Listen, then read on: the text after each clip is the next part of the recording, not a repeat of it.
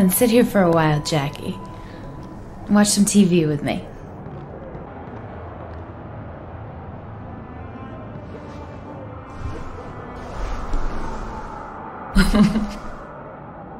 Let's just sit here for a while. Okay?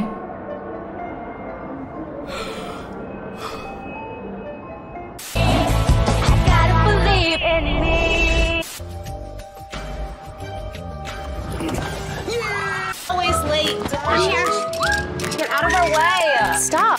On this season of The Ultimate Fighter, 16 of the country's best unsigned mixed martial arts fighters are about to get the opportunity of a lifetime. Do you want to be a fighter? That's the question.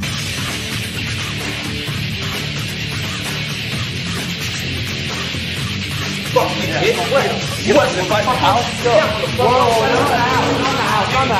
an instigator.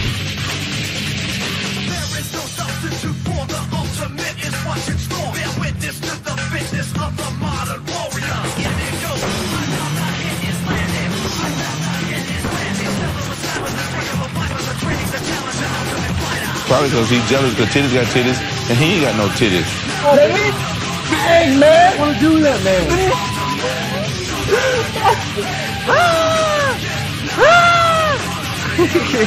Come on. I can't let you get close. What, you gonna do something about it? What are you gonna do? Do something then. Do something then. Do something then.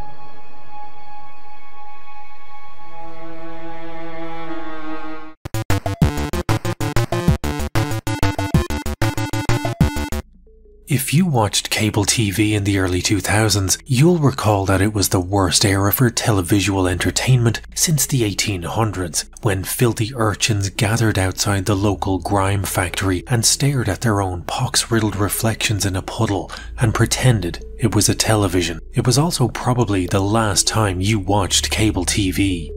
For decades, producing shows required the hiring of actors, writers and directors, all those things that made actual TV shows like Friends or Buffy the cultural dreadnoughts of the 90s.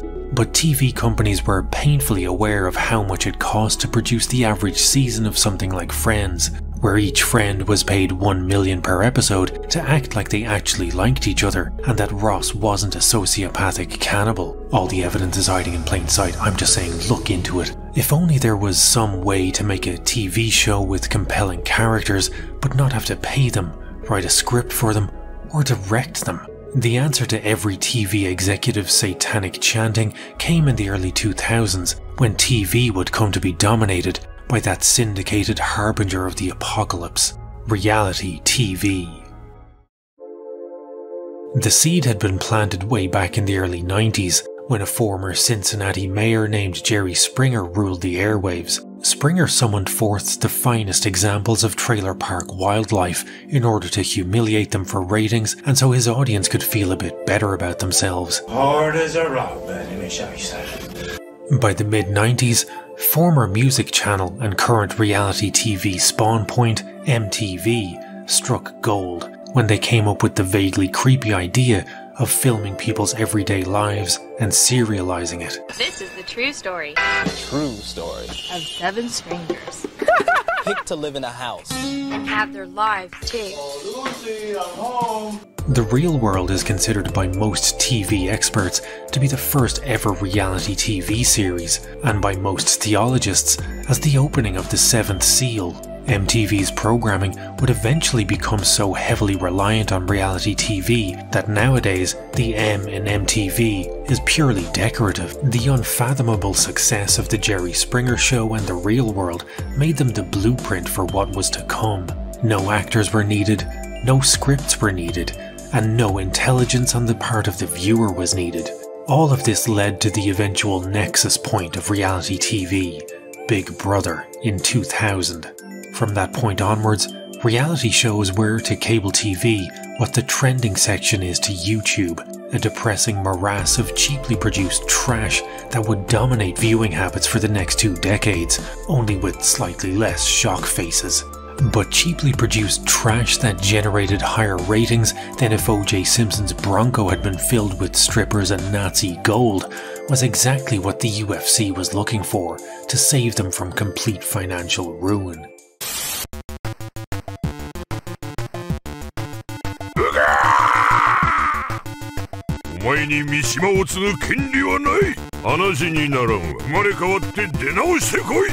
What's the problem? Well, he was a little disrespectful. He was like, "Here, do you spit or swallow?" And I was just like, "Excuse me?" You rather just swallow or spit, girl? What? That's inappropriate.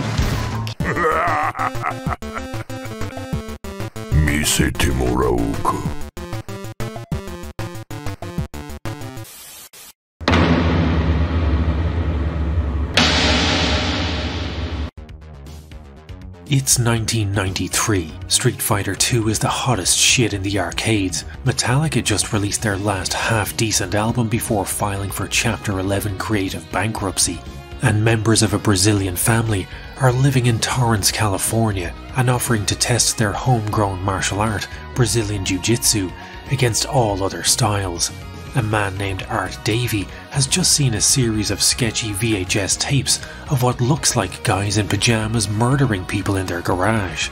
Those pajama-clad asphyxiation enthusiasts were the Gracies. Davey approaches Hori and Gracie with the idea of turning these Gracie garage strangulation sessions into an IRL Mortal Kombat tournament, packaged, sold, and televised to the public at large. The UFC was born.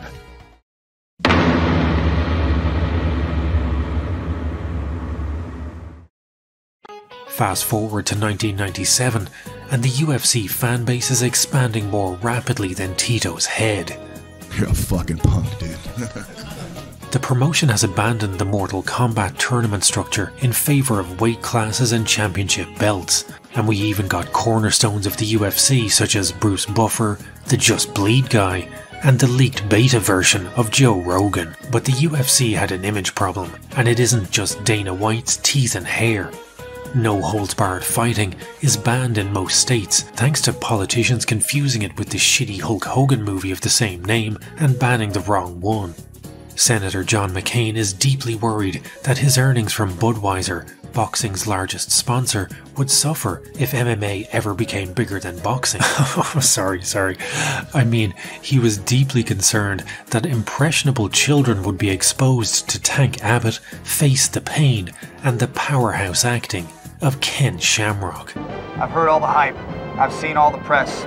It's time to step into the octagon and see if Shamrock can't tame Dan the Beast Severn. The UFC, in an effort to get uncancelled, set about cleaning up their image. By 2000, all mention of stuff like there are no rules and no holds barred, the bedrock of the UFC image up till then, were scrubbed from existence. Thanks to McCain's meddling, the unified rules of mixed martial arts were grudgingly adopted. Headbutts, hair pulling and groin strikes were banned. More weight classes were introduced, as were 5-minute rounds and the 10-point must scoring system. If you squinted, the UFC almost looked like a legitimate sport.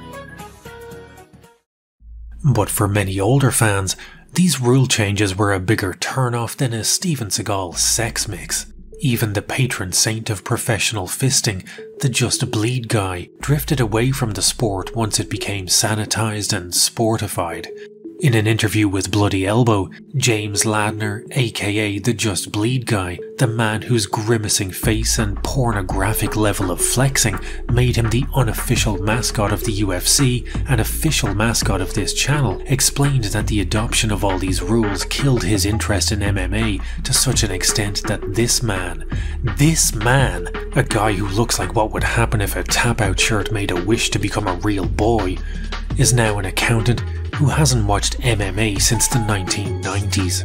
Old fans like Ladner drifted away from the UFC as it became more mainstream, but worryingly, new fans weren't arriving to replace them. By 2005, the UFC were putting on better and better shows, the skill level of competitors was evolving, and the days of fighters like Harold Howard were over. Come on! Fighters like Chuck Liddell, BJ Penn, Randy Couture and Tito Ortiz were the vanguard of a new era of the UFC, yet the UFC was still about as palatable to the public as Tyron Woodley's singing career. Oh, I'm so in love with you. Oh, I'm so done with you. But I'm still in love with you. Bass drop! Bass drop! Oh, I'm so in love with you. Oh, I'm so done with you. But I'm still in love with you. Oh, a whole goddamn day, now we back at it. I can't take all this madness. I can't stomach all this damage. You get on my goddamn nerves. All in it, love.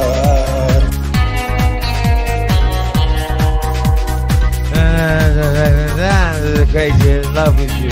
Falling in and out of love, in and out of love with you. In 2001, the UFC had been bought for $2 million by casino owners and legitimate businessmen, Frank and Lorenzo Fertitta. By 2004, they had sunk $40 million into the UFC and still not seen a single cent of profit. In Japan, MMA was thriving. Pride was selling out the Tokyo Dome and its fighters were rock stars. But in America, MMA was still a fringe sport enjoyed mostly by screaming lunatics like Ladner. With the UFC on life support, the Fertittas injected their final $10 million shot into what they hoped would be the savior of the UFC, a reality TV show called The Ultimate Fighter.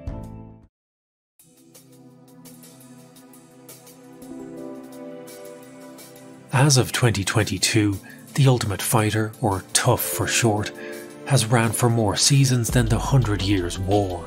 There are 30 seasons in total. That's more seasons than Game of Thrones, Star Trek The Next Generation, Buffy, and Stranger Things combined. TUF has existed for so long that it can be categorized into its own distinct eras. Seasons 1 to 6 are the we don't know what the fuck we're doing era, where the UFC were just throwing Chuck and Randy at a wall to see what sticks, and TUF still had a stink of reality shows like Survivor. Seasons 7 to 14 are the Revenant years, so called because the show had been around long enough that its early contestants were now returning as coaches themselves, and the UFC were experimenting with themed seasons such as Team UK versus Team US.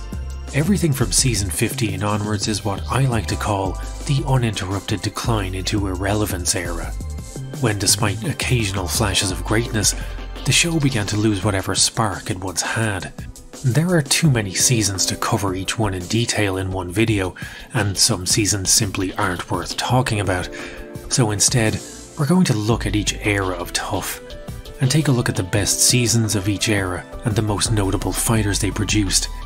And for now, we're going to focus on the single most important moment in all of TUF history, and that's the season that saved the UFC, Season 1. That Season 1 of TUF ever happened at all is a God-given miracle. The Fertittas were shopping the idea of TUF around every network that would let them in the door, but the idea gathered less interest than an audiobook narrated by Tito Ortiz. After being rejected by every network that mattered, and some that didn't, the Fertittas approached a network called Spike.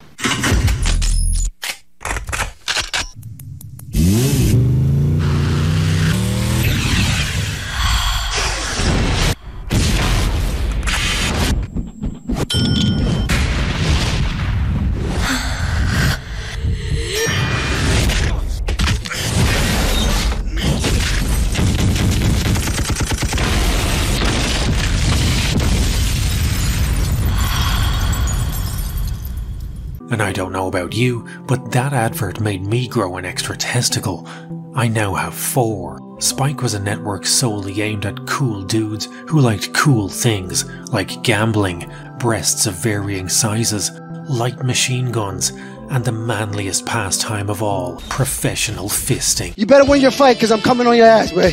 I'm coming for that ass. Because I want to fight with Chuck. Oh, you're trying to be cool. Yeah, I used to guys like you in high school. Take care of the underwears. I'm gonna you, man. Am I the biggest pussy you have ever met and you want me to suck your dick? Yeah, I'm gonna put you in shame. Do it. No, I'm gonna wait. Do it. And enjoy it slowly. Do it. Slowly, day by day. Slowly, day by day. You're so funny. You are. Hard as a rock, but let me show you something. It seemed a lock that a network like Spike would pick up the idea of 16 macho men taking part in a cross between the real world and Mortal Kombat.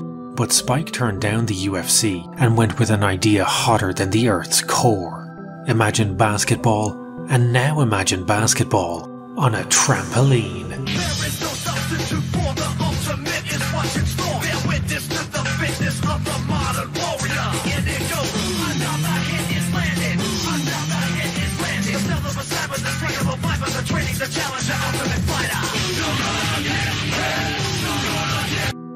Slam ball is like one of those fever dream ideas that video game designers had in the 90s, where all the most extreme sports were combined into a homunculus of downhill speedball snowboard fight shooting.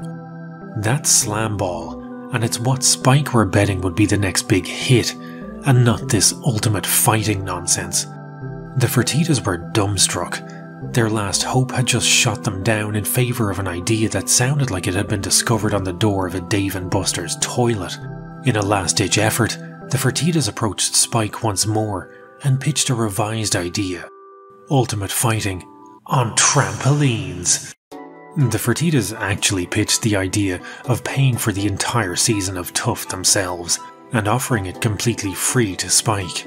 All they had to do was air it. Once they heard the word free, Spike were on board, and Season 1 of Tough was go. Episode 1 of Tough aired on April 9th, 2005. The first thing you'll notice about Tough is that its marketing is so extreme, it's in danger of being put on an FBI watch list for radicalizing viewers.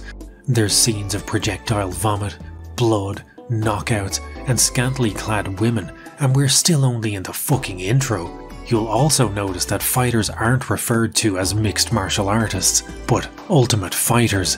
They don't even call it MMA, it's almost always referred to as ultimate fighting. We love the ultimates.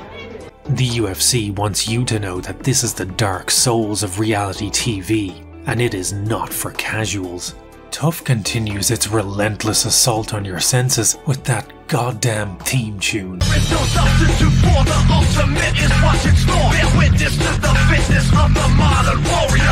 It sounds like Linkin Park's worst song being covered by Limp Bizkit and would have been found on all good file sharing applications next to the Rampage rap and would actually have been a virus.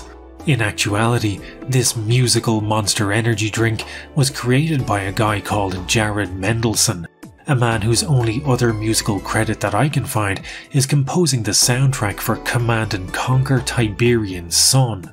We're introduced to the 16 fighters who make up the contestants, and for anyone familiar with MMA of the late 2000s, the Tough 1 lineup is like a stroll down memory loss lane. The Tough 1 lineup was basically an all-star team consisting of Diego Sanchez, Forrest Griffin, Josh Koscheck, Nate Quarry, Kenny Florian, Stefan Bonner, Chris Lieben and Mike Swick.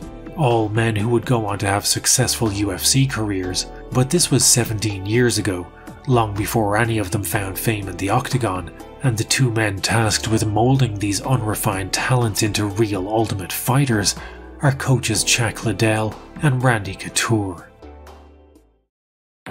There is another man whose malign influence can be felt all over Season 1 like a Sith Lord with an arts degree, and that's Craig Pelagian. You won't see him on the show, but if you watched Season 1 and were wondering why the fighters were taking part in ridiculous team elimination challenges like speed sawing logs or carrying the coaches across Lake Mead in an armchair, you can thank Craig. Pelagian was the creator of the reality TV/game show Survivor, and the producer of Tough. And it was his idea to add all the trappings of mid-2000s reality TV, such as challenges, immunity and eliminations, into the only reality TV show where people were already literally fighting each other to stay on the show. Another staple of 2000s reality TV was having this woman host the show. I don't know who the fuck she is, do you? Apparently she was Chuck Liddell's girlfriend, and also she did some singing and or Playboy. Either way, much like the challenges, she's as pointless an addition as a HR department on the Death Star. It takes barely 10 minutes into episode 1 for Chris Lieben to assert his position as the alpha dickhead in the house. Chris was up yelling, doing this, doing that. Drunk, making a total fool out of himself. Man, you should hop in the shower, bro. Hey, right Pokemon, did you shower yet? I'm going right now. Those guys were really boring. Very boring, yes. Boring as They have no personality at all. Nobody does in here. For better or worse, Lieben was the biggest personality on the show. A man who could flit from being a bully to a broken young man, haunted by more demons than the Doomslayer, depending on how much he'd had to drink that episode. You see, unlike modern seasons, Tough 1 took place in a time when the UFC valued entertainment and ratings more than the physical safety of the contestants, so this pressure cooker of violent young men with nothing to do in between training sessions was stocked with more booze than an Irish funeral. My boy Chris just starts getting hammered. He's a character, man. Who's with me?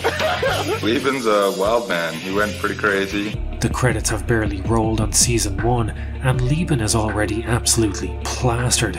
Like any successful bully, he has a talent for finding the weakest in the group. And in season 1, that weak link came in the form of a quiet, unassuming Canadian named Jason Thacker. In the years since Tough 1 aired, Lieben has stated that going into season 1, most of the contestants were pretty much already guys talented enough that the UFC had been scouting them. They were fighting on the regional circuits, and some like Lieben and Mike Swick had already fought each other before coming into the house. The majority of the Tough contestants were destined for the UFC regardless of the outcome of the show. The odd man out was Thacker. He would later admit in an interview with Bloody Elbow's Chuck Mindenhall that he had never trained MMA before joining the cast of Tough.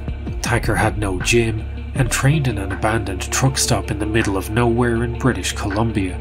He had fought in a few unsanctioned boxing matches, and upon hearing that the UFC were casting for a reality TV show called The Ultimate Fighter, Thacker sent in the only existing video of one of his fights. The showrunners knew he wasn't at the same skill level as the rest of the cast, and used him as an example of what happened when an average Joe tried ultimate fighting. Nicknamed Strange Brew in episode 1 by a drunk Lieben. Right? Hey, if you're Strange Brew, it's done been said. Once it's said, it's through. Thacker was remarkable for being completely unremarkable. In a house full of alpha bros, the inexperienced and socially awkward Thacker was always going to be the target for bullying. Lieben wasted no time zeroing in on his target. After an evening spent making fun of Thacker, Lieben waited until he was showering and for the coup de grace, pissed on his bed. The sight of Jason Thacker unwittingly sleeping on a pillow of Lieben's piss is intensely uncomfortable to watch, and even 17 years later, it still makes me feel profoundly sorry for Jason Thacker. He would last for 2 entire episodes, despite almost dying from exhaustion during the Hell Week, when coaches worked their fighters to the brink of death to gauge their fitness. I'm just struggling just to keep going here. I've had some, some worries, some trepidation on whether I should even continue or cut my losses and stuff. But we'll see. In episode 2, after failing the coach's challenge, Team Couture unsurprisingly voted to send Thacker home. He would return for the Ultimate Fighter finale, where he got his chance for revenge in a fight against Chris Lieben. Lieben TKO'd him within the first minute. and that was the last time Jason Thacker ever competed in Ultimate Fighting. Back on the show, confusion reigned, as the fighters didn't even know that they were expected to fight for their place in the house. One of the contestants, Bobby Southworth, said, "The way it was explained to us was it was going to be kind of like a Survivor thing, where we went through all these different types of challenges, and then whoever the last two guys in the weight class were at the end of the show, those were the guys that were going to fight. That was what we were told. Nobody was expecting to fight." The first two fighters to leave the show had been voted off, so when the fighters found out in episode 3 that not only did they have to take part in ridiculous elimination challenges, now they were also required to fight, and on top of that, they weren't going to be paid for said fights. Unsurprisingly, nobody was enthusiastic about fighting, and Dana arrived to harangue the troops, and delivered what historians agree upon as the most stirring motivational speech of the 20th century. Let me explain something to everybody. This is a very, and when I say very, I can't explain to you what a unique opportunity this is. You have nothing to worry about every day, except coming in and getting better at what supposedly you want to do for a living. Big deal, the guy sleeping next to you stinks. He's drunk all night, making noise, and you can't sleep. You got roommates. We picked who we believe are the best guys in this country right now. We did. And you guys are it. Act like it, man. Do you want to be a fighter? That's the question. That's why I'm here. It's not about cutting weight. It's not about living in a house. It's about, do you want to be a fighter? It's not all signing autographs and banging broads when you get out of here. It's not. It's no fun, man. It's a job, just like any other job. So the question is, not did you think you had to make weight? Did you think you had to do this? Do you want to be a fighter? That is my question. And only you know that. Anybody who says they don't, I don't want you here. And I'll throw you the out of this gym so fast your head will spin. It's up to you. I don't care. Cool? I love you all. That's why you're here. Have a good night, gentlemen. It's on. Let's go.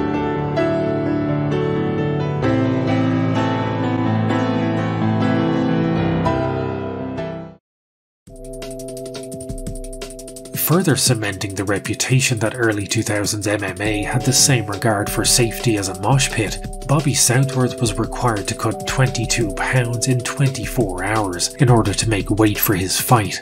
In scenes that would get any TV show cancelled faster than the average Paramount Plus subscription if it was aired today, Southworth spent hours cycling on a stationary bike inside the sauna, to the point where he could no longer stand.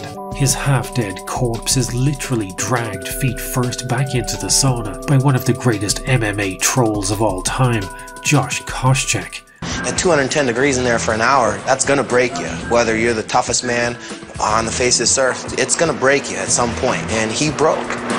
Koscheck and Chuck Liddell proceed to lock Southworth in the sauna while cackling like hyenas and making fun of Southworth for almost dying like a little bitch. He already knows he's over, yet he's not trying to cut. He's just laying around and bitching about it. Do you want to be a fighter? That is my question. Weight cutting is a serious issue in MMA, and fighters have died due to complications from huge weight cuts. Koscheck essentially gambled with Southworth's life by dragging him back into that sauna. But this was 2000s MMA, and it was ultimate. We love the ultimate. If you died, you were a pussy who probably didn't even train UFC. Unbelievably, Southworth would cut the 22 pounds and go on to win his fight by 12-second KO.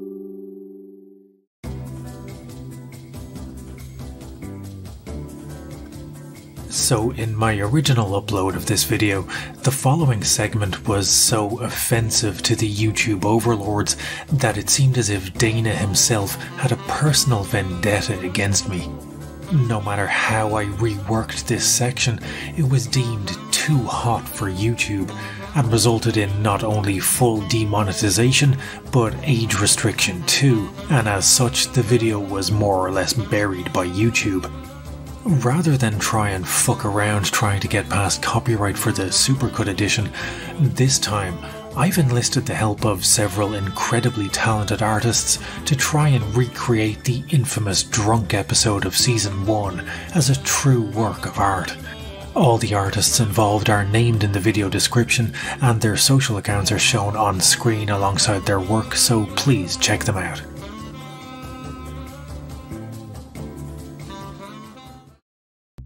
Season 1 peaks with episode 5, when Dana decides to just raw dog the mid-2000s aesthetic by taking the entire group to go see a Kid Rock concert. I just don't want these guys getting too drunk. Foreshadowing is a narrative device in which suggestions or warnings about events to come are dropped or planted. Confirming that Kid Rock's music can only ever make any given situation worse, the fighters return home absolutely steaming, shit-faced, 3 sheets to the wind, plastered, buckled, bollocksed, flutered, scuttered, rotten, tit-faced drunk. Diego Sanchez is carried to bed, where he proceeds to try and fight the invisible baby crawling on his ceiling. The aliens are coming. Diego, line your side for. Line your side for. I know, line your side for. Bobby Southworth demands everyone in attendance keep a code of silence about Diego's break with reality. Nobody on our team talks about this. Which rudely interrupts Lieben's uber-casual outdoor piss. In a display of machismo, the likes of which normally ends with someone seeing red and bodies just start dropping, bro, the two men trade hostilities until their exchange of words plunges the evening into pure chaotic evil when Southworth calls Chris Lieben fatherless bastard. Lieben had only just met his father for the first time a few weeks before going into the Tough House. They met up in a bar, his dad borrowed $100 from him, and then disappeared. So Southworth's fatherless bastard comment was a lit match thrown into the powder keg of the Tough House. Lieben proceeds to break down harder than a cancelled influencer, and was consoled by Nate Quarry, one of the few genuine good guys in the house. Nate's out there tending to the crybaby. I lost respect, man. How am I gonna sleep? Crybaby. Quarry, acting like the greatest wingman anyone could ever ask for, talked Lieben down from full-scale war, and incredibly, actually managed to convince him to go sleep it off. Lieben passed out, wrapped in a blanket on the front lawn. Everyone in the Tough House breathed a sigh of relief at narrowly avoiding a total catastrophe.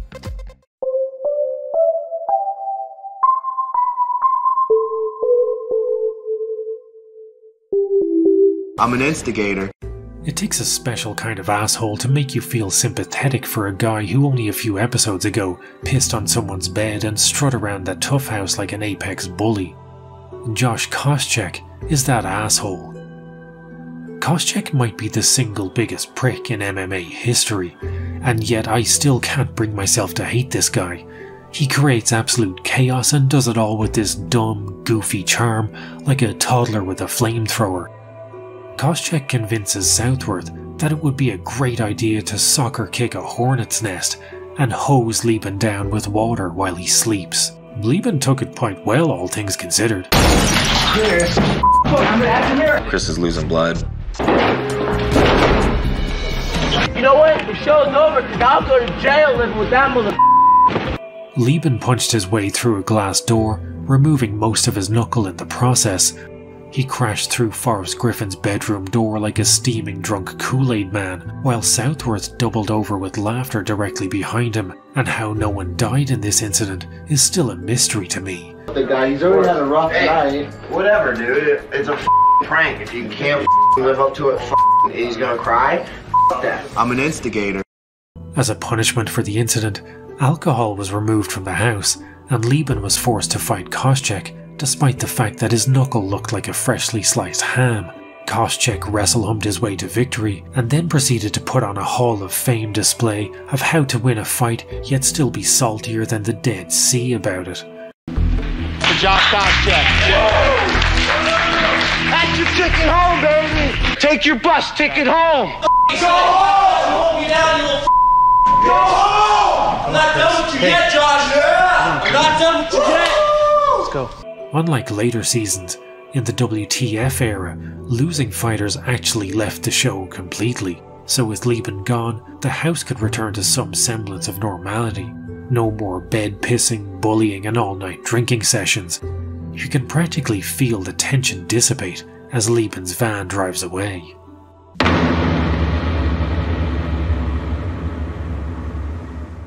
Guess who's back? Guess who's back? I'm back. Nate Quarry had injured his ankle in an earlier episode, when Randy Couture had shot a blast double on someone and they both crashed right into Quarry, who was standing behind them. Unable to continue, Quarry was allowed to bring back one cast member, and of course, he brought back Lieben. But with the finale so close and a 6-figure contract with the UFC on the line, even Chris the Piss Lieben behaved himself, and the next episodes were relatively uneventful. Lieben only lasted one more episode, before being eliminated in the semi-final by Kenny Florian.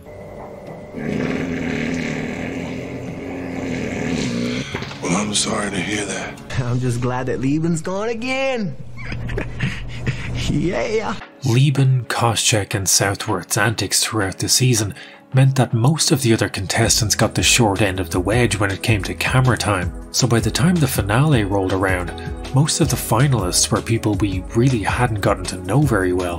The most notable thing Stephan Bonnar had done all season was when he argued with Diego Sanchez about whether or not Diego had stolen his asparagus. Likewise, Diego Sanchez, a man so deeply strange he would normally dominate the runtime of any show in which he was a contestant, hadn't really been given a lot of airtime. Kenny Florian may as well have been part of the furniture, and Forrest Griffin, while not given much screen time, had come across as a likeable, goofy everyman whenever he had been on screen. Ultimately, these 4 men who had kind of blended into the background for the majority of the season would be the ones fighting for the contract at the Tough Live finale. Diego Sanchez versus Kenny Florian at middleweight, and Forrest Griffin versus Stephan Bonnar at light heavyweight.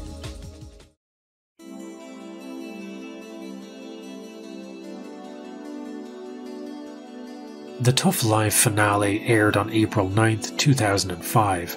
If you haven't seen a Tough finale before, the format consists of eliminated contestants fighting each other in the hopes that Dana White's senpai will notice them and give them another shot. Then the finalists of the show will compete for the UFC contract, and it's all capped off with a main event between 2 big-name fighters. For the Tough 1 finale, its main event was a fight between former math teacher turned MMA fighter Rich Franklin and a man who owned a really nice waistcoat, Ken Shamrock. It's time to step into the octagon. Diego Sanchez KO'd Florian in round 1 of their fight to claim his place as the first Tough champion.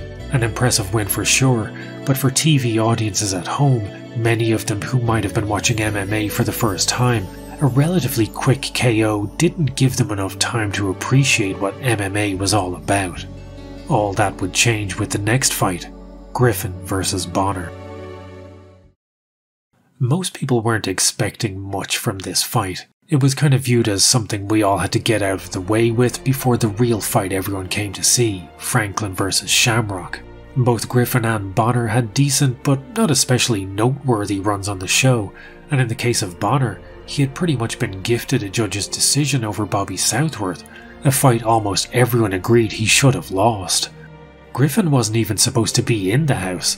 When he got a call from the UFC, he had actually been retired from MMA after breaking his arm in his last fight.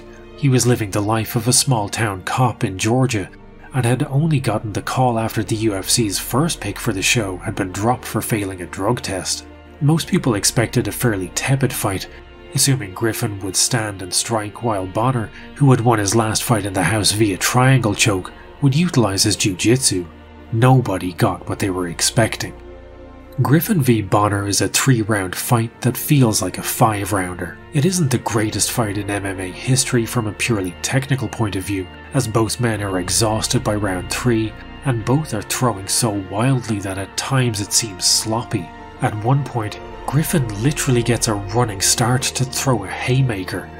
But this fight sent the message that the UFC had been trying to convey to home audiences for over a decade, that the UFC, and this fledgling sport of MMA, was home to the toughest breed of fighters on the planet. Almost 4 years to the day before Griffin v Bonnar, Prince Nassim Hamed had fought Marco Antonio Barrera in one of the biggest boxing matches of the era. A documentary called Little Prince Big Fight followed all of his preparation for the match, and it's worth watching just to see Nassim disappear up his own arse like an Ouroboros with an anal fixation. Nassim's fight prep is a monument to ego and excess. He focuses more on his haircut than training, and his ring entrance sees him quite literally descend Christ-like from the rafters, blessing us plebeians with his princely aura. 4 years later, Griffin v. Bonner was a stark contrast. This was two blue-collar guys taking a day off from their 9-to-5s and staging full-scale war in an arena so small it looks like you could barely fit the Dennis Seaver fan club inside. Suddenly, boxing, with its countless weight classes, organizations and inflated egos, seemed incredibly old-fashioned. Two complete nobodies had just put on the kind of war that boxing hadn't seen in years. This was pure punk rock. This was the combat sport of the next generation. In MMA's first true water cooler moment, both men seemed like they were legitimately fighting for their lives. People called their friends mid-fight to ask them were they seeing this shit. As each round passed, ratings were rocketing. The fight was going viral in real time, not an easy thing to accomplish in a pre-social media era. Think of the best fight you've ever seen in MMA. Think of your favourite fighter, all the highs and lows you've experienced following their journey, whether it was Conor's 13-second KO of Aldo, or John Jones' domination of the light heavyweight division, and both men's subsequent falls from grace. Maybe you had one of the most memorable nights of your life seeing Ronda lose to Holly Holm or Michael Bisping finally win a world title. The individual nature of this sport and its personalities gives you the kind of highs and lows no other sport truly could. And now imagine a world where none of that happened, because while the UFC's ship had been sinking ever since it was purchased by Zuffa in 2001, every second of Griffin v. Bonner that passed was bailing it out. The UFC were offered a second season of Tough almost immediately, and this time Spike were paying for it. The mood among the Fertittas and Dana White post-fight was that they had finally turned things around. Without that fight, the UFC as we know it may not have existed. And with the imminent collapse of Pride in Japan, it's impossible to calculate just how much we as fans owe to Forrest Griffin and Stephan Bonnar. For the winner, by unanimous decision, Forrest Griffin!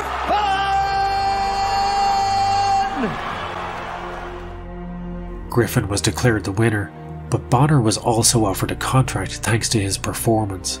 Both men claimed their spot in the UFC and cemented their legacy in mixed martial arts. Ken Shamrock lost to Rich Franklin in a main event that was more forgettable than an Imagine Dragons soundtrack for a movie about amnesia. Because all anyone could talk about was Griffin v. Bonnar, the Fertittas' final $10 million gamble had paid off.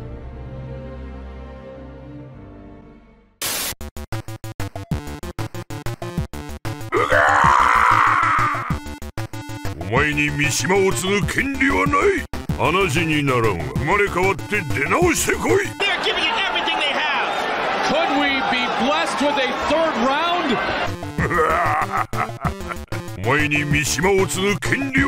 Tonight, history will be made for the first time in the history. Stephan Bonnar trains under the legendary Carlson Gracie.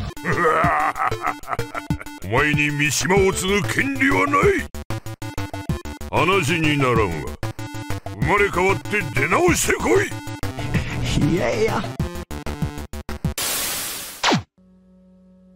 Production wrapped up, and for the winners and losers of Tough, life returned to normal.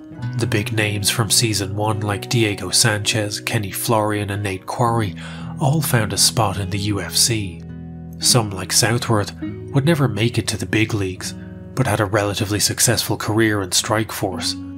Other contestants like Chris Sanford would fade away from the sport more or less entirely, and become destined for Where Are They Now articles and footnotes in one of MMA's most important moments.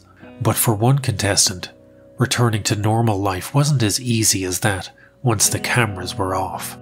Jason Thacker returned to his abandoned truck stop in British Columbia, but if he was expecting a hero's welcome, or any kind of welcome at all, he was mistaken. He returned home with a target on his back. For Jason Thacker, Tough ruined his life, a fact that he freely admits.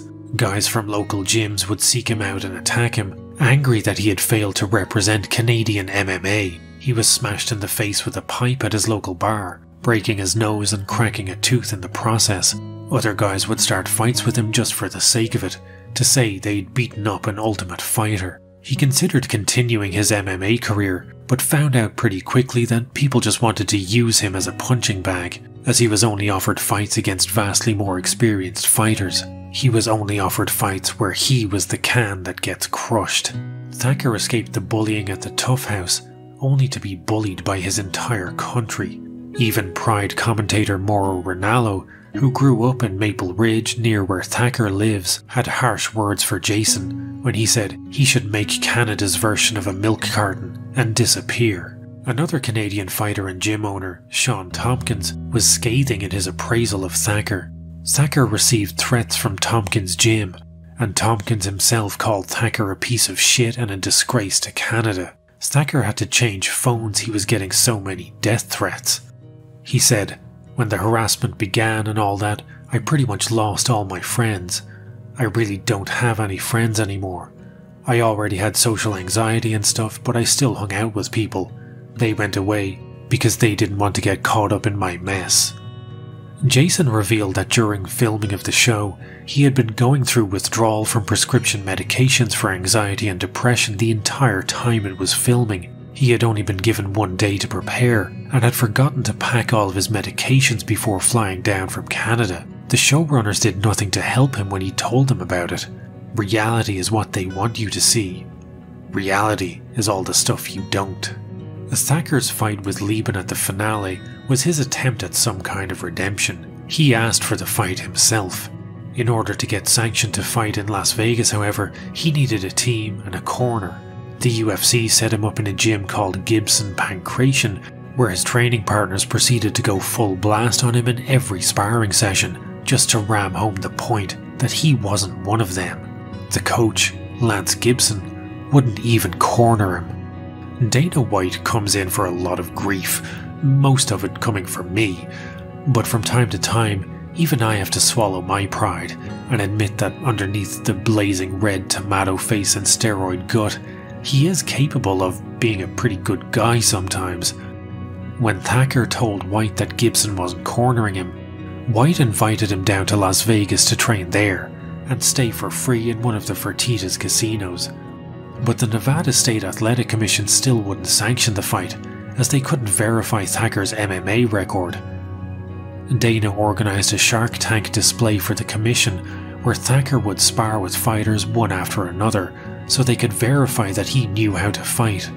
A procession of fighters like Kendall Grove and Mayhem Miller lined up to spar with him, until the final sparring partner stepped into the ring, Dana fucking White himself. Dana said, "I'm not putting my name on the line to vouch for you until I see for myself if you can fight." And sure enough, Dana sparred with Thacker, ate some good shots, and gave Thacker the nod to fight in the finale. Looking at the results, maybe that wasn't such a great idea, but in a story with very few bright spots, good guy Dana standing up for Jason Thacker when established gyms wouldn't is unexpectedly heartwarming. Jason still lives in British Columbia, and as evidenced by how difficult it was for Bloody Elbow to track him down for his one and only interview post-Tough, he doesn't like being bothered. He keeps to himself and looks after his elderly parents. Living up to the friendly Canadian stereotype, he has no hard feelings or ill will towards Chris Lieben. After the Bloody Elbow article was released, fans rallied together and raised almost $13,000 via a GoFundMe for Jason.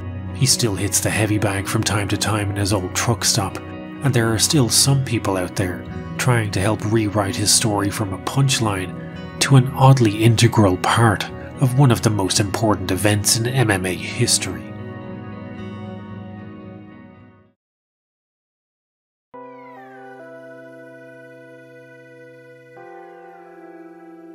While it may sound hyperbolic to say that Tough 1 saved the UFC, the numbers back it up.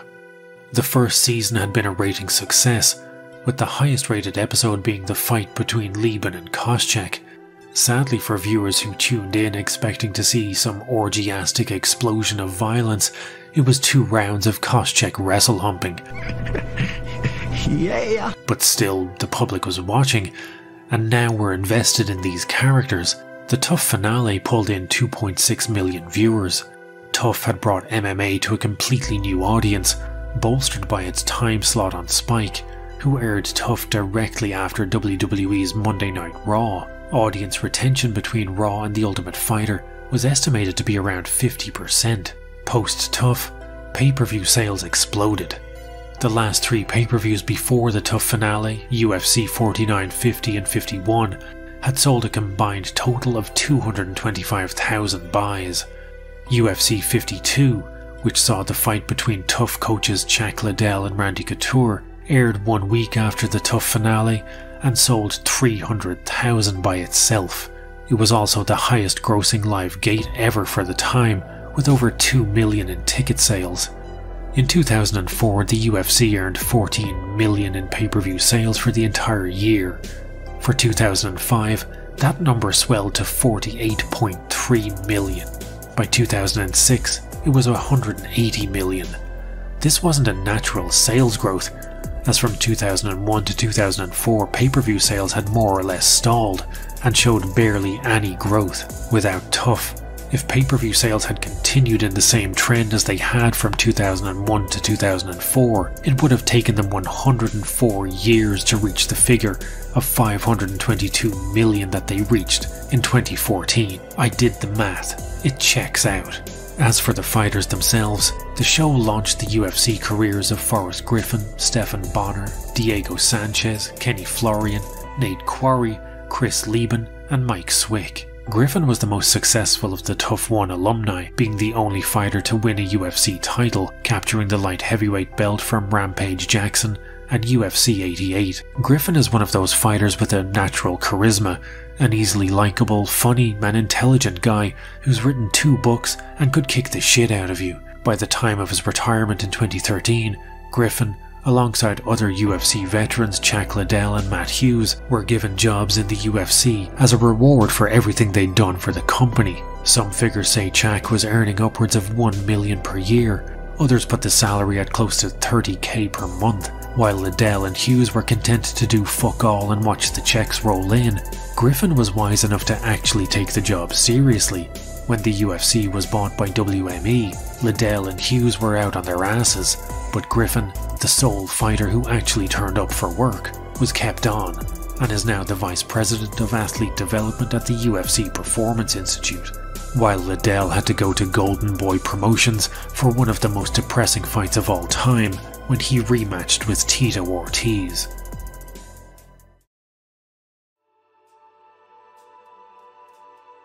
Bonnar didn't fare quite so well. After his retirement in 2012, he wasn't offered any 30k per month gigs like Griffin. I can't say exactly why only one half of the fight that saved the UFC was treated so well by Dana, while the other was cut loose, but Bonnar, well, let's just say he doesn't seem quite so easily likable as Griffin. He always came across as a bit, well, weird if I'm being honest. Bonnar himself claims the UFC blacklisted him when he failed a drug test after his 2012 loss to Anderson Silva. Maybe that has something to do with it, maybe not.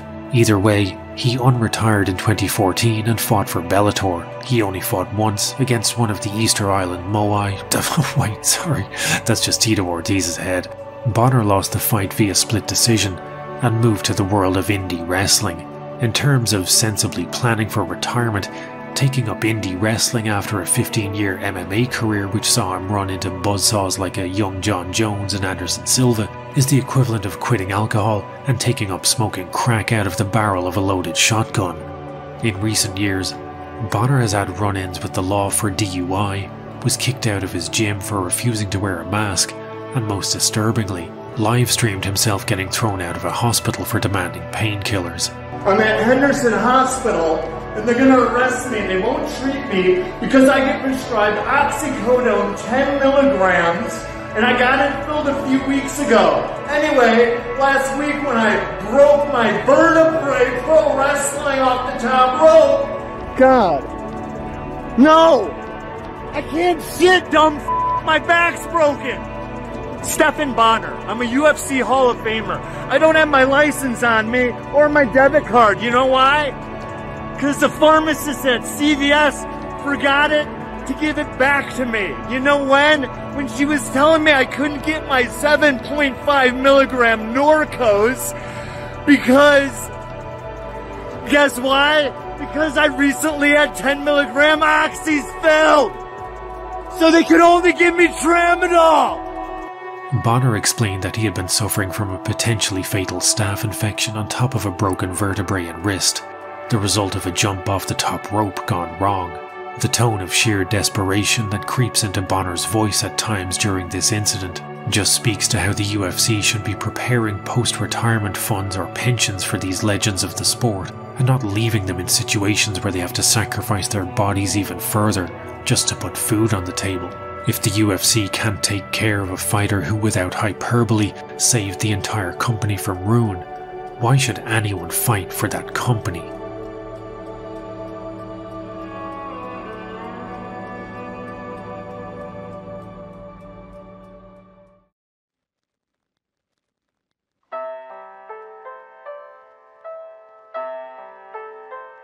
I originally wrote this script in October of 2022. At that point, I had spent almost 2 months researching and writing this video, and spending so much time watching all of Bonnar's old fight footage, it almost lulls you into a false reality where Bonnar is still the young man you see in those videos. Which just made it all the more shocking when it was announced on the 22nd of December 2022 that Stephan Bonnar had died. In the moment, it was shocking. In hindsight, it was inevitable. Stephan died of an accidental fentanyl overdose, aged just 45. Anyone who has sacrificed their body on the altar of combat sports like Bonnar had, from MMA to indie wrestling, is almost guaranteed a reward of nothing but chronic pain in their later years, and it's obvious now that Bonnar suffered post-MMA more than most. He had struggled with addiction, and in his last months was clearly not in a good place. It's easy to see how someone in his condition, after being denied prescription painkillers, wound up as just another statistic in a ruthless epidemic that doesn't care if you're a Hall of Famer or a high school dropout. But if there's a takeaway from the last 20 minutes of this video that I'd like to leave you with, it's that Bonnar deserved better. Several weeks later, Forrest Griffin opened up about the death of his friend. Stephan was a lot of things. He was always the most interesting person in the room, he had the biggest heart, and most importantly, he was my friend. I'll always miss you, brother.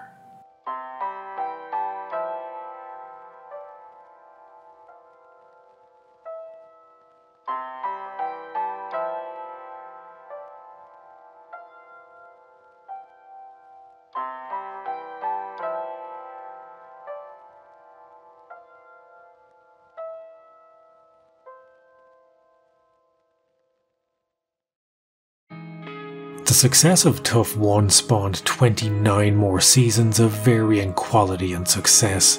For the most part, each season generally performed worse than the one that preceded it, to the point where the show is now relegated to UFC Fight Pass and is mostly a forgotten relic. But just because the ratings declined doesn't mean the show stopped being entertaining. It doesn't mean there aren't dozens more fighters whose tough journeys are worth discussing, those who made it and those who didn't. More drunken brawls, more memes, more drama. Tough 1 is just the beginning. Yeah!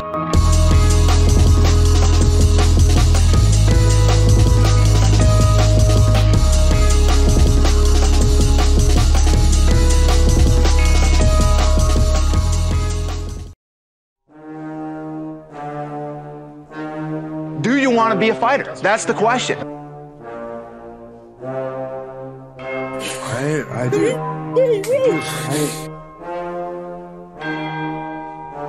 I just want to clarify this chicken salad issue, all right? Take Rashad's nuts out your mouth, then talk to me. In media, there is nothing harder to produce than a successful sequel to a popular debut. There's a good reason the music industry has coined the term the difficult second album. In 2001, The Strokes released their debut album Is This It? And turned the entire rock landscape on its head. Alternative rock had been stuck in a post-grunge malaise since 1997. Bands were still desperately trying to be the next Nirvana, despite the fact that grunge was well and truly dead. By the turn of the millennium, bands like Bush were doing their best to Weekend at Bernie's The Corpse of Grunge, while Stained gave birth to the worst mashup since Brundlefly when they tried to mix grunge with nu metal. The Strokes' Is This It? Killed off any remaining attempts to revive the corpse of alt-rock and ushered in the era of the bands. The Strokes, The White Stripes, The Killers, bands that went to art school but tried their best to look like art school dropouts. Personally, I always thought the Strokes were shite, even back in 2001, but there's no denying their debut album changed the metagame of rock music for that era. Their follow-up, 2003's Room on Fire, did not change the musical landscape. If the collector's edition CD was the size of the fucking Swiss Alps, it would still have a difficult time changing any landscapes. The Strokes played it safe and released what was essentially Is This It 1.2, and it pretty much killed their career. Getting a sequel right is incredibly difficult. Stray too far from the formula that helped you find success, and you'll fail. Play it too safely, and again, you run the risk of failure. Sequels are hard. Aw, shit.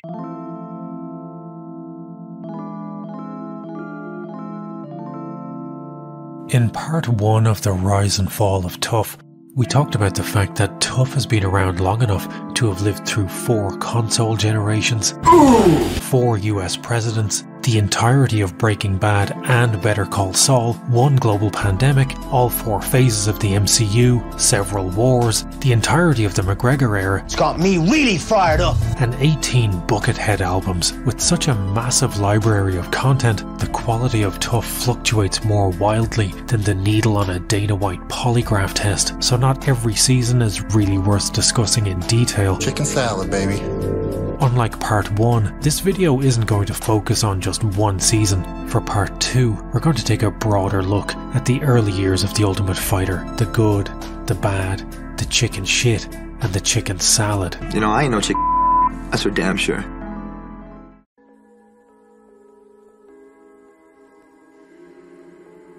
In the mid to late 2000s, Tuff was still relatively in its infancy, and the show still had a seat-of-the-pants, borderline improvisational tone. Season 2, Team Hughes vs Team Franklin, is generally not very well regarded among Tuff fans, but as a direct follow-up to the season that helped save the UFC, it's still worth taking a slightly closer look at. Season 2 was rushed out to capitalise on the success of Tuff 1, and stepped on every rake it could find in the process. Barely 4 months had passed since Forrest Griffin and Stephen Bonner proved to Dana that they did indeed want to be fucking fighters, and made history in the Season 1 finale. The buzz around Season 1 hadn't even had a chance to die down before production started on Season 2.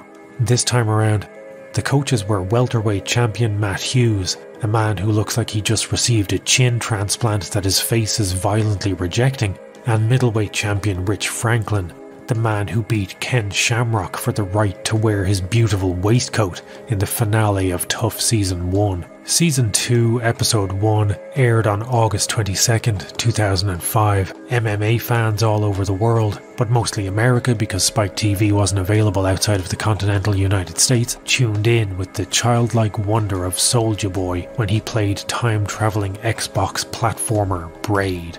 Oh, the fuck. Hey, watch this shit. It's about this little guy in a suit, and he walking around, and he ain't got no point to the game. You just walk around jumping on shit. Watch this shit. Like, you about to die. You be like, oh, shit, I'm gonna die. Hey, then the nigga just come back. This shit stupid as hell, man.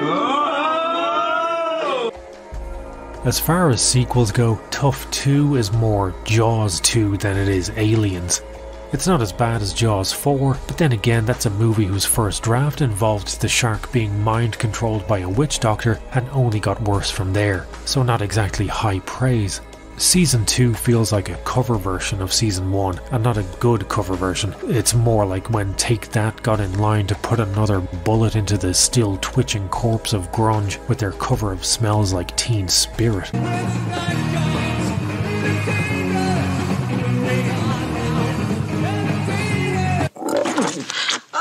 All the ingredients were there for another successful season. A lineup of talented fighters like Rashad Evans and Joe Stevenson, motivational speeches from Dana White. From what I've seen so far, Jason Thacker, the guy who got picked on the most, had more f***ing heart than you guys. Coaches' challenges that make the volleyball scene from Top Gun look positively macho.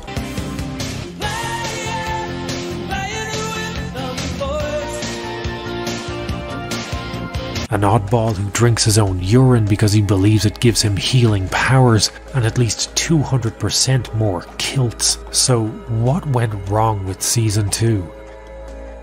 From the word go, Season 2 stumbled. In the very first episode, 3 fighters left the house. Kerry Shaw was forced to leave due to a knee injury. Eli Jocelyn left because I just can't handle it. It's f***ing too much like jail. Wasn't that? Don't think I'm a bitch. You know what I'm saying? The whole thing, man. I don't even know if I want to be a fighter no more. That's the question. And in an effort to recreate the drama of Bobby Southworth cutting 22 pounds in 24 hours, Kenny Stevens was locked into the YMCA sauna by Rich Franklin. Despite only having to cut 10 pounds in one day, Stevens decided to stop the weight cut and was removed from the house. George, sir, you don't put me in that sauna, bro. Okay. The situation was so bad, Dana had to give this season's Do You Want to Be a Fucking Fighter speech before the credits had even rolled on episode 1. You guys know you're supposed to show up here, you're supposed to train, you're gonna fight, and you have to make weight. This is fucking ridiculous. I don't want to have that whole do you want to be a fucking fighter speech, but we all know why we're here, right? This is no joke, man. This is for real. We run a fucking business with bad motherfuckers who want to fight. You're either it or you're not. If you're scared, and you're scared to get in that octagon and let it go and fight, what are we gonna do? If you're scared, you're scared. But what the f did you come here for? Why are you here if you're afraid to fight? Set the tone from here on out, you guys. Set the fucking tone. You guys talk the talk. Walk the fucking walk now. You guys want to go back and be a fucking bartender, a short order cook, a fucking scientist? If that's what you really want to be, then go for it. Just let me know fucking early. If you think you don't want to be here and being a professional fighter and a world champion isn't what you want to be. Cool? Yes, sir.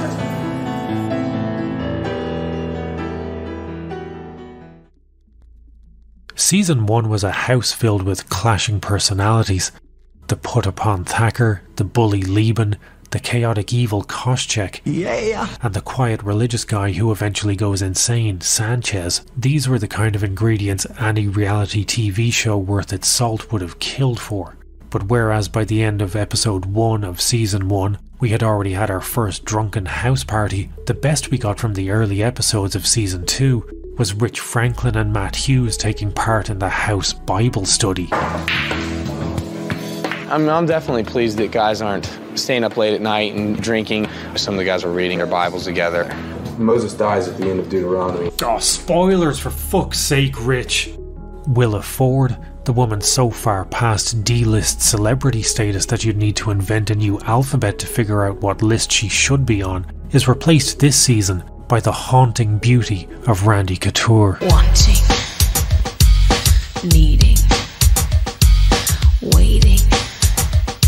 While the addition of Willa Ford may have been more pointless than a return address on an envelope full of anthrax, replacing her with Randy only highlighted exactly why Randy should never be allowed a speaking role, and gave us a whole new appreciation for Willa Ford. Looks like you've had an interesting week already. I see some battle wounds and some bruises. That's great. As with all the other challenges, this is a non-striking event. Good morning, fellas. I imagine your surroundings are pretty familiar by now, as it should. Heavyweights are up for elimination. The objective is to, from your knees, remove the other team's socks. We did 20 takes, and that was the best one. Captain America injects all the personality of an undressed mannequin into the role, unleashing a historically listless performance that should have resulted in a restraining order requiring Randy to keep a distance of 500 feet from acting at all times. While Tough One's housemates were out of control, the only thing out of control in Season 2 is the fucking product placement. From Rich Franklin wearing a Zion's t-shirt as the camera gazes longingly over him making a Zion's protein shake. Oh, should I put the Zion's in my shake? Yeah? Yeah, I would. This is banana apple. To the totally unscripted moment where Rich breaks a vending machine and steals tubs of Zion's for his team. Are you taking the Zion stuff home? This stuff? Yeah. Yes. Who else needs a can of this? I do. Brad? Yes. You need one, Keith? I sure could use one. I go through those things so fast. I call it the food of the gods. To fighters having to mention right guard extreme even in the middle of challenges. I'm so glad you used your right guard. Yep. Product placement in Season 2 is about as subtle as a Cannibal Corpse song title. No, I like to take a shake in the morning and shake at night to help me lose weight for my metabolism. Oh yeah. What do you take, the GNC 50 Grand Slam or the Zions? Zions. The Zions is always my number one thing. The Zions testosterone. I mean, it's legal, and you know it's pretty much the same thing. Can you imagine compromising your artistic integrity to shill products? Product placement is the last bastion of the creatively bankrupt. Who would ever stoop so low? I could really use a new t-shirt though.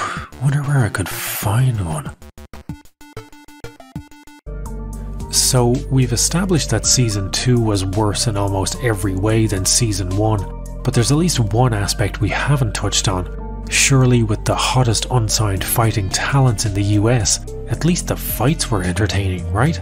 Judges score the fight the same way, 30-27. All three judges scored the fight 29-28. Winner by unanimous decision, Josh Berkman. Unanimous decision, Rashad Evans. By unanimous decision, Jason Von Fleet. Yeah! By unanimous decision, winner by unanimous decision.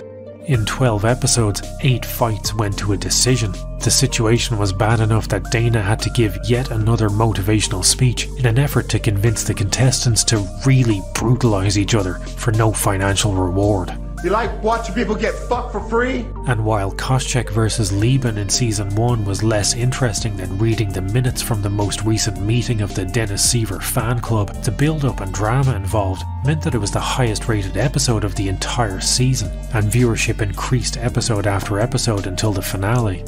By contrast, for Tough 2, while the viewership started well, it declined with every single episode.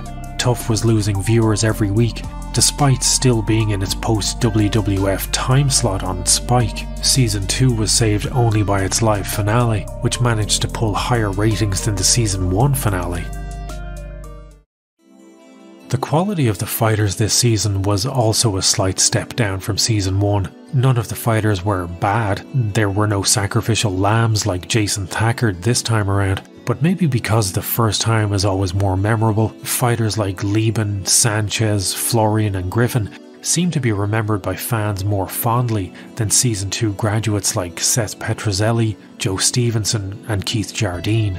Promising contestants like Melvin Gillard never reached the level of success that they were supposed to.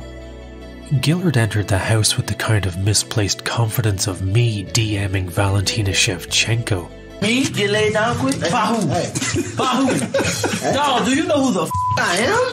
To listen to the man talk, you'd think he had already won the competition, and you can tell the show was gearing up to make him the next superstar as he gets the bulk of camera time in the early episodes. But Gillard went on to lose his first fight and be eliminated from the competition. He was brought back for the Tough Season 2 finale, where his win over fellow contestant Marcus Davis led to him joining the UFC, and while he holds an impressive record of most knockdowns in the lightweight division, he never competed for a belt or even interim title, and his overall record is 32 wins, 22 losses. The most successful name to make it out of Season 2 was without a doubt Rashad Evans. Evans was only the 5th pick for Team Franklin and seemed unnecessarily shit on by Matt Hughes throughout the season. Rashad has really not shown me much of a heart. I'm glad you're not on my team. I mean, I made the right pick when I was picking guys in. Well, that's fine. That's fine too, you know. I know it's fine. It's like punching Matt in his face. After a string of wins in the house that, to be honest, were Seaver-esque bore fests, he made it to the finale, where he faced 6'7", 260-pound behemoth Brad Imez. For reference, Rashad Evans is 5'11" and a natural light heavyweight. This was the kind of matchup that would put the promoters of Fight Circus into an erection-induced coma. Hughes beat Imez by split decision in a fight that was every bit the back-and-forth war of Griffin v. Bonner. In 2008, 3 years after earning his UFC contract, Evans would prove that time is not a straight line but a flat circle when he won the UFC Light Heavyweight Championship by beating TUF 1 winner Forrest Griffin. Evans' reign atop the lightweight division would be short-lived, as in his first title defence he was brutally KO'd by Lyoto Machida, leading to the now infamous Shad Face meme. I'm a PC, and I crush people in real life. My name is Rashad Evans. I am a UFC fighter. I use my PC every day. In everything I do, you know, I'm always on the computer, searching the web, seeing what's going on, seeing what's going on.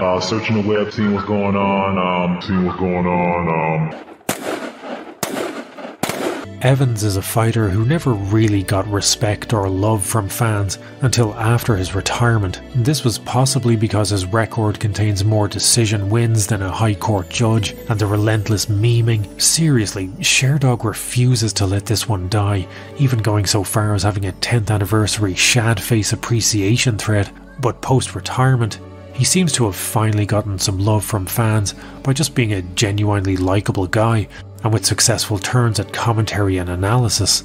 He retired in 2018 after 5 back-to-back losses. Evans returned to competition in Eagle FC in January of 2022, where he picked up his first win since 2013. In true Evans style, he won by decision. Joe Stevenson was the welterweight winner from Team Hughes. After winning the show, Stevenson lost his first fight in the UFC. He moved down to lightweight, where he remained for most of his career. His peak came when he fought for the lightweight title, but unfortunately for Joe, it was against an incarnation of BJ Penn that would later go on to test positive for elevated levels of motivation in a fight that left Stevenson bloodier than how Armie Hammer likes his steak. I see some battle wounds and some bruises. That's great. Post BJ Penn fight, Stevenson's career never really recovered. He had 3 wins, one of which was against a young Nate Diaz, but he also had 6 losses, 4 of which were back-to-back. He was cut from the UFC in 2011. Stevenson kept fighting in lesser organisations, but at the same time, he was also battling with the far more intimidating opponent of alcoholism. I've been sober for like 4.5 years now. I haven't drank, I don't do drugs, I don't party. The Joe Stevenson that was here before, I was very numb.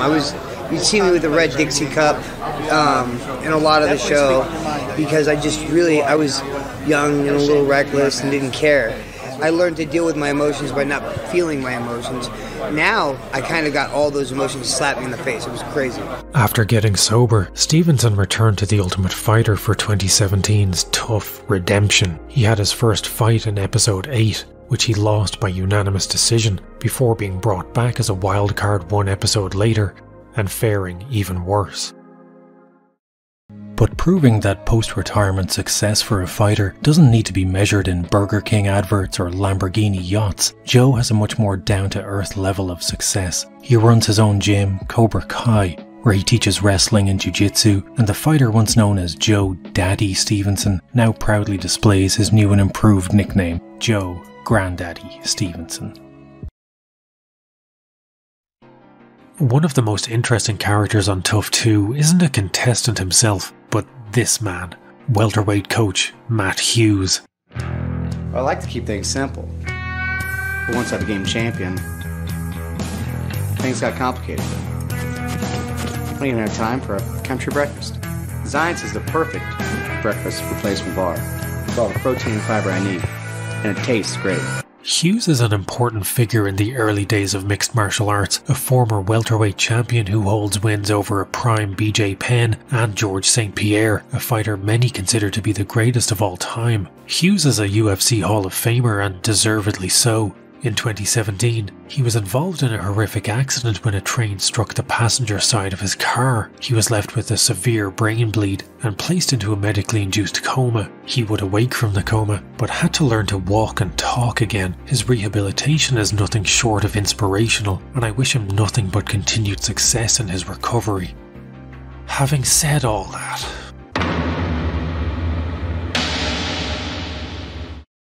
character assassination is described as the slandering of a person, usually with the intention of destroying public confidence in that person. It's incredibly rare that someone would ever self-character assassinate, but that's exactly what Hughes did in his alleged New York Times bestseller, Made in America.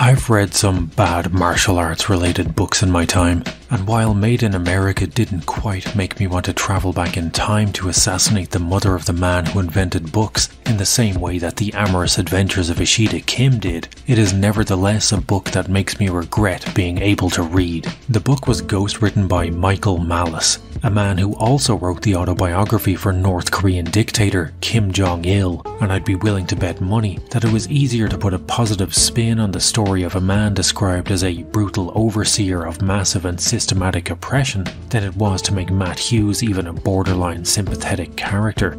Made in America is the rambling, barely comprehensible tale of the life of Matt Hughes. Characters are introduced and then never mentioned ever again in the same sentence. Stories that go nowhere and serve no purpose to the narrative are the majority of the narrative. Hughes' ego screams off every page like a jump scare in a Conjuring movie. He is always the smartest, the strongest, the best at everything. His ego is so unbridled, he even has a hard time admitting that Big John McCarthy, a man who is 6 inches taller and 90 pounds heavier than Hughes, is indeed the bigger man. Despite his nickname, Big John McCarthy wasn't particularly huge in person. Even before you can open this missive to insanity, he declares himself the most dominant champion in UFC history right there on the cover. Anderson Silva and Jose Aldo might disagree with that, and Anderson Aldo would absolutely disagree. The opening chapters revolve around Matt and his twin brother Mark, growing up on their farm, and what a pair of monstrous shits they were. I say that everybody with any sense knows being born is a race, which means that I won, because I was first. He recounts the hilarious tale of how one day for fun, he punched his older sister dead in the stomach to try and make her shit herself because she needed to know that he was the big dog in the house now. Eventually, the police are called because the Hughes twins are in so many fights around town, and Matt thinks this is hilarious and vows it won't stop him from being a scandalous turd. The overall feeling you get reading the first chapters are that the parents should have either medicated them or beat their asses. Hughes' intention is to paint his dad as a monster, but instead he paints his father as the most sympathetic character in the entire book. An overworked, overstressed father who works 80-hour weeks trying to stave off bankruptcy. At worst, his dad comes across as being a bit grumpy, so when Matt and Mark jump their father and kick the shit out of him because he was mad that Mark was riding a motorcycle without a helmet, it kinda makes you feel a bit like Matt Hughes is the real villain of his own autobiography. To add to the general aura of I'm reading a confessional and not an autobiography, Hughes recounts several tales of flirting with his friend's preteen sister. I'm guessing because he eventually marries this girl, he figures it's cool to tell everyone that he and his brother made out with her when she was 12 and he was 20. But that's like telling everyone in the YMCA that you're the reason there's a sign that says no masturbating in the pool and expecting them to be grateful to you. Hugh's college tales are sub-Porky's hijinks that I guess are supposed to be funny, but instead make him sound like a guy who should by law have to call door to door to announce himself when he moves to a new neighbourhood.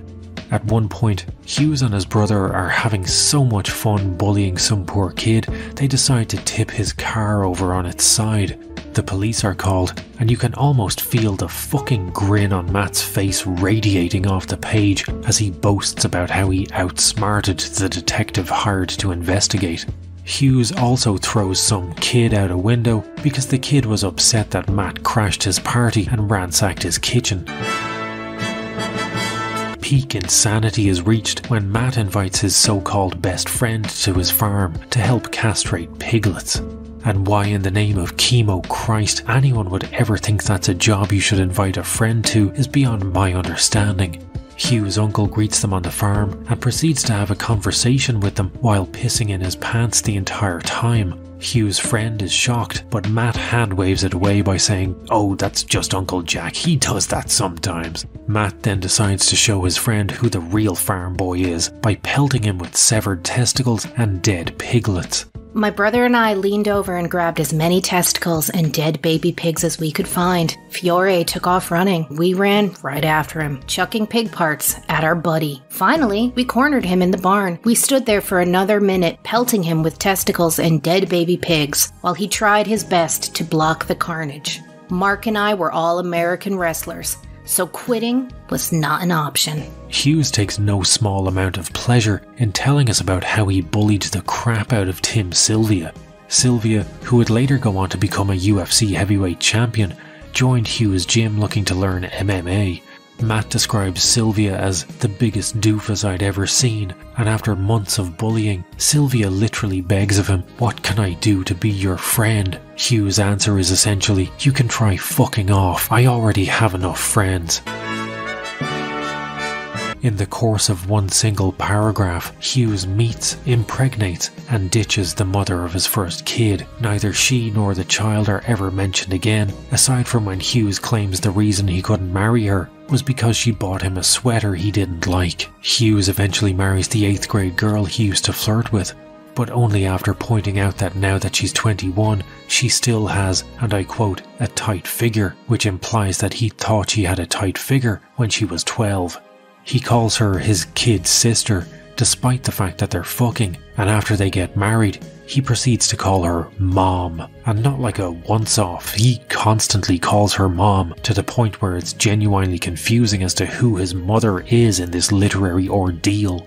After his mother/wife decides to get a boob job, Hughes takes her home and can't even wait 24 hours after the surgery before trying to have sex with her. When her stitches rip and bleed all over him, he likens it to the closeness he feels grappling with his buddies at the gym, and now he has that closeness with his wife, because he couldn't keep his dick in his pants long enough to let her recover from major surgery.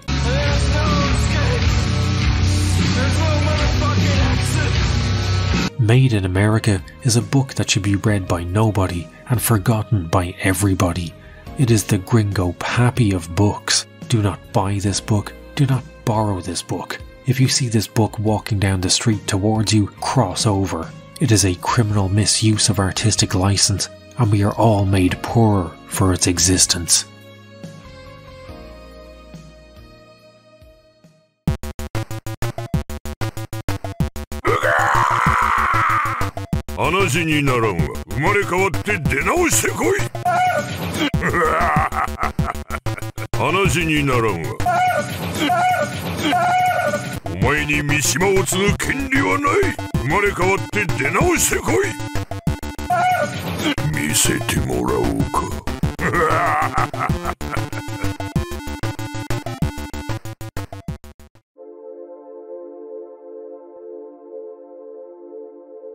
It's 2006. The Wii is the most sought-after console of its generation. Its waggle controls would start a motion control gold rush that ultimately led to Microsoft Matt Hughesing their own product's reputation when they released the ill-fated Kinect. Google bought YouTube for $1.3 billion, America hosted the World Cup, and in April, Season 3 of Tough premiered. After the lackluster Season 2, Season 3 needed to get back to what made Tough 1 so watchable.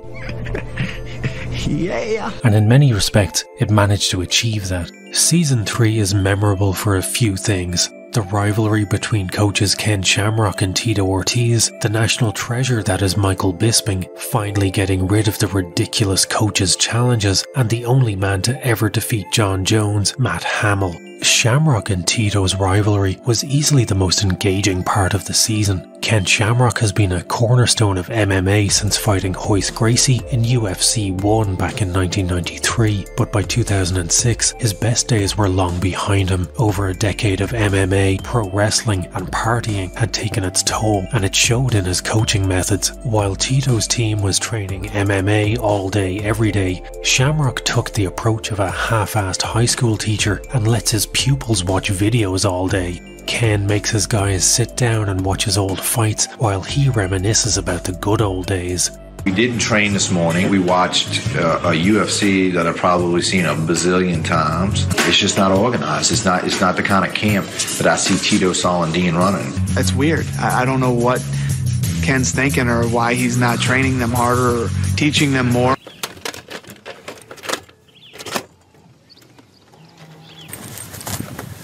Might get me in something and I could lose. And obviously Ken doesn't have enough confidence. So what do you think? It's pretty cool, I guess. This is pretty much the worst video ever made. Napoleon, like anyone can even know that. You know what, Napoleon? You can leave. You guys are retarded. By 2006, Tito's best days were behind him too, one of those days being the time he was in Korn's Got the Life video. But he wasn't nearly as shop-worn as Shamrock. His next 2 wins would be back-to-back wins over the ghost of Ken Shamrock, but after that he would go on to have only 1 win in 9 fights before being cut by the UFC. In a true example of the young eating the old, one of those losses would be to his first pick for Tough 3, Matt Hamill. Shamrock and Ortiz's rivalry wasn't staged for the show. They had a legitimate history of beef that stretched all the way back to Tito's first fight in the UFC. At UFC 18 in 1999, Tito defeated Jerry Bolander, a member of Ken Shamrock's Lion's Den gym. After the win, Tito finger-banged Bolander's corner before displaying Conor McGregor levels of mental warfare. When he took a jab at Shamrock's team that was so subtle, so Machiavellian, that you might not even notice it. Sarah, freeze that. Can you clear that up any? Now vector in on that guy. Okay, boss. All right, lock on and enlarge the Z-axis.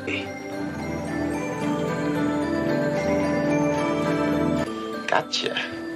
It was very subtle. On the show, Tito and Ken got into a hold me back bro style confrontation almost daily. It's all right. We can get it. Oh, yeah. It's okay. What? Hey, what's up, guys? Yeah.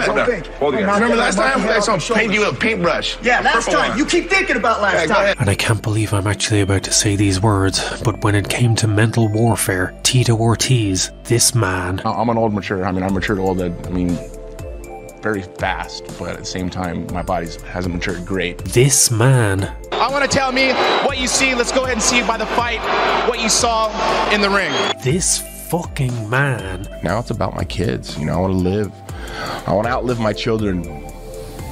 Of course, 100%. Actually outwits Shamrock in every interaction. Mental warfare.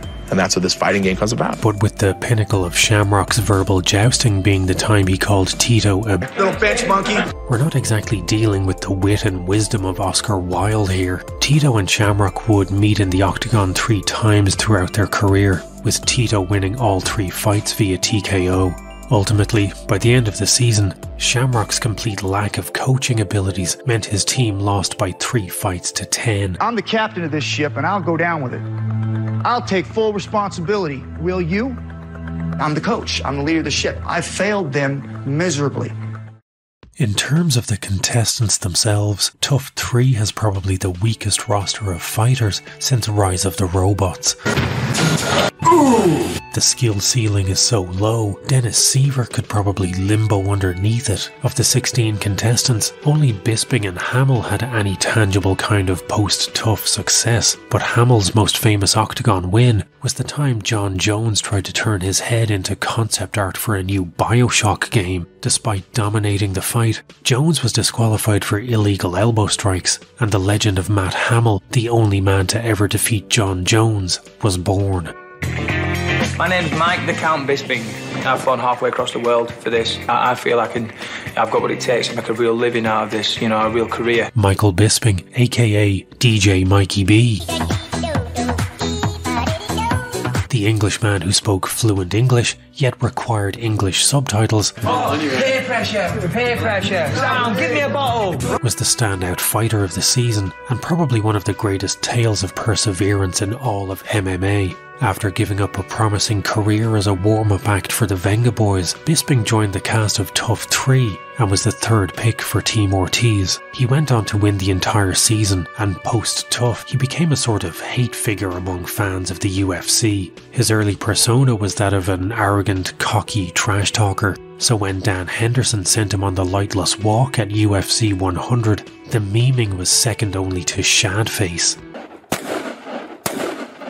For the majority of his career, he was regarded by many as a perennial mid-carder, a solid fighter who seemed to fall short every time he so much sniffed a title eliminator fight. By 2014, almost a decade into his tenure in the UFC, he seemed to have cemented his place as the guy you wheel out whenever an up-and-comer needs a win to boost their popularity. But around 2015, a funny thing happened to Bisping's career. He got popular.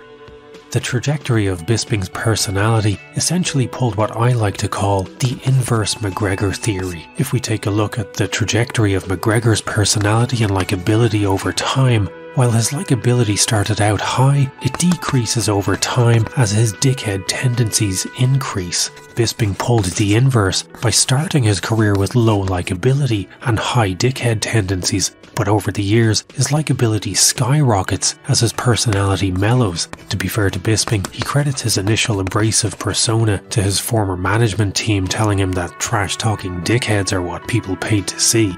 Alongside a reassessment of his personality, fans also re-evaluated Bisping's career. While it was true he had never come into title contention, what he had come into contention with was steroid-guzzling freak beasts like No Known Weaknesses Vitor, yet Bisping himself had never once popped for steroids. He was just an all-natural, jacked white boy. Deal with it. The fact that he had fought known drug cheats like Vitor and Dan Henderson while staying clean himself meant that people began to regard those losses as the moral victories of a man who refused to cheat in order to gain an advantage. Much like the inverse McGregor theory, Bisping's reputation only increased, while Vitor's reputation was worth less than an autographed copy of Made in America. But the true turning point for Michael in fans' eyes was his 2016 fight with Anderson Silva. This fight with Anderson is a big one. I'm going home back to England in front of my home crowd, my friends, my family, my home nation, and the biggest fight of my career. Because who's going to win, me or Anderson Silva? Anderson Silva, I think. What? No, who's going to win? Anderson Silva, right. Because he's the champion. Yeah! Misdirection.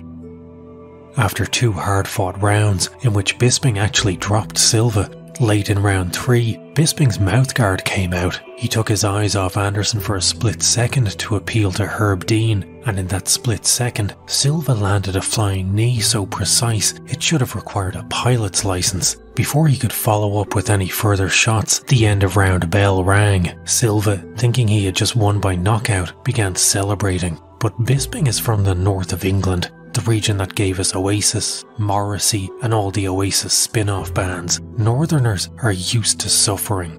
Referee Herb Dean communed with his spirit guide Steve Mazzagatti and refused to call the fight. Had Silva thrown a single follow-up strike to the flying knee, the fight would have been waved off. His early celebration cost him dearly, as battered, bloodied, and quite possibly knocked out, Bisping outpointed him for 2 more hard-fought rounds. I see some battle wounds and some bruises. That's great. Ultimately winning by decision.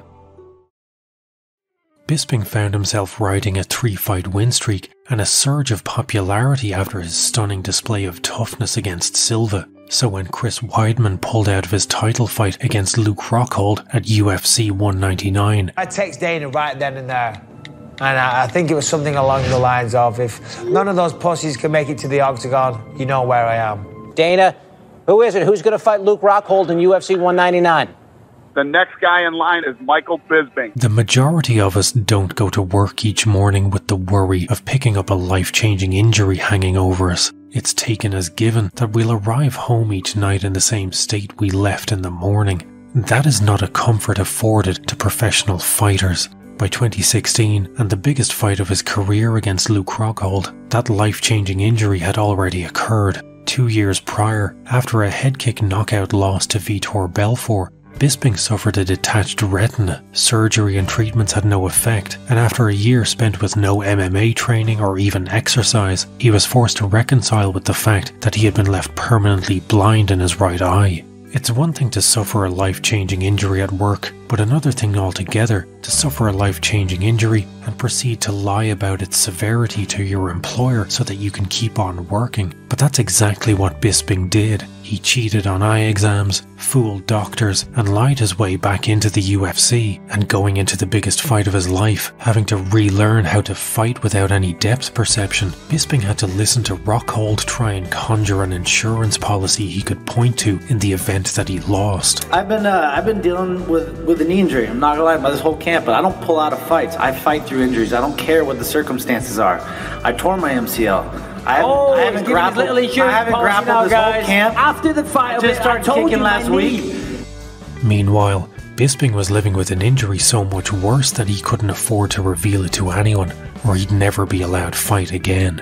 Very few people gave Bisping even a forlorn hope of winning. His win over Silva was downplayed because Anderson was past his prime. He had already lost to Rockhold once before in 2014. This title shot was seen by some as an act of charity by the UFC for all the years of services rendered. Thanks for breaking yourself for our entertainment. Here's a shot at gold we know you'll miss. The fans and odds makers were already planning how they were going to spend their winnings. Even Bisping himself said, "I know I'm expected to lose. The world is expecting me to lose this fight."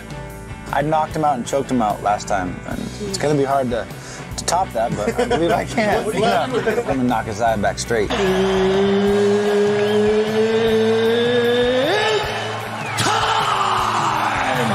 to see from Bisping, and that's his trademark.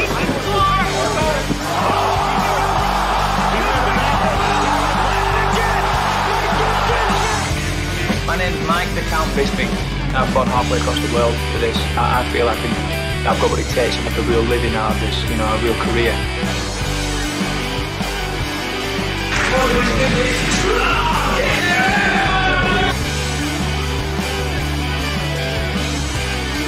Just an average bloke. You're just an average bloke. Good use of English. I'm a fucking samurai.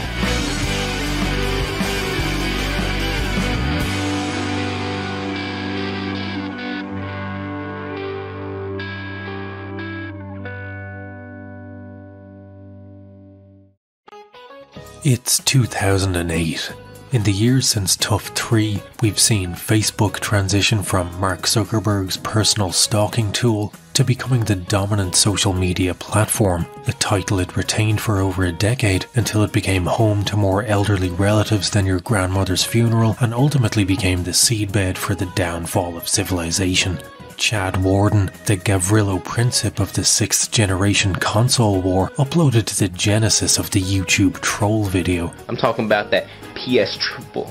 The PS triple. I ain't talking about that Wii. And reality TV is still in its zenith. Tough has fallen into a pattern more predictable than a screenplay for The Incredible Hulk written by Hamzat Chimaev, like a calendar bought from Wish.com. Tough now has 2 seasons per year, every year.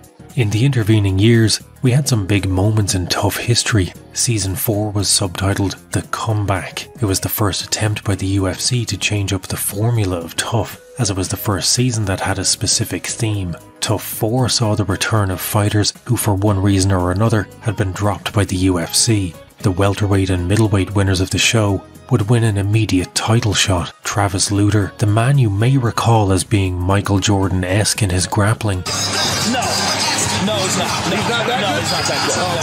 was the middleweight winner of the show. He won an immediate title shot against a prime Anderson Silva, which in hindsight was a bit like winning the opportunity to face off against gravity by throwing yourself off a building. Matt Serra, the welterweight winner, won the opportunity to challenge George St. Pierre for the belt. GSP had just kicked the country breakfast right out of Matt Hughes to win the title. Yeah, I see some battle wounds and some bruises. That's great. In what was considered to be one of the single greatest upsets in UFC history, Serra knocked out GSP in round 1 to become not just the welterweight champion, but also the first ever Ultimate Fighter winner to win a title. Season 5 introduced us to the legend of Nathan Diaz. Suck the King Cobra out there, motherfuckers. If you got anything to say me, say it to me, motherfucker. Suck my dick, alright? Fuck you, bitch. What? Fuck that guy. People say that all the time, you know? Oh, he's a mental fighter, an emotional fighter. I don't even know what the fuck that means. That's the most retarded shit I ever heard. Mentally. And Andy Wang. And if you're wondering who Andy Wang is, well, Andy Wang is a warrior. Take him down, Andy! Where's the shot, Andy? Andy, take him down! Go now! Take him down! BJ is screaming from the corner to take him down. But the kid will not fucking listen to BJ and will not take this guy down. Disappointed that I lost, but I don't feel like a loser, honestly. I feel like people, when they see Andy Wang, they don't say, oh, he's a punk. They say, hey, man, this is a warrior.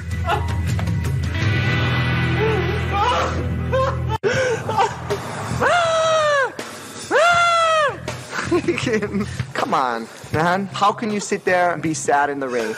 Doesn't want to listen to a word anybody says. It's unreal. Season 6 had a trip to the hospital more uncomfortable than the results of a Targaryen paternity test. Let's see what doctor says. The test that you had showed two things. Number one, you did break your elbow. I'm going under depression now. You cannot fight with that elbow. No, I'm fighting. That's for sure. I'm fighting. I don't know what's wrong with you. I'm here for fight, you know? I'm not trying to be an asshole, I swear. Seriously. I'm like really nice guy, but don't push my buttons. Now you're pushing me. You fractured, dislocated your... I don't want to hear you. I'm sorry, doc. I don't want to yell. I don't want to hear you. You said the same thing like over 120 times already. Do something so I can fight. I believe in your diplomas, doctor. I know you're a wise guy. I'm a idiot, man. I don't want to fucking talk about it. This 5'4" guy is telling me not to fight. Doctor is out of his fucking mind. He doesn't know shit. I'm walking. I'm fucking walking. I don't want to sit in the car. This, man. I'm not over. I'm not over. I'm talking to Dana White today. This is gonna suck, bro, man, but I just talked to Dana. They're gonna send you home. They're gonna bring somebody else in. You know what I mean? Roman Michian was replaced with a man named John Copenhaver. Copenhaver, who also goes by the name War Machine, is such an unfathomable piece of human detritus that all I'll tell you about him is he won't be eligible for parole until he's 72. Season 8 of Tough aired on September 17th, 2008. This season's coaches were Antonio Nogueira, the man who famously defeated Bob Sapp back when Sapp looked like a Sherman tank made of beef and steroids, and music enjoyer Frank Mir. Music is so important to me. It inspires me, calms me, it motivates me. The first man to defeat jacked Caucasian male, Brock Lesnar. From a purely entertainment perspective, Season 8 was the true heir to Tough 1's crown. While the intervening seasons had been entertaining in their own way and had produced good fighters, none of them were truly must-see TV. But Season 8 was the kind of TV that appealed to casuals and hardcore fans alike, and it showed in the ratings. Much like the Liban Koscheck drama of Season 1, ratings for Season 8 increased week on week, fueled by a desire among viewers to see one fighter in particular get his comeuppance. But the ratings boom also exposed the exploitative truth of reality TV, that the people who viewers are most likely to tune in to see are often the kind of people least equipped mentally to handle the intense scrutiny that comes with being on camera 24/7.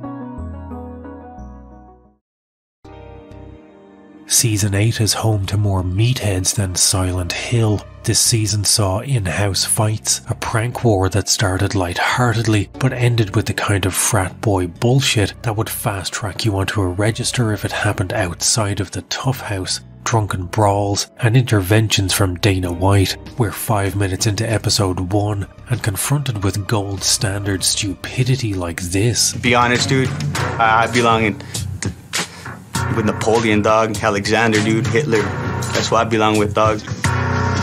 I'd be conquering, dude, period. You know what I mean?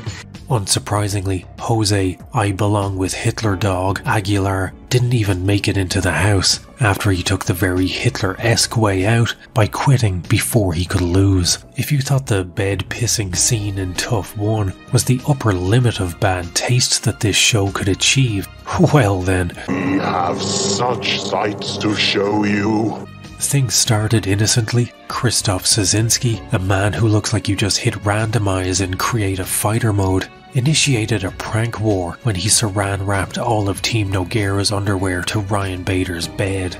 Team Nogueira retaliates by smearing fish oil all over Mir's bedroom. Pretty toothless stuff so far. But when Team Mir puts itching powder in Team Nogueira's beds, things escalate from harmless fun to rejected ideas for an early 2000s gross-out comedy faster than you can say Vinnie Magalhaes just pissed on my pillow.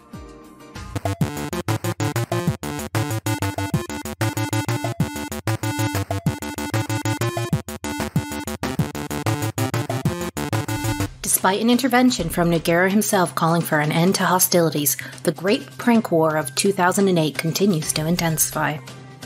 After noticing that Team Nogueira keeps stealing his fruit platter, the accurately nicknamed Filthy Tom Lawler and several other members of Team Mir sought revenge by relieving themselves into the fruit platter and placing it back in the fridge.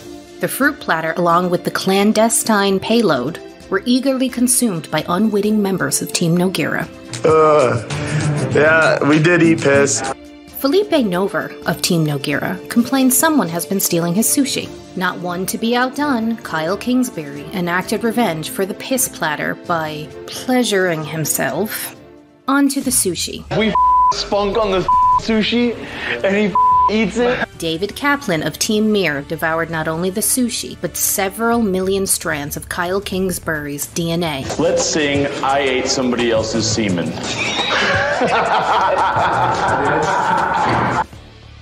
Kaplan and Tom, I thought it would be a good idea to drink piss out of a cup. Pretty disgusting. I don't really do that.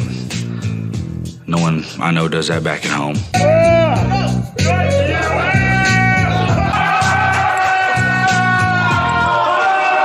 I ate somebody else's semen.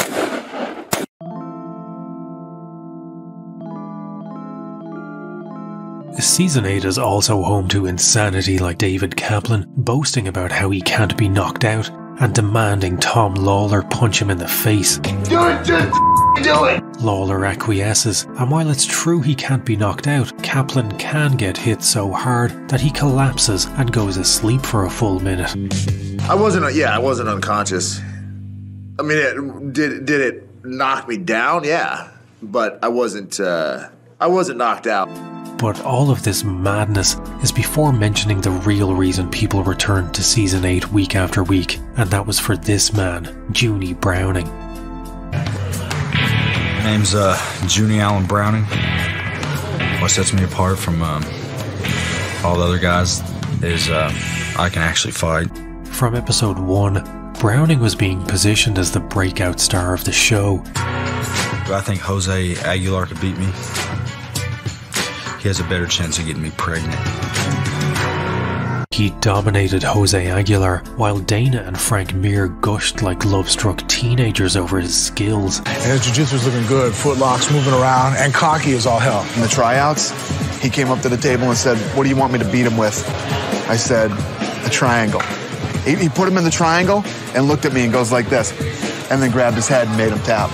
I like him. But hiding in plain sight was the millstone that would ultimately drag his promising career down with it. I heard there's free alcohol in the house. That ain't good.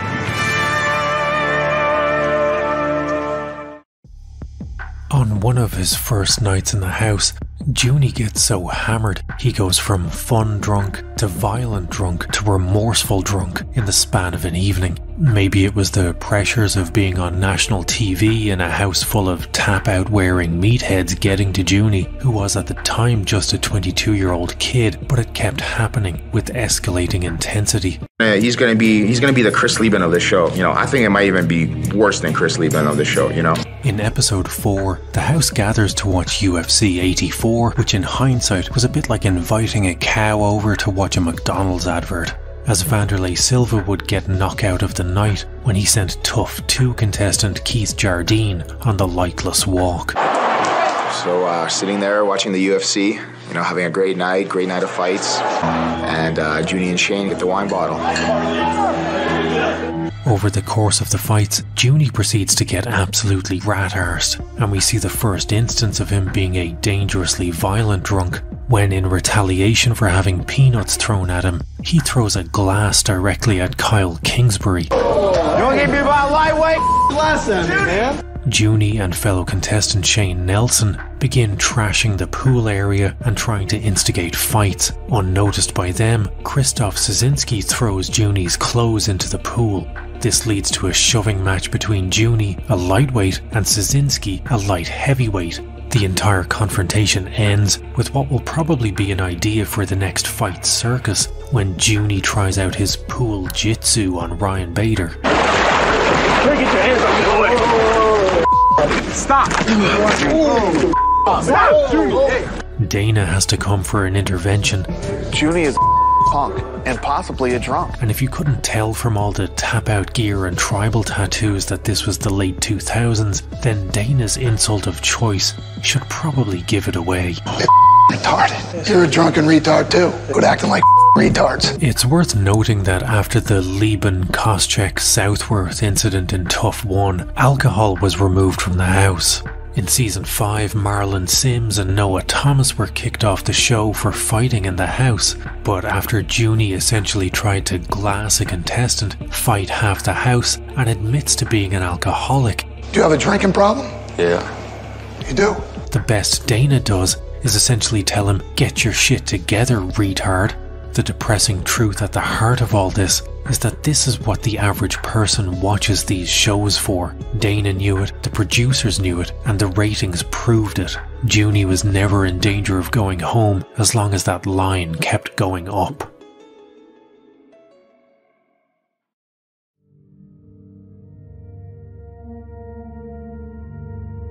Over the course of the season, Junie threw more glasses at people. Dude, what the we're talking. I'm not talking to you. What the what's wrong with you? I don't know, man. I can't figure out if you're retarded.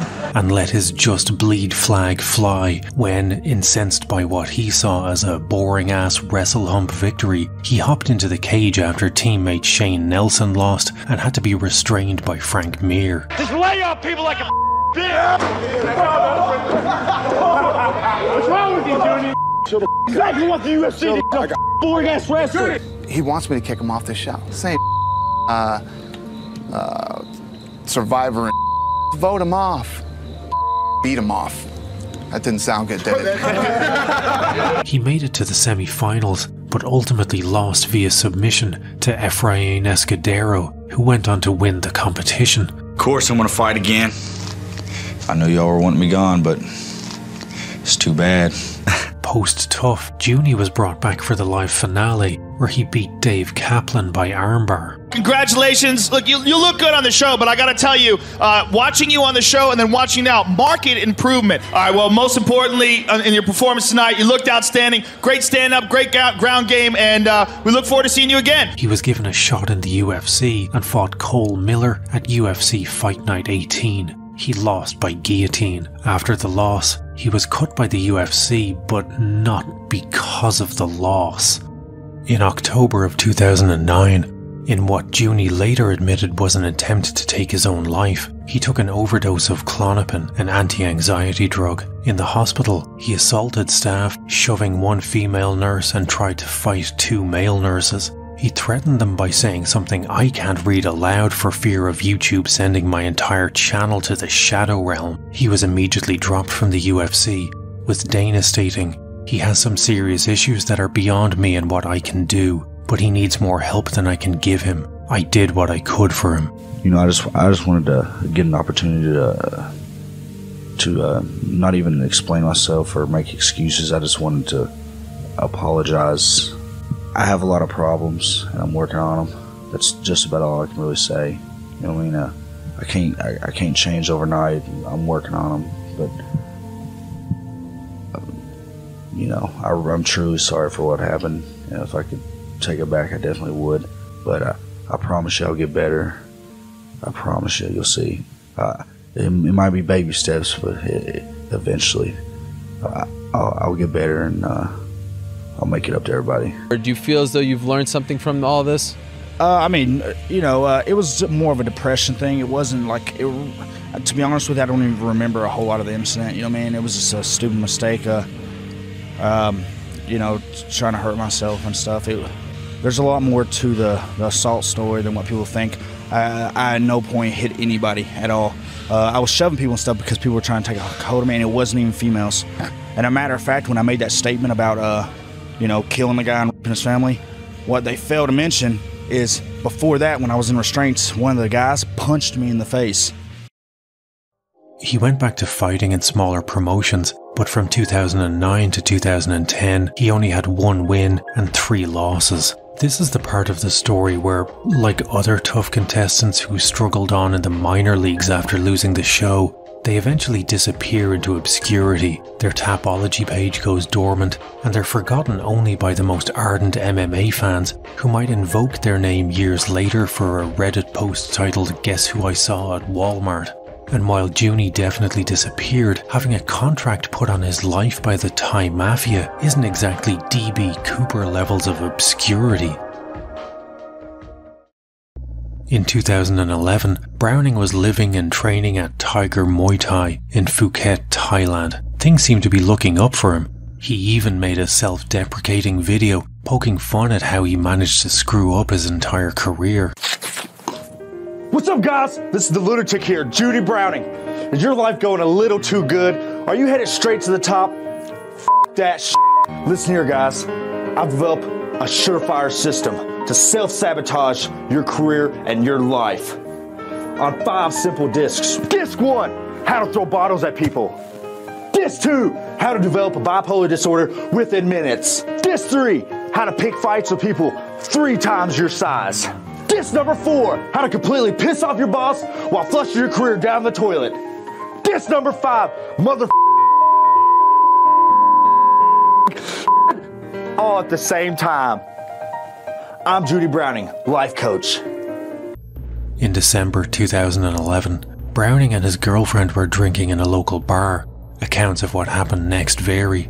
Locals claimed Junie instigated a brawl by attacking 5 patrons in the bar, while Browning himself claimed he and his girlfriend were waiting outside the bar for a taxi when a woman they had met earlier that night began verbally harassing the pair, and when the bar owner, Simon Menzies, came out and joined in, a fight broke out. Regardless of how it began, how it ended was with Junie being assaulted, dragged back inside the bar, stabbed, glassed, hit over the head with a bottle, and beaten into a fetal position by a group of people. Only when his girlfriend threw herself on top of him to shield him from the attacks did they stop.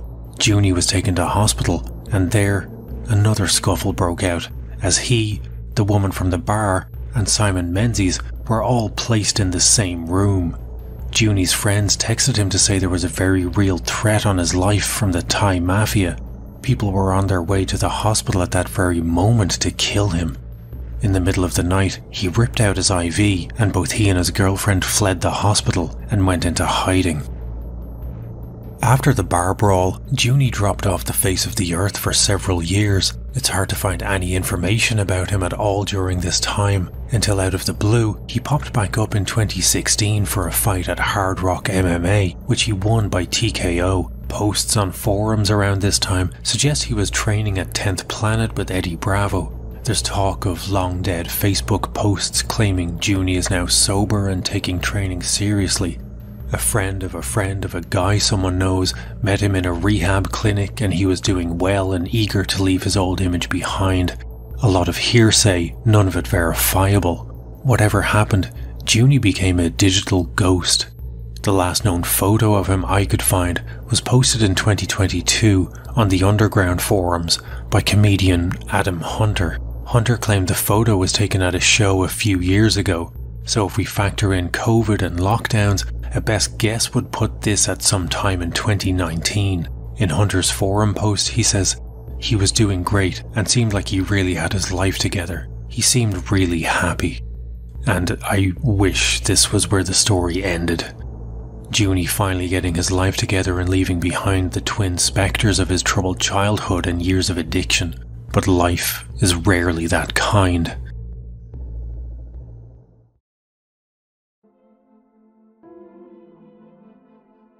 In January of 2021, text messages between Junie and an unnamed recipient surfaced in which Junie stated he's now homeless, staying at shelters, and just had his suitcase with all his belongings stolen. In his final text exchange, a missive from a man who was once a talented 22-year-old with all the potential to be a star in a sport that would soon take over the world. Junie is asked what he plans to do next. His last message coldly states, "Hopefully die soon." In March of 2022, a little over a year since the text messages about being homeless, Junie's brother Robert posted on Facebook urging people for information about Junie's whereabouts. Robert claims no one had seen or spoken to Junie for 6 months. Frustratingly, that was where the story ended as far as what could be gleaned online, and originally this was where my script ended, but I couldn't let Junie's story end like this. I reached out to his brother, MMA fighter and Tough Season 9 contestant Robert Browning, to see if he would be willing to give us an update, and he was kind enough to reply. Thankfully, Junie is alive. He's still living in Florida, where he's been in and out of treatment centres. He is unfortunately still struggling with depression and addiction, but Robert is hoping to open his own gym in Kentucky and convince Junie to come back and coach with him, and I for one would love to see this redemption arc of his story be written. It's important to remember that on the show, Junie was only 22 years old. He was thrust into the limelight of national TV, and with an admitted drinking problem, he was locked into a house with unlimited free alcohol. I have a hard time thinking of any 22-year-old that I came up with not struggling similarly. Ultimately, Junie's is the all too common story of someone blessed with raw talent, but cursed with childhood trauma and addiction, a blend which all too often drags people down, never to surface again. But Junie's story doesn't have to end here.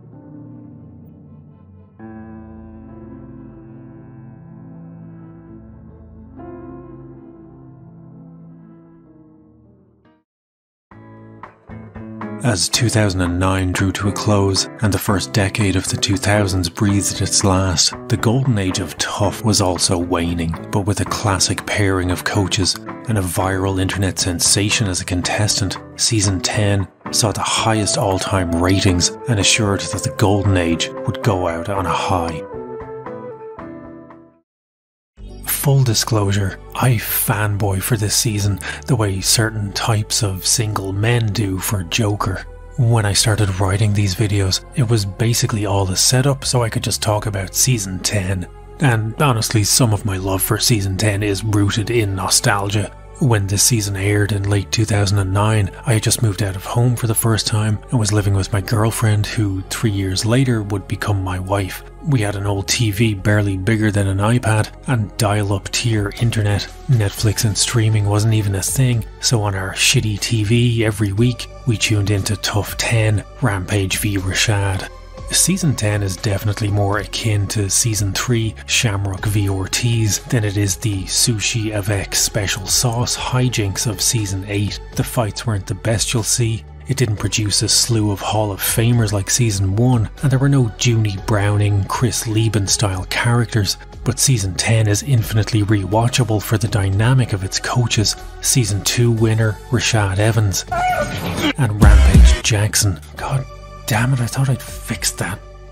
Rampage and Rashad could not have been more different. Evans is effortlessly cool, completely unflappable, and focuses only on winning, despite Rampage being more in your face than a 90s video game mascot. Rampage, on the other hand, treats the show like he's back in high school. Hey, man. You doing good? Great, man. I like the tip. I said, what He relentlessly bullies cast member Daryl Schoonover for having man boobs. He got titties. He got titties. We've got titties. We noticed that one of the fighters, he was kind of fat, pudgy guy, like a heavyweight, and he had some titties. We choose Schoonover. Titties. Versus Zach. We're gonna win it though, right? They ain't gonna win nothing, titties. Titties. It's not a whiskey drinking. Oh, you gonna win a wet t-shirt contest. You got milk, bitch. What, I'm supposed to be scared of you? I'll say it. I'm supposed to be scared of you, titties? Now he want to take her for titties. You know what I'm saying? Probably because he's jealous because titties got titties and he ain't got no titties. So you know Rashad like playing with his nipples. I bet he wish he had some titties to play with.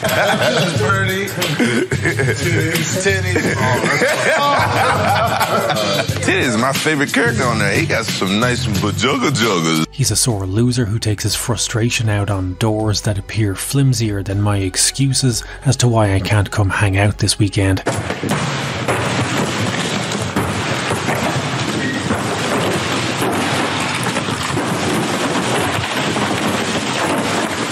Every time I lose my temper like that, I feel ashamed because it's kind of embarrassing. It's like kind of like a kid throwing a tantrum or something. It's kind of embarrassing, man. The dog didn't do anything to me. And he puts more effort into his pranks than he does training his team. But while Rampage may be a bully, a sore loser, and kind of a dick, he's really funny while he does it. I guess I would choose that camera guy right over. Come on, baby. No. While other tough coaches had naked contempt for each other, such as Rhonda and Misha in season 18, or sexually charged relationships like Joanna and Claudia in season 23, Rampage and Rashad's relationship was compelling not because they hated each other like Shamrock and Ortiz, but because they could switch from laughing and joking with each other one moment to DEFCON 4 the next. Our last fight. Rashad's last fight, he did the stanky leg in the fight. Hey, y'all boys bad, boy. You think you're the man? All you do is talk. All I do is talk. All you do is talk. You can't keep your mouth so you get knocked out. Think about it. Think about it, Rashad. You're so full of yourself. Hey, why you got one shoe on, one shoe off? I was ready to break one of your mother ass, that's why. See, me and Rampage's relationship works like this. We joke around, and then next thing you know, it's the underlying, like, I want to punch you in the face type of joking around, you know? Steven Seagal once posed the question, what is the Buddha nature? This question was answered in season 10, and the answer is Rashad Evans. If Tito Ortiz somehow managed to mentally outmaneuver Ken Shamrock at every turn in season 3, then Evans is a Zen master who keeps his calm at all costs and mentally Death Stars Rampage's Alderaan across the entire season. Every interaction between the two is a verbal 10-8 round to Evans. Every prank Jackson tries to pull is Uno reversed by Team Evans just laughing it off. No matter how hard he tries to wind up Rashad, Evans never loses the Buddha nature. In terms of the competition itself, Evans outplays him in the team selection by picking literally every single fighter who would go on to have any kind of post-tough success. Roy Nelson, Matt Mitrione, Justin Wren, and whoever this guy is. Evans wins all but one fight, and both fighters in the finale are Team Evans fighters. Rampage's sole pick of any note was viral superstar Kevin Ferguson, aka Kimbo Slice. Slice was a bouncer turned street fighter whose backyard fighting videos were to mid-2000s YouTube what Mr. Beast is today in terms of views. There's different neighborhoods, you know what I'm saying? In every neighborhood, in every city, there's a guy who's always a tough guy. There's always a bully. There's always, you know, a butt wipe. You know what I'm saying? There's always someone who just, you know what I'm saying? Those are the guys that I like to bang with. You know what I'm saying? I like to throw hands with because I'm not that type of guy. Backyard fighting seemed to be like the fidget spinner of that era. Such was the hunger for watching untrained people windmilling at each other Websites sprung up left and right offering videos of real fights, and Kimbo was featured in a Rolling Stone article where he was described as the fearsome king of the underground bare knuckle world. On camera, Slice was so intimidating, he came across like an amalgamation of Mike Tyson and the Candyman. It don't stop. It never stop. He demolished everyone he fought so brutally that the only people who can get away with showing his videos on YouTube nowadays are the official UFC channel. I see some battle wounds and some bruises. That's great. After Kimbo had cleared out more streets than Mayor Mike Hagar, the money from street fighting began to dry up. In need of a new revenue path, Kimbo made the move to MMA. A friend of ours knew Boss Rudin, and this year was my first year linking up with these guys and learning everything I can learn, and and coming over to MMA, and hopefully I'll have a good career in it. He had 5 fights, the first of which was an exhibition match against Ray Mercer under the Cage Fury promotion, which he unbelievably won by guillotine choke. Following the win, Kimbo had 4 more fights under the banner of Elite XC. Kimbo scored a win over the legend himself, the original pit fighter Tank Abbott. But in his last fight for Elite XC, he lost by 13-second KO to Tough 2 contestant Seth Petrozelli. The loss seemed devastating for Kimbo's reputation. The street fighter, who looked like he actually fought streets, like he was out here punching through solid concrete, the most intimidating man on YouTube, knocked out by a guy who couldn't win the Ultimate Fighter. Like an overly eager coprophiliac, Dana White never could resist the opportunity to shit on someone. He took aim at Kimbo with all the diplomacy of a Kim Jong-un family reunion. Why? Because they thought that Kimbo Slice was going to viciously knock him out. But Kimbo Slice sucks. Like I've said now for the last few months, this fucking guy can't fight, and he got knocked out in 13 seconds by a guy who didn't win the Ultimate Fighter and who didn't win fights in the UFC. They brought him up from the undercard to fight the main event guy and knocked him out in 13 seconds. Kimbo Slice. You know, Kimbo Slice is a street fighter, and actually in a street fight, he fought Sean Gannon and lost in one of those internet street fights. Sean Gannon came into the UFC and fought somebody that nobody's ever heard of or ever seen again, and he got hurt so bad he was in the hospital for 2 weeks. Kimbo Slice would get murdered in the UFC. Dana was never going to allow Kimbo in the UFC, and Dana White is a man of his word. When he says something is going to happen, you can take that to the bank. So Kimbo was in the UFC a year later. Kimbo entered the tough house with a target on his back. His celebrity status and a fighting style everyone perceived as one-dimensional meant the entire house wanted to claim his scalp. Over 4 million people tuned in to watch episode 1 of season 10 and see what this street-fighting lunatic Kimbo Slice was like in real life. But it turned out that Kimbo Slice, the vicious backyard brawler with fists like hairy kettlebells, was possibly the nicest, most humble and introspective character in the entire house. Now I'm here without nothing, away from everyone, and I really took the time to find out, you know, who the enemy was. And it's not that it was the enemy, it was the enemy. The enemy. The enemy. The inner me. Kimbo so impressed everyone in the house with his humility, work ethic and good nature that most of the house rallied around him like a mascot. Kimbo's a nice guy. I mean, he's a good guy. You know, you can't be a hater on him. I feel a connection with Kimbo, man. He's just a good person. Just looking back at the obstacles that were put in front of him, you know, the things that were put in front of him would probably crush the mental state of any other man. And he seemed to weather it and keep moving forward, you know. I have yet to see him quit. I have yet to hear him say, I can't.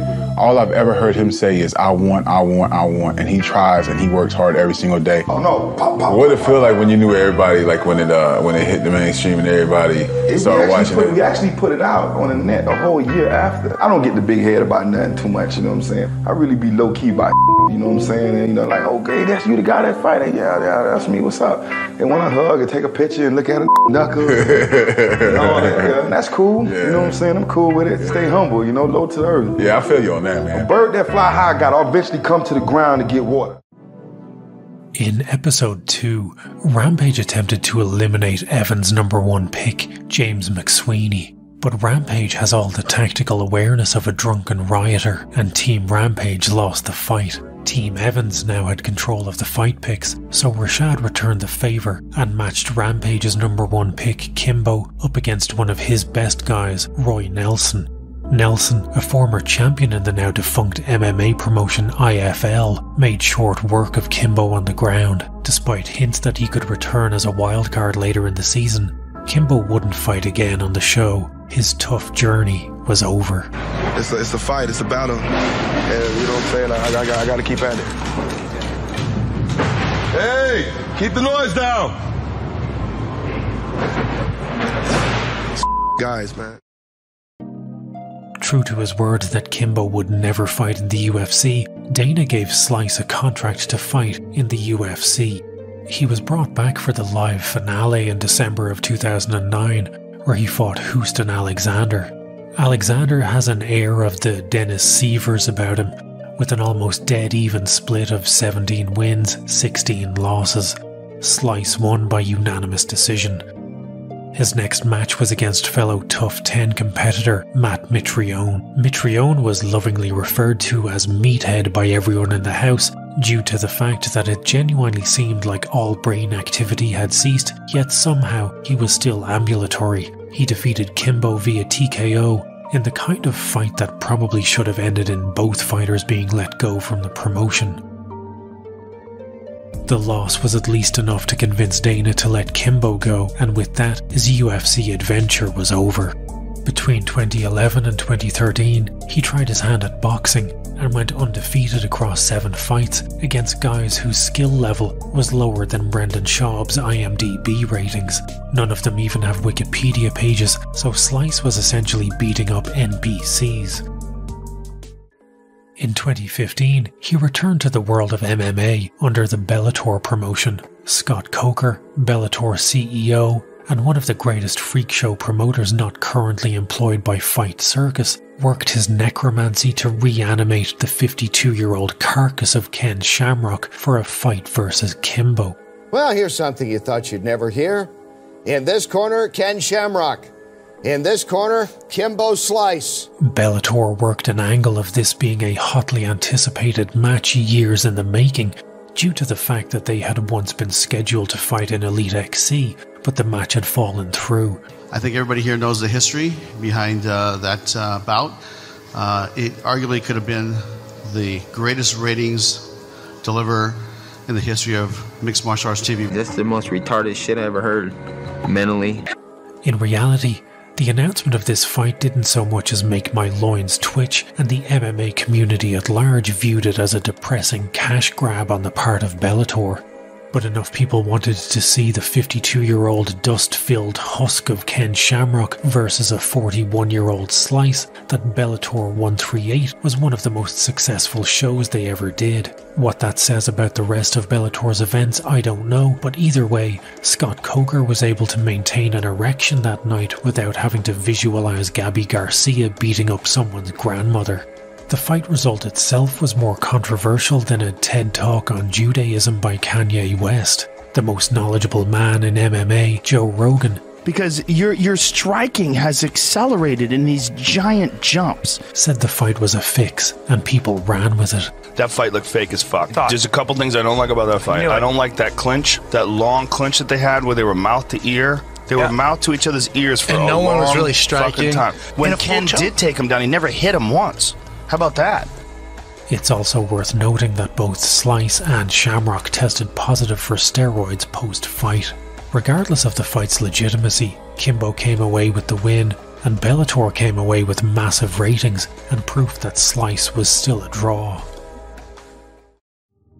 On February 19th, 2016, the Bellator circus rolled into town once more for one of the most infamous matches in MMA history, Kimbo Slice versus Dada 5000. I'm not going to talk about the fight itself because this fight was almost responsible for killing both participants. Dada 5000, a man with 0 fights to his name and even less conditioning, never should have been offered a fight in the first place. He was so exhausted by the end of round 3, he suffered a heart attack post-fight and spent 2 weeks in hospital. Kimbo was left in such a bad way post-fight, he never fought or even trained again. Unknown to fans, Kimbo had been on treatment for high blood pressure for years and had only recently discovered his condition was much worse than he ever thought. His heart was enlarged and just wasn't pumping blood the way it was supposed to. After the fight with Dada 5000, his family begged him to retire from fighting, but fighting was all he knew, so Kimbo accepted a fight at Bellator 158 in July of 2016. He never made it to that fight.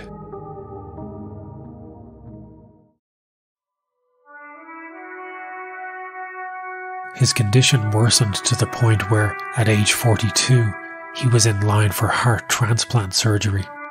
The surgery never happened, and Kimbo died of traumatic heart failure on June 6, 2016, 4 months after his last fight.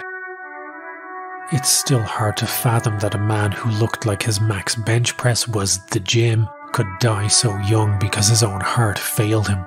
And while his MMA record wasn't exactly the stuff of legend, his larger-than-life personality meant that he was more beloved than other fighters far more talented than him, and that he would be remembered as the heart and soul of Season 10. You know, one thing I've learned being here, my spare time, I really found myself doing a lot of, one-on-one connecting, like praying and, putting everything in perspectives between me and God.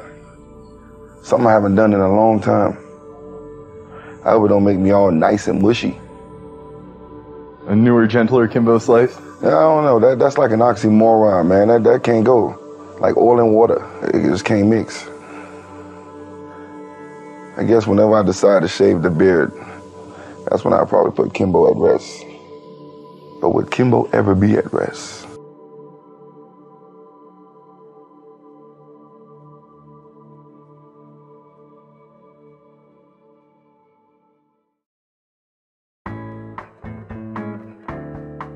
The overall winner of the show was Roy Big Country Nelson, who defeated Brendan Schaub in the final.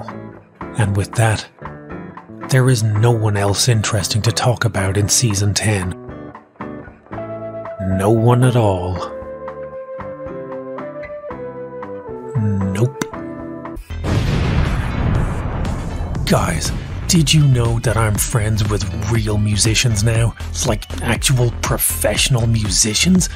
Due to my close proximity to people far more talented than I'll be taking my latest song that I wrote all by myself, Real Irishman, on Stadium Tour. That's right, I'm transitioning from MMA videos to full-time music singer.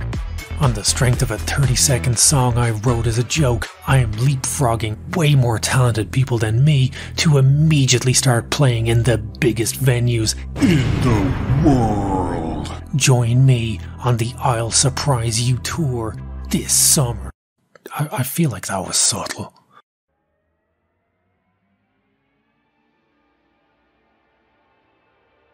The impact of The Ultimate Fighter on the UFC and MMA in general is difficult to calculate.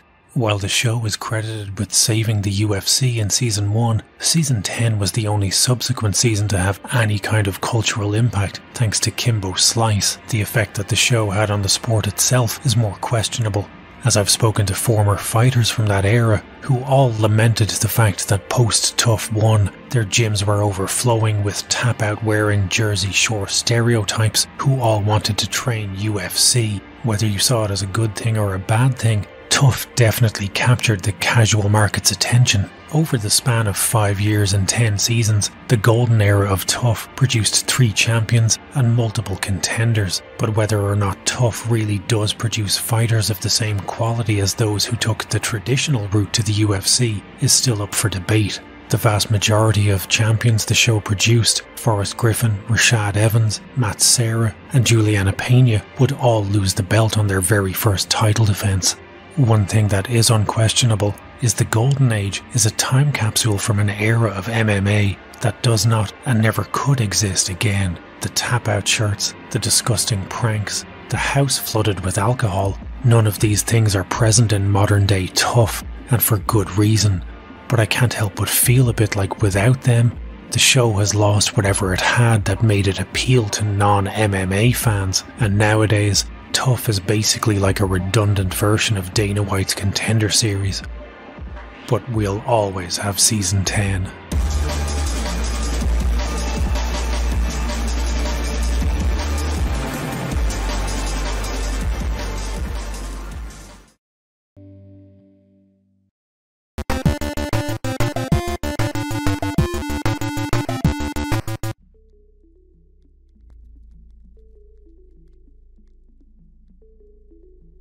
If you've watched my previous retrospectives on UFC reality TV show / tap-out delivery vehicle The Ultimate Fighter, you'll know that by now we've covered everything from the creation of the show as a last roll of the dice for an ailing UFC to its golden age, the days of Kimbo Slice, Junie Browning, Michael Bisping, and Rampage Jackson, bullying cast members and getting his last recorded win versus a door.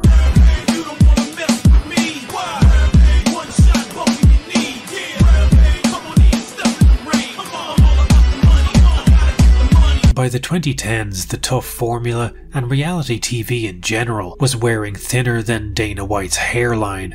By the time season 11 of Tough aired in March of 2010, mass-produced reality TV was as much a part of everyday life as was the shroud of despair that covered all of us, thanks to living in a world that was post-9/11, post-global economic goat fuck, and soon to be seeded by Silicon Valley tech bros. As such, the 11th season of Tough was welcomed with the kind of enthusiasm normally reserved for the announcement of yet another Brendan Schaub podcast. And yes, you heard that correctly. By 2010, we were already on the 11th season of a show that was only 5 years old. In their effort to wring every last drop from a teat that was already more desiccated than King Tut's dick, the UFC were committed to producing 2 seasons of Tough per year. While on the surface, Tough existed to find the greatest unsigned fighters in the world, success on the show did not easily translate to success in the UFC. In the 5 years it had existed, Tough produced 13 winners in total, and by 2010, only 3 of them had won a title. And of those 3, Tough Season 4 winner Matt Serra's reign was shorter than that of the average wife of Henry VIII, with 0 successful title defences. It was starting to look like the whole concept of using reality TV to find the hottest fighting talent was a concept best left to Jersey Shore. By Season 11, Tough was no longer a novel or exciting product. And it wasn't the star-making vehicle that the success of Season 1 had hinted at. But while the trajectory of Tough over the course of the 2010s mimicked that of the Titan submersible, there was still some enjoyment to be had. There's cocky and there's confidence, right? And cockiness is always good. So for now, let's imagine it's 2010 and Tough is still a tentpole product for the UFC. Miracles by ICP has people all over the world pondering philosophical conundrums. Fucking magnets, how do they work? YouTubers are practicing the lost art of turning people's trauma into catchy musical remixes. And in March of 2010, Season 11 of The Ultimate Fighter premiered. It may have been the beginning of a new decade, but to watch Season 11 of Tough was to be transported back in time to the sepia-toned days of 2004. Coaches for this season were the Iceman Chuck Liddell and the Bard himself, Tito Ortiz. But these were most definitely not the 2004 editions of Chuck and Tito. By 2010, Liddell and Ortiz had more miles on them than Google Maps. Both men were riding losing streaks, and so far removed from their prime, they'd need Maury Povich to prove they were even related to it.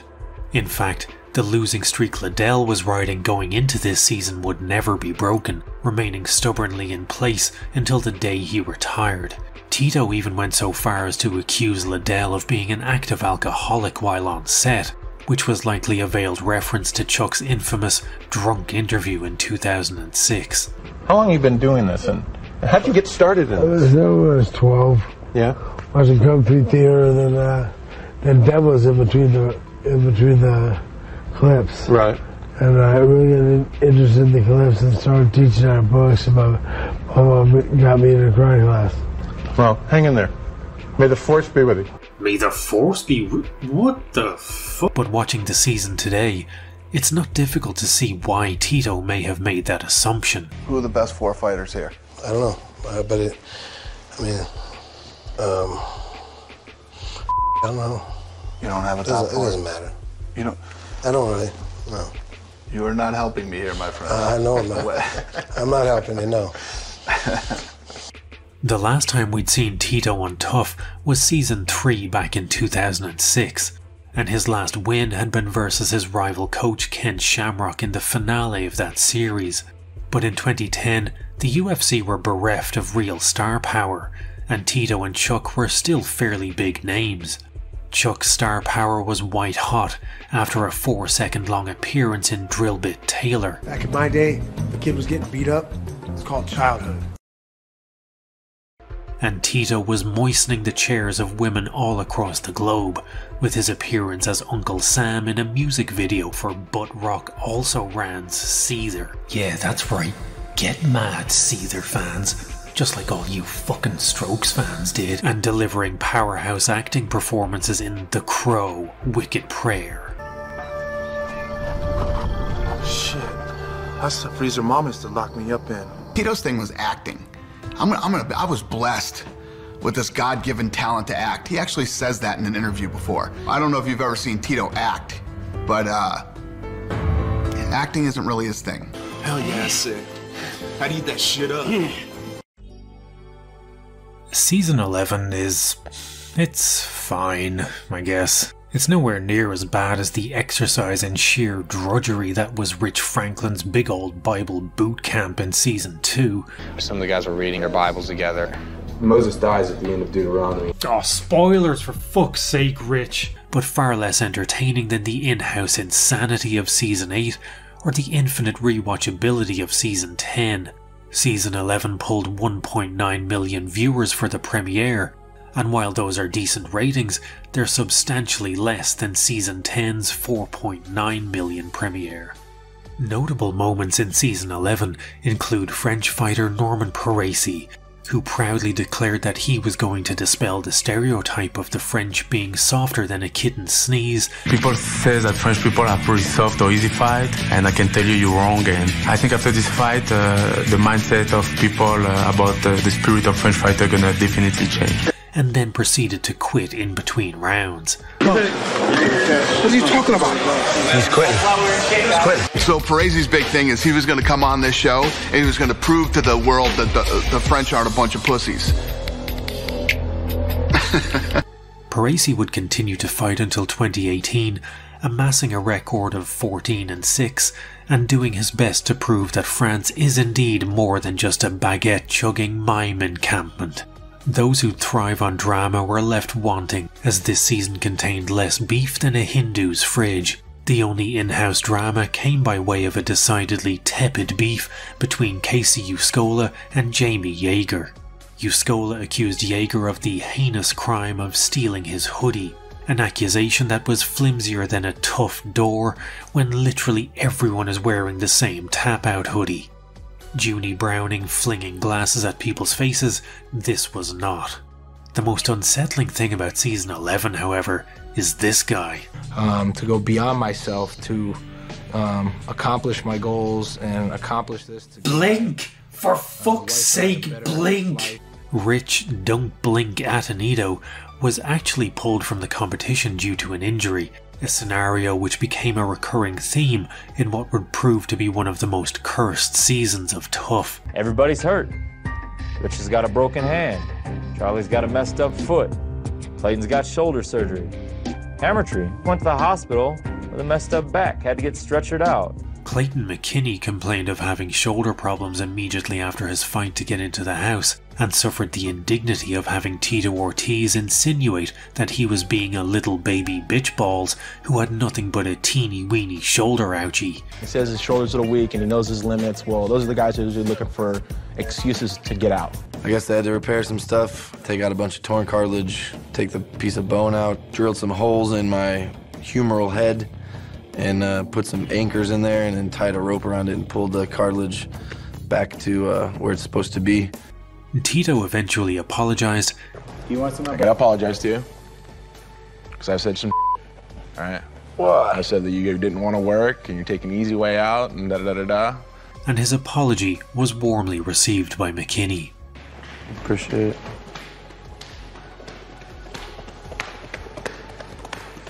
One of the favourites to win the season, Nick Ring, was pulled due to an ACL tear, and Tito, There's no quitting in the game of MMA. Ortiz, pulled out of his season finale fight with Chuck Liddell after it was revealed that he required neck surgery due to having a comically oversized head. Tito pulled out of the fight.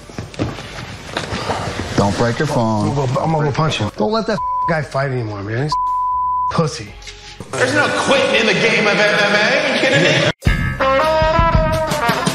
This was the first time in tough history a coach had to pull out of the coach's fight. In these uncharted waters, the UFC decided rather pointlessly to remove Tito from the competition completely. So for once in my life, I'm getting fired. And let me just check my notes here to see who they replaced him with.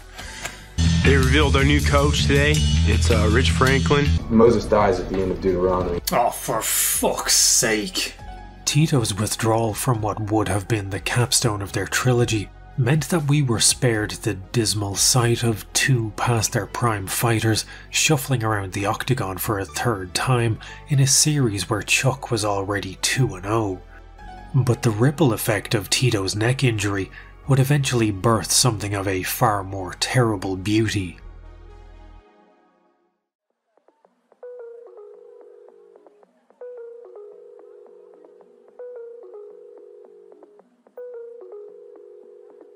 When someone or something falls off to the point that they've spent more years off than they did on, it can be hard to remember what made them great in the first place. It's near impossible to reconcile the fact that a show like The Simpsons could give us 8 seasons of some of the most perfect comedy ever made, and then proceed to make 27 more seasons ranging from mediocre to outright depressing. My point being that for anyone who discovered a love for MMA at any point over the last decade, it's easy to dismiss Chuck as that guy who's too old for a mohawk, and Tito as that guy who's too old to have the vocabulary of a 5-year-old. And I get to be a double-edged sword that I'm able to shine myself. With entire YouTube channels now dedicated to mining Tito's dumbest quotes. You know, Liam says he's going to knock me out with devastating fashion. He got some big words to fulfill those shoes. And Chuck making a living shilling whatever product you can hand him on Facebook, it can be hard to remember that once these were legitimate MMA superstars, and their beef helped build the UFC. Chuck and Tito weren't always arch rivals. In the early days of their careers, they were both training partners and friends. Chuck was there for Tito when he won the UFC light heavyweight belt by beating the limited edition version of Vanderlei Silva that came with a beard. And Tito was there for Chuck when he was beating monsters like No Known Weaknesses Vitor. But as each man's star power grew, so did the desire to see them face off in the octagon. Tito's your good friend. I know you guys are training partners. Is that going to affect you when you guys fight? Of course, I'd be lying if I said it didn't, but you know, it's part of the game, it's part of the business. And make no mistake, by the time they eventually fought each other at UFC 47 in 2004, they were the Rousey and McGregor of their day. Tito had a rough upbringing. I remember what it felt like to be walking down these streets, you know, wondering what I'm going to eat for dinner. what car is he going to steal out of? My parents actually were both heroin addicts. My friend was standing on this side, and a car rolled up, and it was like, "Where you guys from?" And the guy looked at him and was like, "Puro F true." And I just remember it heard, bah! And he got shot and blasted. We took off running down the side, and he laid here dead. And he brought all of that life experience and attitude with him into the octagon. His look was iconic. The flame trunks and bleach blonde hair, and his in-octagon antics made him notorious. His grave-digging post-victory celebration was either the coolest or most disrespectful thing ever, depending on your point of view. And he had a penchant for wearing t-shirts with slogans that were about as subtle as a 3 AM you up text message. He was also a master of self-promotion, from his trash talking, which I promise you was a lot better in the early 2000s than the trash talk he would ultimately become famous for. So I just get a little warm-up fight with the old Ken Slamcock, or excuse me, Shamrock. Well, okay, maybe not that much better.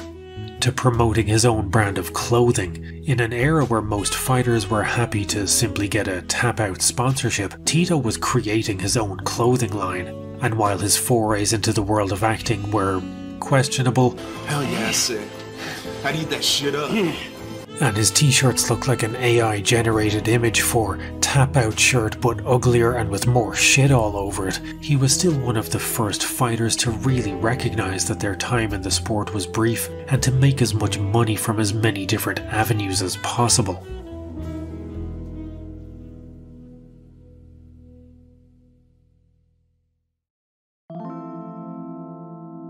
Chuck, on the other hand, was the anti-Tito. Where Tito had flame shorts, Chuck had ice. Where Tito's head was the size of 2 wine barrels stacked atop each other, Chuck's head was relatively normal. Where Tito had over-the-top trash talk, Chuck was practically reticent. He did all his talking in the octagon, and his trademark mohawk and mustache combo gave him an iconic look all of his own. But most importantly, where Tito desired to be an actor and a businessman, Chuck just wanted to be a fighter. Tito had broken the records of the day with his first fight against the old Ken Slamcock at UFC 40, doing a then unheard of 150,000 pay-per-view buys. The next logical step was to make Chuck versus Tito and watch the pay-per-views explode, but Tito didn't want to fight Chuck. One of your best friends, Chuck Liddell, is next in line. What's going to happen? I don't know. I'm not really thinking about that right now. Me and Chuck, I guess we got to sit back and look at it. I guess we got to renegotiate things because me and Chuck, our friendship's not worth the money we're getting paid, if you ask me. I love Chuck as a friend. If we're going to get in here and do what we just did right now, I'm going to make it worthwhile myself and his self. Chuck, on the other hand, was always a company man. His loyalty was to Dana first and foremost. When Dana said jump, Chuck got that look in his eye. This is the business you're in. Chuck Liddell is more than willing to fight you, best buddy. Tito attempted to negotiate a bigger payday in order to fight his friend, and in a story that will sound all too familiar to even the most recent of MMA converts, negotiations with Dana broke down, and Tito took his light heavyweight title and sat out for a year.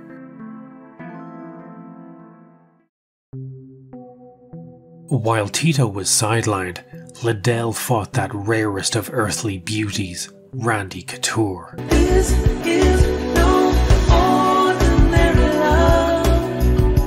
No for the interim light heavyweight title at UFC 43. That event managed to sell a third of the pay-per-views that Tito vs. Shamrock had. Tito's trash talk was doing something Liddell's reticence couldn't. It was selling. Whether Dana wanted to admit it or not, Tito was a star. Tito eventually returned from self-imposed exile, and he and Chuck would ultimately fight each other twice in the UFC, at UFC 47 in 2004 and UFC 66 in 2006.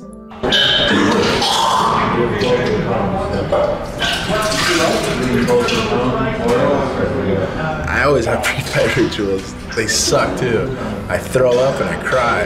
That's just me, man. I'm an emotional person, and my adrenaline's rushing so hard, and If there's anything in my stomach, it's for surely coming up, you know. When I walk out in the octagon, I feel tears coming down. That's just not automatic, and that's the emotions. Yummy. UFC 66 set a record for its day with over 1 million buys. 1 million buys in the days when the average person thought MMA was a joke sport made up for that one episode of Friends was unheard of. Chuck Liddell remains the light heavyweight champion!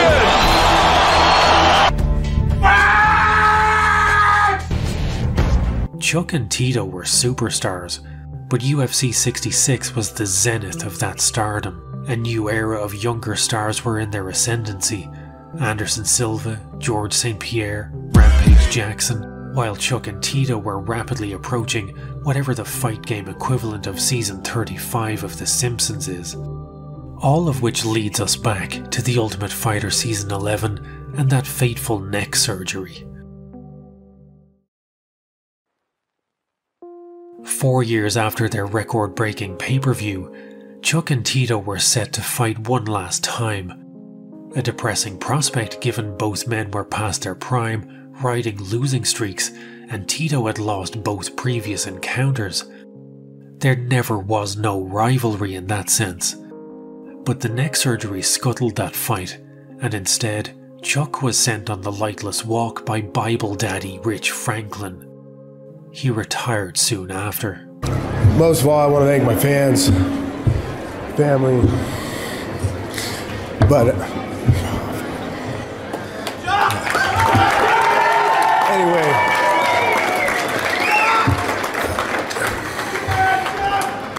there are some desires that are eternal. Money, power, beauty. For Valentina to notice me and maybe beat me up a little. In 2018, former champion boxer Oscar De La Hoya desired money, and so he staged his own MMA event under the banner of Golden Boy Promotions and coaxed a 48-year-old Chuck and a 43-year-old Tito out of retirement with a chance to turn back the clock and feel the fire of youthful competition once more. Somewhere in the deep pockets of the earth, an eldritch god awakened, whispered an unintelligible curse, and Liddell vs. Ortiz 3 was conceived. I'll spare you the details. No one wanted to see Chuck vs. Tito 3.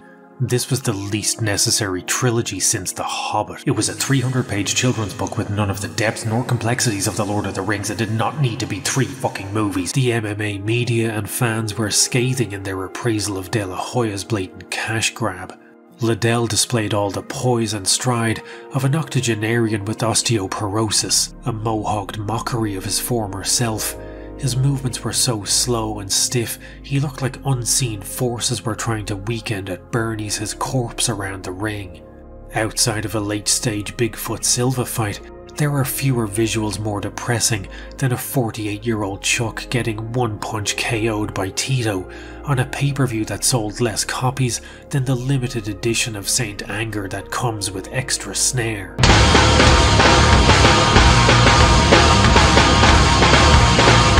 Tito would go on to have one more fight in which he choked out Alberto Del Rio, who coincidentally was the guy who wore a luchador mask while getting his head kicked clean off his shoulders by Mirko Krokop back in Pride. But fortunately for all of us, both Chuck and Tito remain retired till this day.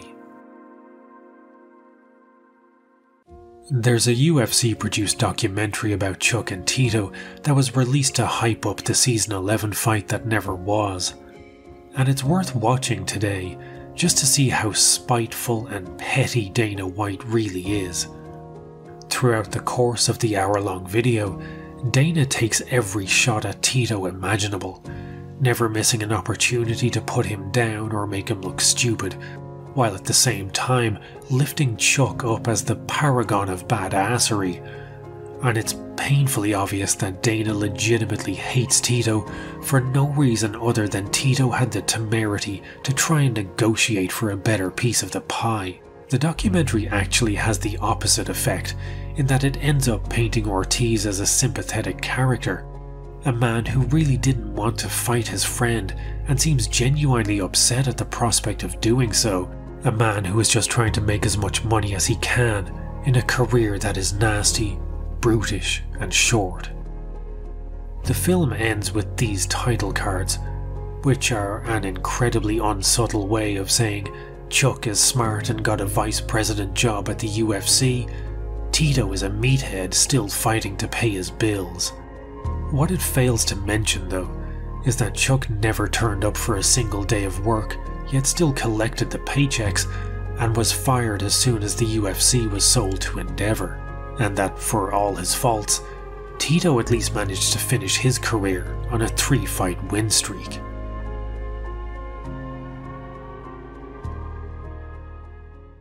Did I just make a pro Tito video?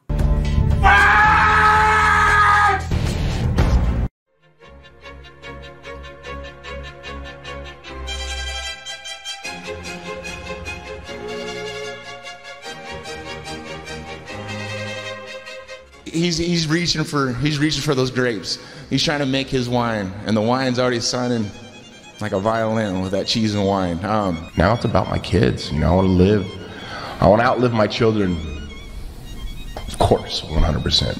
Boxing is chess, or excuse me, is checkers, and MMA is chess. And it's gonna be a double-edged sword that I'm gonna be able to shine myself. I'm only 43 years old. I'm an old mature. I mean, I'm matured old. I mean, very fast, but at the same time, my body hasn't matured great. That's better. As 2010 drew to a close, we'd seen earthquakes, the Occupy movement, and if further proof was needed that this era was an idyllic and innocent landscape compared to the one we inhabit today, it arrived in the form of Time magazine, voting the Stygian horror squirming within a human skin suit, Mark Zuckerberg, as their Person of the Year. I do jujitsu now. Please like me. I am not an eldritch abomination that will one day consume the stars and the very blackness behind them. Season 12 of Tough arrived in September of 2010.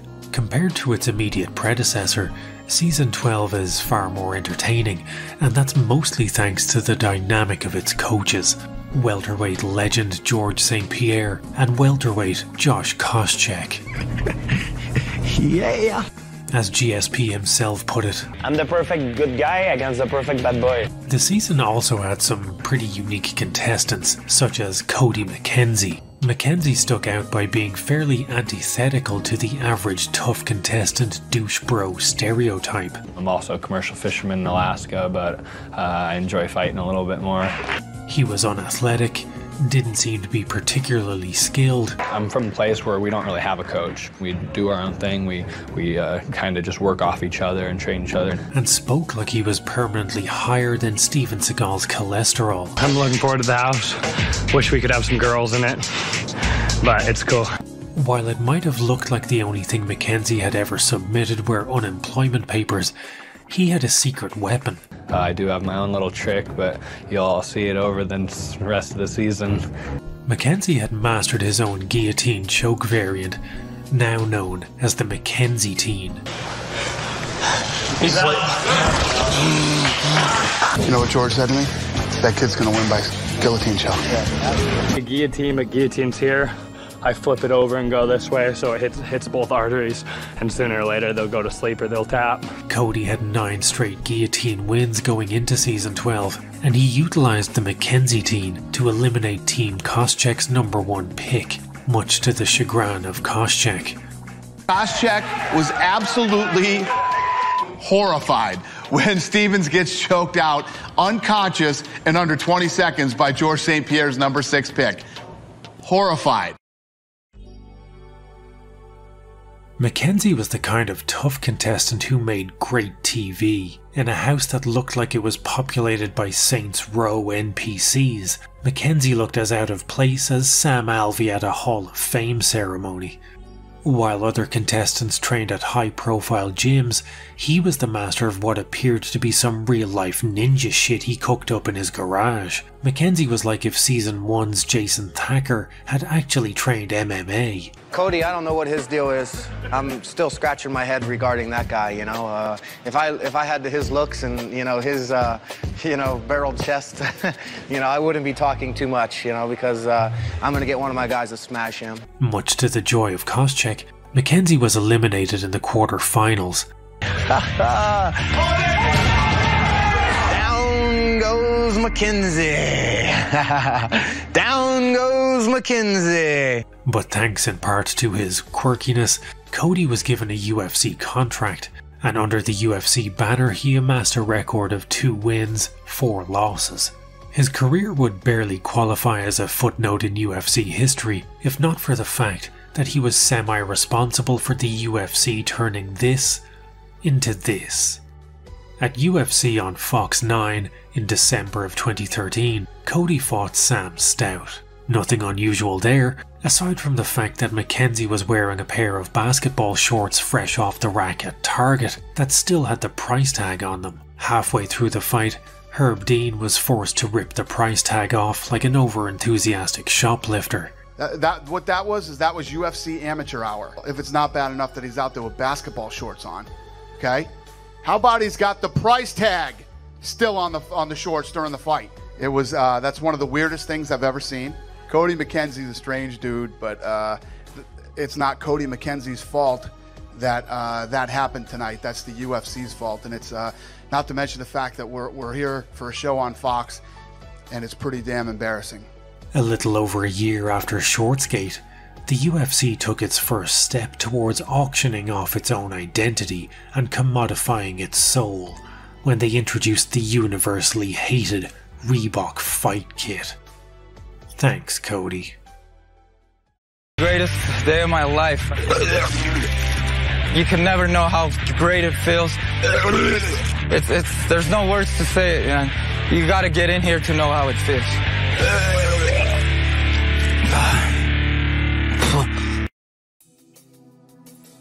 The season also had memorable moments such as contestant Nam Phan, who eliminated Mackenzie from the competition. Down goes Mackenzie.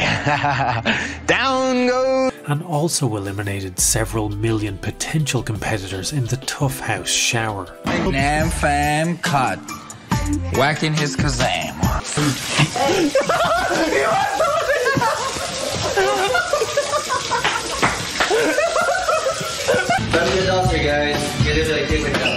If MMA doesn't work, he can open up a plumbing business because he was cleaning those pipes like...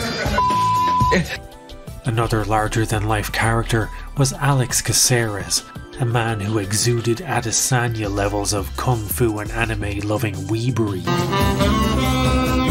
Caceres managed to irritate almost every single person in the house thanks to his permanent shit-munching grin and an ego larger than an original Xbox.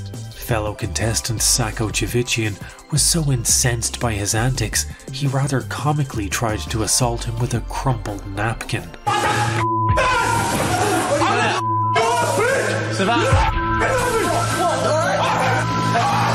So I just told him like to eat a and he got really mad, tried to throw he tried to throw a napkin at me. Caceres was another character that made for perfect viewing, as each week people tuned in to see if anyone had blast doubled that smile off his anime-loving face yet. But the real draw of Season 12 was the rivalry between GSP and Koscheck. The last time we saw Koscheck on The Ultimate Fighter was Season 1 back in 2006.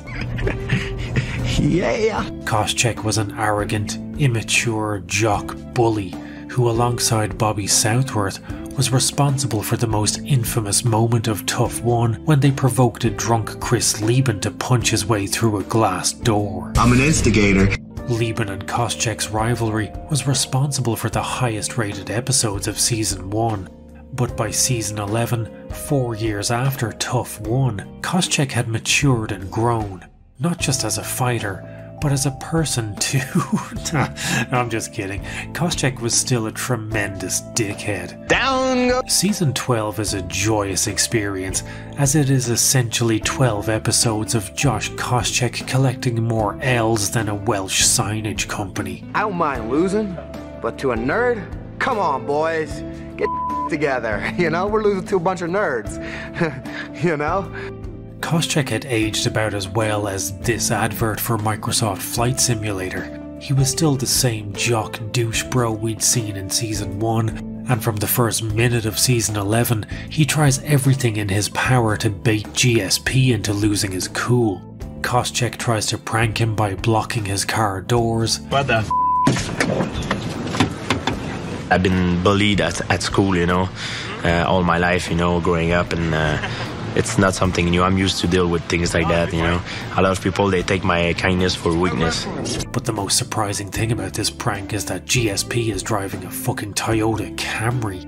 He harasses GSP's fighters. This ain't Alaska anymore, homie. He makes painfully unfunny gay jokes. Alright, I'm training him. Do I look good in mine? Cute, right? All those guys in the stands, you like them looking at you? In the Speedos? No? And when he realizes GSP isn't taking the bait, he starts legitimately beefing with Team GSP's medic, Brad Tate. He's pushing my buttons. I'm not afraid of the guy. I don't care. Who is Brad Tate? You know, I don't know why you're here. You're a male nurse, and I don't know why you're here. Don't be coming in here. Don't come. Don't. Come on, Tate. I'll get you. You know what?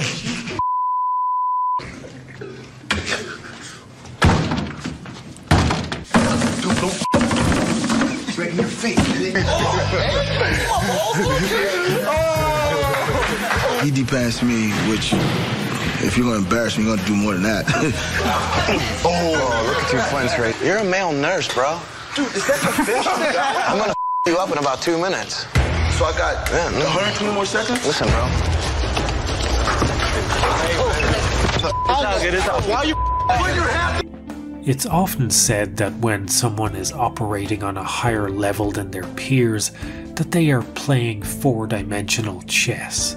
But GSP wasn't playing four-dimensional chess. GSP was operating on a plane so far removed from Koscheck's that he was playing ASCII Dwarf Fortress with the fucking Steel Battalion controller. GSP is a titanic brain tactician who would go to extreme lengths just to mess with his opponents' heads. If you look at the fight closely, in BJ Penn entry to the octagon, when he's walking into the octagon, you can see how I cheat. I hire a man to kiss BJ Penn on the mouth on his way to the octagon. And at that precise moment, BJ Penn lost all his strength and all his focus, and the fight was mine. It was even rumored that GSP hired Brad Tate solely for the purpose of antagonizing Koscheck. I believe that George didn't want the pressure of talking, so he hired this guy Brad Tate to come in, run his mouth, and pretty much get under my skin. Smart move, George, because it worked. You cannot outmaneuver GSP. He is the Erwin Rommel of MMA. He's playing XCOM on Iron Man mode, while you're playing the Bureau XCOM Declassified, which actually wasn't a bad game really. I mean, when you think you've gotten one over on him, GSP is already 10 steps ahead. Koscheck, a man who doesn't seem to understand the concept of motorboating, never stood a chance. I'm gonna run over there and probably just, you know, get in George's face and motorboat his ass. While he was making gay jokes, GSP was making fake pick lists to trick Koscheck into choosing the wrong fighters. So as we go into the team picks, I noticed that George St. Pierre is holding his team picks in his hand, and it's facing me and Koscheck. Hey, you got all your hanging out there, bro. It's a strategy. So he made Koscheck go after Stevens first so he could get Michael Johnson. Exactly. Well played, George St. Pierre. Well played. While Koscheck was wasting energy beefing with the male nurse, GSP brought in Mike Tyson, Freddie Roach, John Danaher with hair, kinda, Greg Jackson, and infamously Muay Thai coach Jean-Charles Skarbowski, who turned up to the gym with more booze in his system than Conor at the Khabib presser. Gonna be long night. Yes! He know this. Lord, Jamie, that's He know crazy. this. And still beat the crap out of everyone on Team GSP. That guy is brutal. He beat us all up and he was drunk, so that guy can fight. To be fair to Koscheck, he did have a pre-UFC Daniel Cormier on his coaching staff, but in a multiple choice exam you're guaranteed to get at least one question right.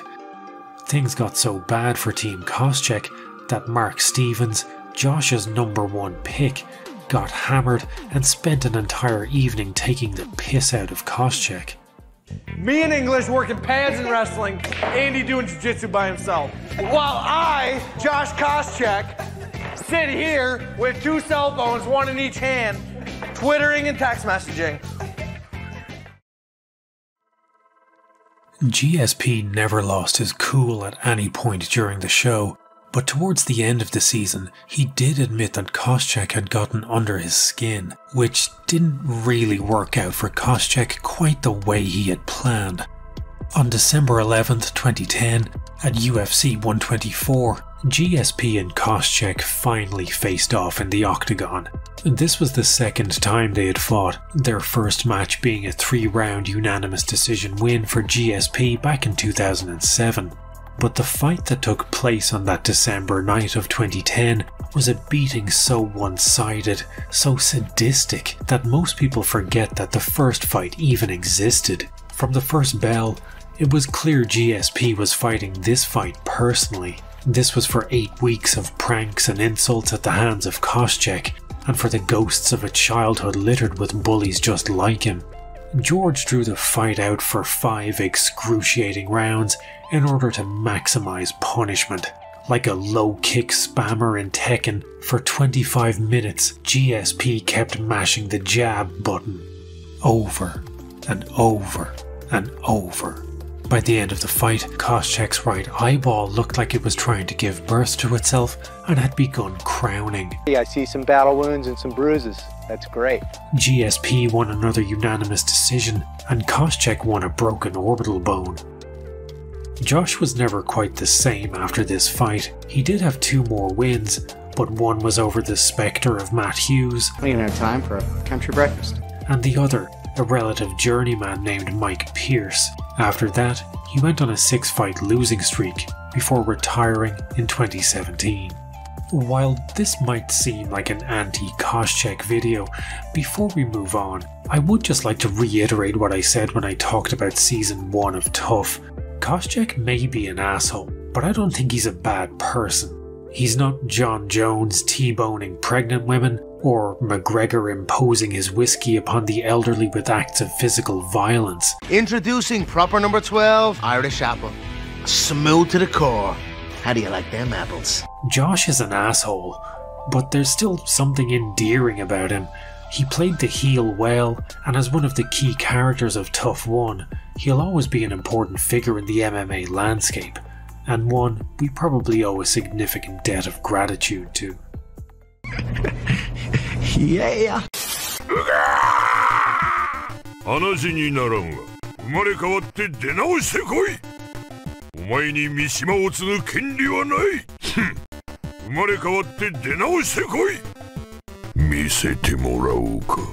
Koscheck's a dick. Let's just face it. I mean, the guy's a dick. He's not a bad guy. He's just a dick, and there's a big difference. Just got one more for George. I would like to just say a prick, not a dick.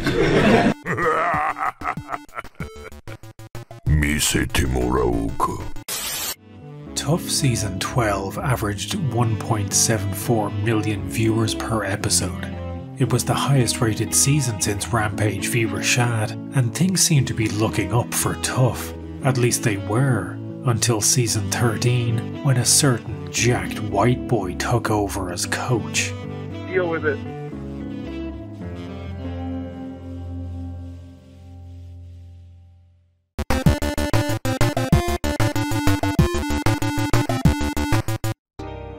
Season 13 aired on the 30th of March 2011. Tough 13 is generally about as well regarded as the Power Slap mobile game. Blue, right on one. That was juicy. To go back to that Simpsons analogy from earlier, Season 13 of Tough would be the equivalent of Season 10 of The Simpsons. This was the point where people first started to see a noticeable decline in the show, both in terms of entertainment and in ratings. The choice of coaches for this season was its first big misstep. Junior Dos Santos is one of the nicest human beings to ever take up a career in professional fisting, and anyone expecting Brock Lesnar to cut WWE-style promos every episode would be left wanting. Brock seemed to have undergone a softening of his personality. Maybe he had just had a Coors Light and gotten on top of his wife, or maybe post-diverticulitis health scare Brock was just happy to be there. There was no beef between the coaches, and they had no history, unlike Chak and Tito or GSP and Koscheck. The UFC were banking on Brock being a huge ratings draw simply because his pay-per-views sold huge numbers. But episode 1 of Season 13 was the lowest rated Tough debut to date.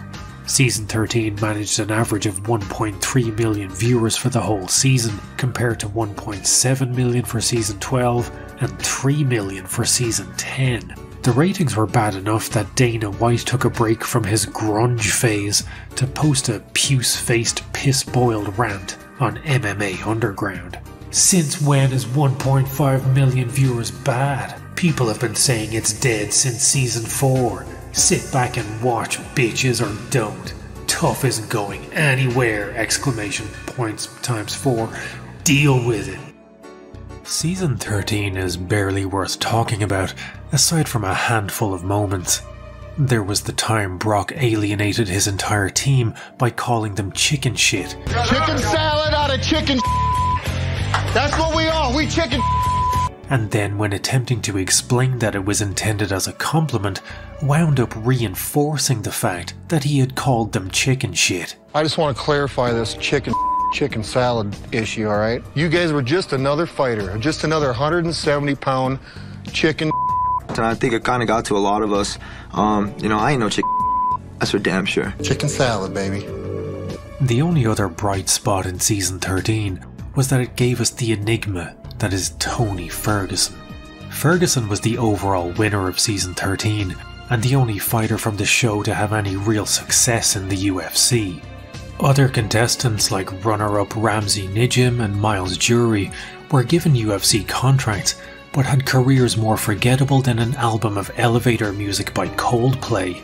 Several other fighters from Season 13 who found themselves in the UFC, such as Chris Cope or Shamar Bailey, were cut after nothing but losses. The Season 13 graduates weren't exactly setting the world on fire, but then we had Tony. On the show, he was mostly remembered for two things. That time he got blackout drunk and confronted Charlie Rader about the whereabouts of his estranged son, like if Tap Out did public service announcements. It's 10 p.m. Do you know... Where's your kid at? Don't say it. Hey, where's your kid at? Don't say it. That, and the fact that he won the show with 4 knockouts in a row. Despite never winning a championship belt, Tony is one of the most popular Tough winners to date, and a lot of that is down to how strange a human being he is.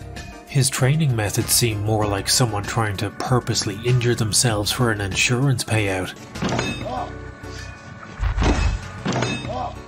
He would routinely do mental shit in the octagon, like throwing imaginary sand in the eyes of his opponent. He uses so many emojis, his tweets are like trying to decipher ancient Egyptian hieroglyphics, and when he speaks, it's a bizarre mix of funny, cringy, and asshole all in the same sentence. This is a rat race, but I'm no rat. I'm a fucking turtle. Ninja Turtle. So which one's your favorite? I like Michelangelo. Whether in spite of or because of all this, he became unconditionally loved among the majority of MMA fans. From 2011 to 2020, he had a total of 15 wins and only 1 loss to Season 12 runner-up Michael Johnson. All told, he had a 12-fight unbroken win streak. The only other TUF contestant to put together a longer win streak would be TUF 21 winner and eventual welterweight champion Kamaru Usman.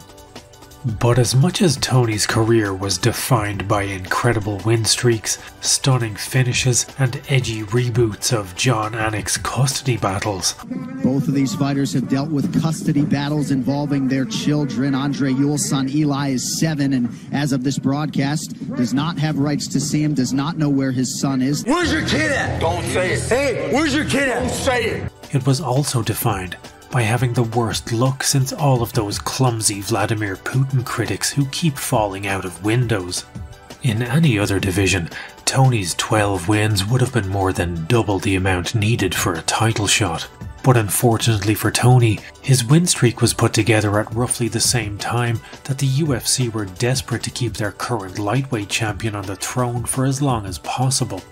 While Tony was busy putting together a win streak longer than Alexander the Great's, elderly abuse enthusiast Conor McGregor had leapfrogged the entire division and been given a title shot off the back of a whopping 0 wins at lightweight. Is he fucking awesome?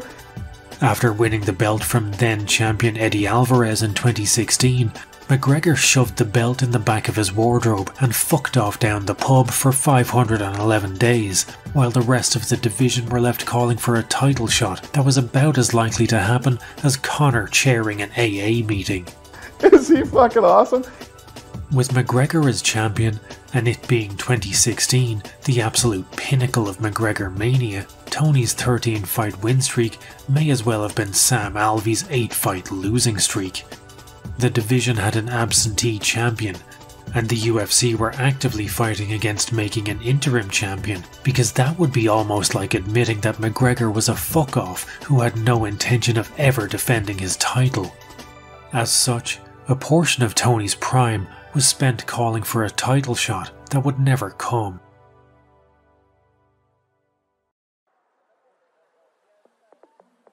The UFC eventually realised that unless the belt was made of the purest Colombian nose candy, McGregor wasn't coming back to defend it. They begrudgingly set up an interim lightweight title fight between Tony and Kevin Lee in October of 2017. Tony won and became the interim lightweight champion. In the 3 years prior to his interim title win, Tony had been scheduled to fight Khabib Nurmagomedov on 3 separate occasions. Both men were considered by most to be the 2 best lightweights in the world, and this matchup so highly anticipated, it was like a new Zelda game to Nintendo fans, a new God of War game to Sony fans, or a game to Xbox One owners. But whether due to injury, illness, or infamously the time Khabib overdosed on tiramisu and couldn't make weight, the fight was cancelled all 3 times, almost as soon as it was announced. Tony v Khabib appeared to be the most cursed matchup since brushing your teeth and drinking orange juice. But at UFC 223, on April 7th, 2018, the two would finally fight for the right to call themselves the lightweight champion, after McGregor was finally stripped of the title after 511 days of inactivity. It's also worth noting that the UFC were so desperate for McGregor to come back and defend his belt, they literally waited until the day of the fight between Tony and Khabib to strip him of the title. But fate would have more twists in store, as UFC 223's fight week would go down as the single most chaotic week in MMA history.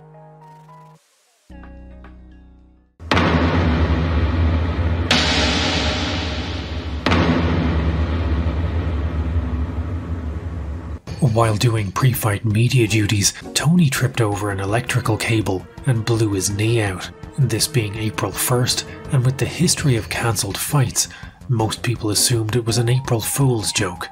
But Tony really had just lost a 10-8 round to a strip of cable, and the main event was scrapped for a 4th time.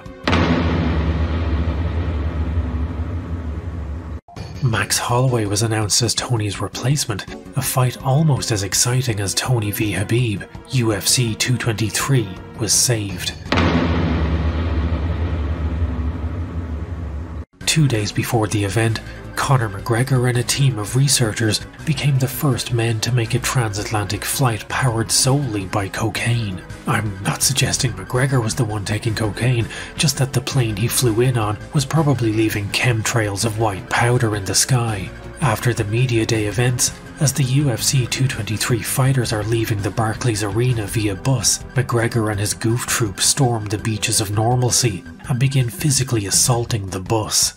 Conor's aim is to get revenge on Khabib for threatening his now ex-best friend, Artem Lobov, an idea which probably seemed great at 5 AM just before the crushing come-down. Several fighters are injured, and the bus assault ends up with Conor in jail and 3 fights on the card scrapped.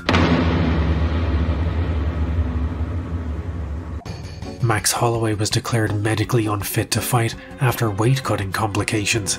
The UFC entered desperation mode and offered the title shot to anyone who looks like they weigh 155 pounds or less.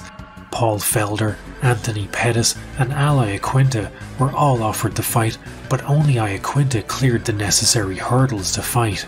Iaquinta vs Khabib is the new UFC 223 headliner, yet 2 days before being thrust into the main event, Iaquinta was so low down the UFC's totem pole that he had to hand draw his own sign for media duties.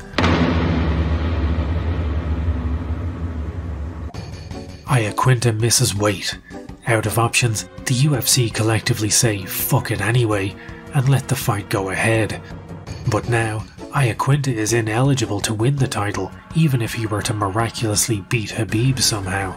But he doesn't, and Khabib wins the lightweight title in a fight more one-sided than my relationship with Valentina and one of the most farcical main events in living memory. Tony would never get to fight Khabib. The prospect of a prime Tony versus a prime Khabib disappeared like dust motes in a sunbeam as their 5th and final attempt at a fight was waylaid by a global pandemic. Tony's 12-fight win streak would eventually be snapped on the 9th of May 2020 by Justin Gaethje.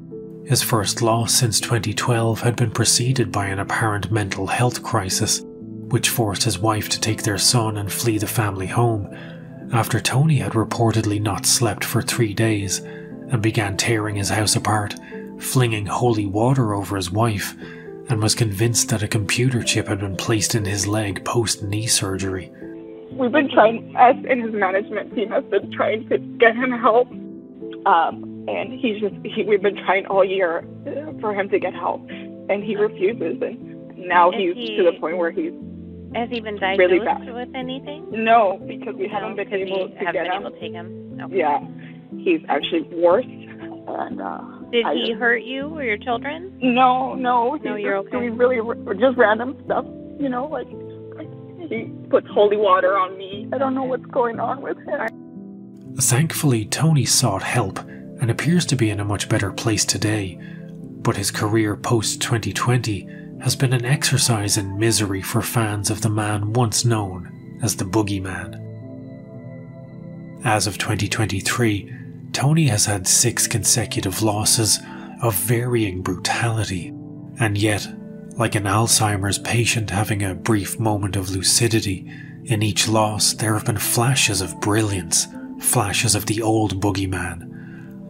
And that just makes it all the more painful when that moment of lucidity passes. Tony has shown no interest in retiring and refuses to countenance the idea that maybe Father Time has finally caught up with him.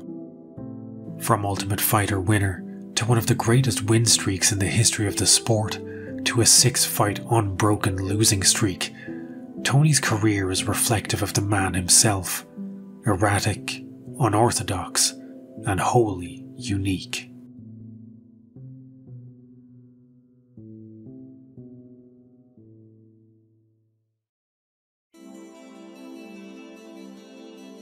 Post-Season 13 was a tumultuous time for TUF. Season 14 aired in September of 2011 and is generally well regarded thanks to the banter and pranks between coaches Mayhem Miller and Michael Bisping. Pay attention to the situation, Miller. It's going to be real familiar soon. Could you be any more of a douchebag? I don't understand what makes Michael such an ass. I mean, possibly he has a small penis. I don't know.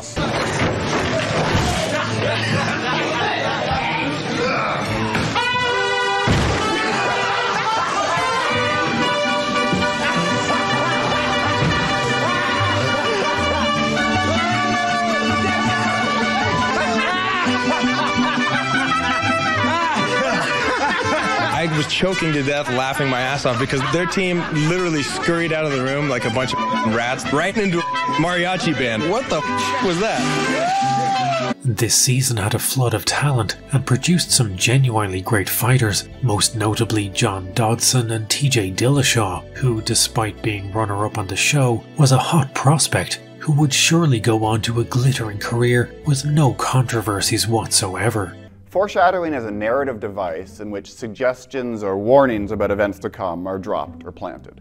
But season 14 underperformed in the ratings, possibly due to tough fatigue after the disappointing season 13. It averaged 1.5 million viewers, which was an improvement over season 13, but still less than season 12. The UFC needed a change-up of the formula, and for better or worse, mostly worse, that came with season 15. Also known as the live season.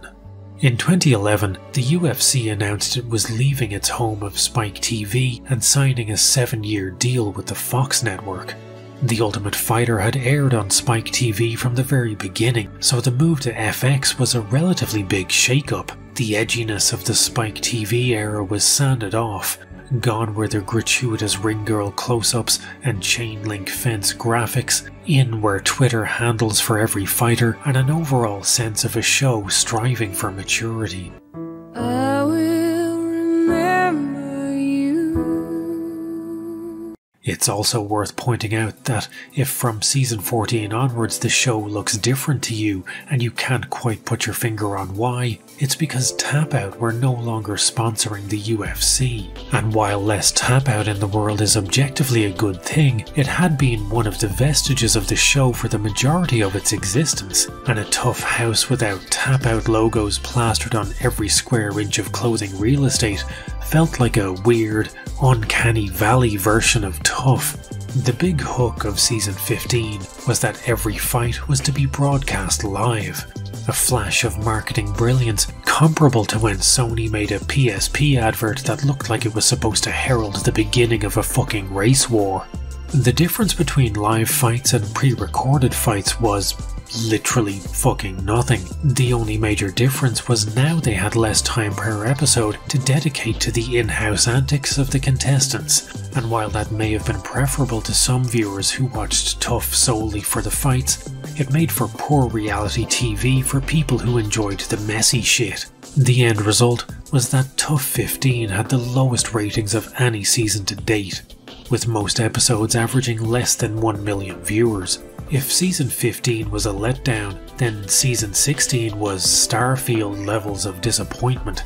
The coaches for Tough 16 were season 10 winner Roy Nelson and Shane Carwin. Carwin was a promising heavyweight who had wins over Frank Mir and Gabriel Gonzaga, but whose career would ultimately fizzle out shortly after Tough 16 finished, thanks to a string of injuries and back-to-back losses against Brock Lesnar and Junior Dos Santos. And this was another season where the coaches had no personal history with each other and didn't really have the personalities to carry off an entire season of reality TV. By episode 3 of season 16, ratings for the show had hit an all-time low of 775,000. Week on week, views were declining, and among MMA fans, it seemed that interest in Tough was eroding. Despite being the single lowest rated season at the time, Tough 16 was at least responsible for one of the greatest moments of unintentional comedy in Tough history.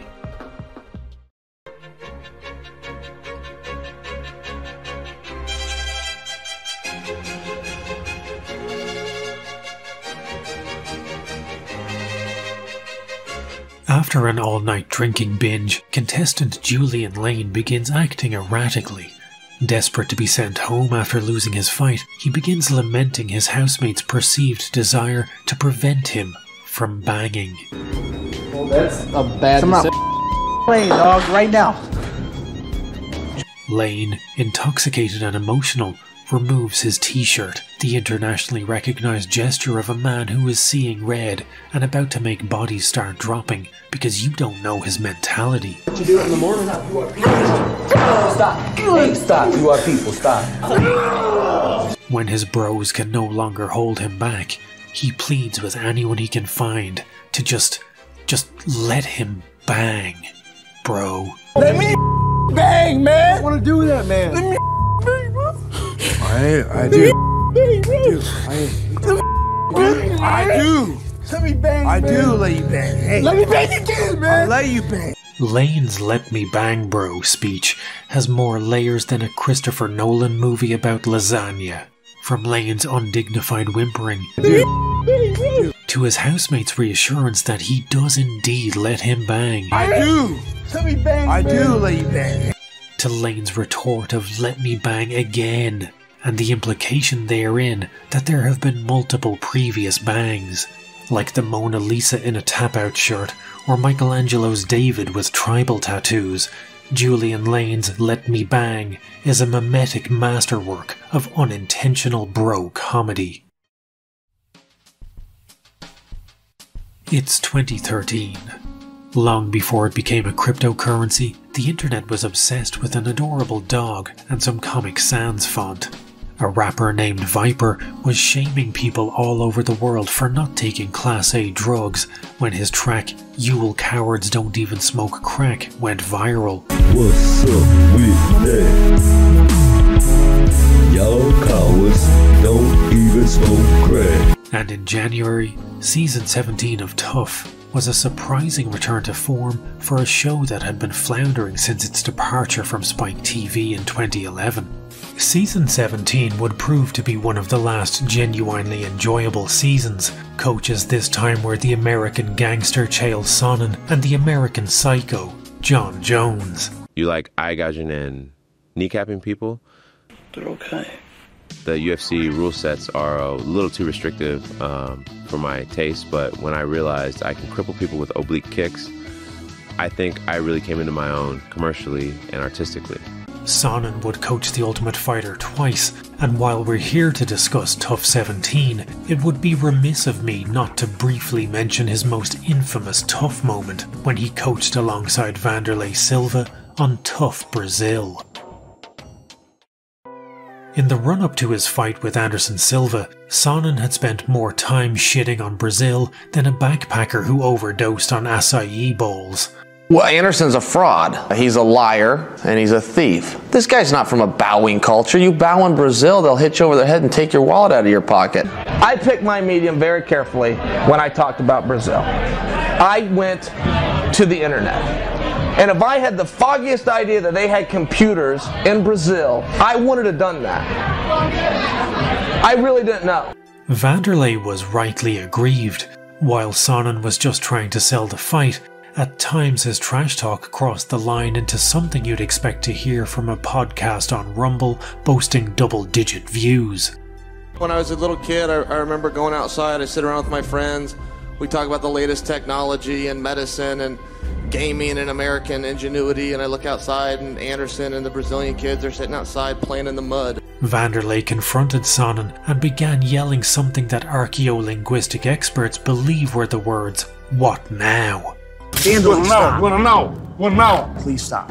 Sonnen, who looked like he had arrived on set directly from dropping his kids off at soccer practice, took no chances and shot a blast double on Silva after uttering the now infamous phrase, I can't let you get close. Whether he meant physically or emotionally, we'll never know. What we do know is if you listen carefully, the cherry on top of this flip-flop shod farce is that Chael mumbles the words, "fucking amateur," mid-takedown. Sonnen was famous for being arguably the best trash talker the UFC has ever seen. Actually, there's no arguably about it. If you gave Conor a team of writers and 6 weeks to prepare, Chael would still cook his ass right off the cuff. Vanderlei, you are an immigrant from Brazil. I am a gangster from America. Are you sure you want to play that game with me? Listen, Vanderlei, I will do a home invasion on you. I will cut the power to your house, and the next thing you hear will be me climbing up your stairs in a pair of night vision goggles I bought in the back of Soldier of Fortune magazine. I'll pick the lock to the master room door, take a picture of you in bed with the Nogueira brothers working on your jiu-jitsu. I'll take said photograph, post it at www.dorksfrombrazil.com. Password, not required. Username, not required. That, Vanderlei, is how you threaten somebody, dummy. His entire career was spent playing a WWE-style heel character, but back on Tough 17, he was routinely dropping this facade to give some of the most grounded, sensible, and realist advice that had ever been heard on the show. To ask you a personal question, I have a constant struggle battling myself. That's what I was. I think at one point in my career, I just lost a lot of confidence. And you know, I have people saying, "Oh man, yeah, you're this, you're that." It's different when they see it, but if you don't see it for yourself, I don't think it's worth nothing. Yeah, I could finish every sentence that you were about to say. Here's the biggest thing that happened to me, is I had lost, X amount of fights by submission in the second round, right around 7 minutes of the fight, dominating up till then. I go, this just isn't physical. I got a mental problem, and I'm finding out where it's happening. So I treat it like an alcoholic, where the first thing I had to do was admit I got a problem and ask for help. And I went in and saw a guy, a sports psychology guy. One of the huge things that I realized that everybody's going through it. I used to think there was something wrong with me. I used to be really embarrassed about it.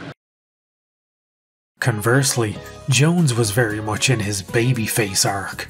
Years before his mask of sanity would slip for the first time when he questioned the whereabouts of Daniel Cormier's cat. Hey pussy, are you still there? Before he played real-life Ridge Racer outside an OBGYN. Wow! Total destruction! And before the drunken arrest for spousal abuse, Jones was still maintaining the image of a man so righteous that when he goes to church, he doesn't take communion, communion takes him. Jones' coaching style was reflective of this, with bog-standard inspirational shit about the team being a family and how you just need to give 110%, the live, laugh, love of MMA coaching.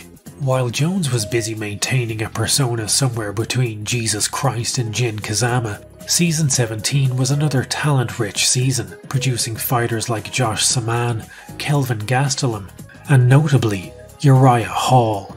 From episode 1, Hall was tipped to be the overall winner of the show. Born in Jamaica, Hall had moved to Queens, New York at age 13.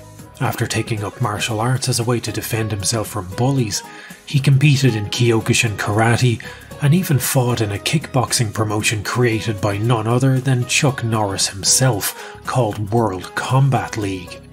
But it was episode 3 of season 17 that would catapult Hall to MMA infamy. It's incredibly rare for a performance on Tough to break out of the bubble of the show and go viral. The last time it had happened was likely the season finale of Tough 1 or Julian Lane desperately seeking contusion.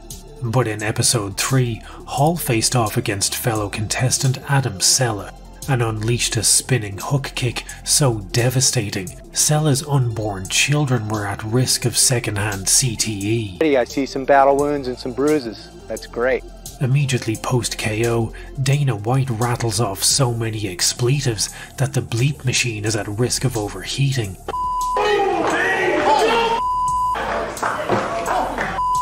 As the initial hysteria over the knockout fades, it's replaced with something far worse. Fear. Sella legitimately seemed like he might never get up again, leading Hall to utter the now infamous refrain. Sorry, Adam. Despite knowing full well that Sella would be fine and continued his MMA career in promotions like World Series of Fighting and Bellator, it's still uncomfortable watching the aftermath of the knockout. To see the awkward interactions between Hall and his team in the locker room, you can tell they are still internally more nervous than Brendan Schaub opening Metacritic. The unspoken concern amongst them is that Sella will be arriving for his next training session either in the back of a hearse or the front of a short bus, and that they may have to fight Hall at some point themselves. The unease is compounded when Steve Mazzagatti, a referee famous for reveling in fighters taking more punishment than necessary, has to be the one to reassure everyone that everything is fine and they didn't just see a man die. While the knockout of Adam Sella is the most famous KO of the season, Hall was responsible for another knockout that, while not as flashy, was far, far worse. If the Sella KO was nevermind, polished and packaged for mass consumption, the McDaniel KO was in utero, raw, guttural, and somewhat disturbing. In the quarterfinals, Hall fought Bubba McDaniel. The memory of the Adam Sella knockout was so fresh in everyone's mind that Hall became the Baba Yaga of Tough 17. McDaniel was mentally defeated before the fight even started. One of the very first strikes Hall threw flatlined McDaniel, and the fight was over. This kid is nasty. Dude, I'm telling you, when this guy knocks people out, it's scary in here. He is nasty. In one of the most disturbing tough moments, McDaniel lies prone as a pool of blood seeps across the canvas. McDaniel's panicked voice can be heard repeating over and over that something is wrong with his eye. You got caught. What's wrong? You're alright. What's wrong? Just stay there for a second. You're alright. Huh? What's wrong? Why is my eye up? You got caught. My eye hurts. Roll you to your side, okay? Okay. I just can't move. Alright. I'm gonna roll him to your side. Something wrong with my eye. Yeah, we're gonna work on it right now, brother. No, I mean like inside. Inside? Yeah, it's just a cut right. So brutal were Hall's knockouts that even watching this in 2023, I half expected them to roll McDaniel over, only to find that he now resembled the guy who fell into the toxic waste in RoboCop. His eye was fine, if completely swollen shut, but it all added to the growing mythos of Uriah Hall as the most feared fighter Tough had ever seen. This guy is the nastiest guy in Ultimate Fighter history.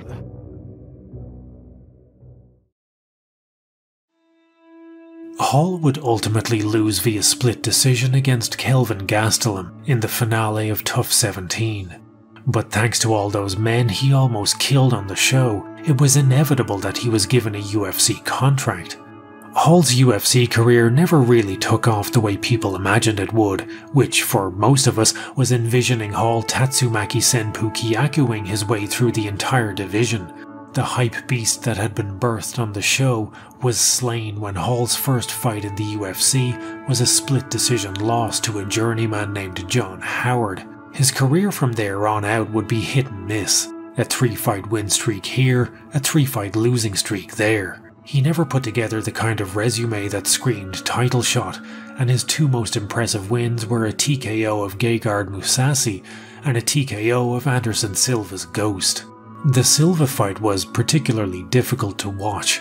Hall TKO'd his own martial arts idol and sent him into retirement on a loss. Both men broke down in the octagon post-fight. Thank you very much. I love you. Thank you. Sorry.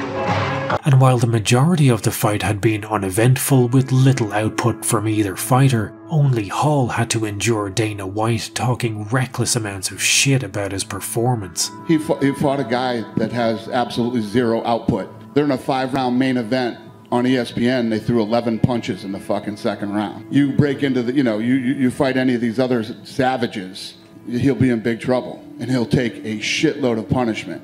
Uriah Hall threw 11 punches in the second round. Uriah Hall's one of the most gun-shy fighters in the UFC. Hall's last fight in the UFC was a truly bizarre affair, as he, Anderson Silva and Chris Weidman would become inextricably linked as 3 points in the most heartbreaking triangle since the one that ended Chael's title aspirations.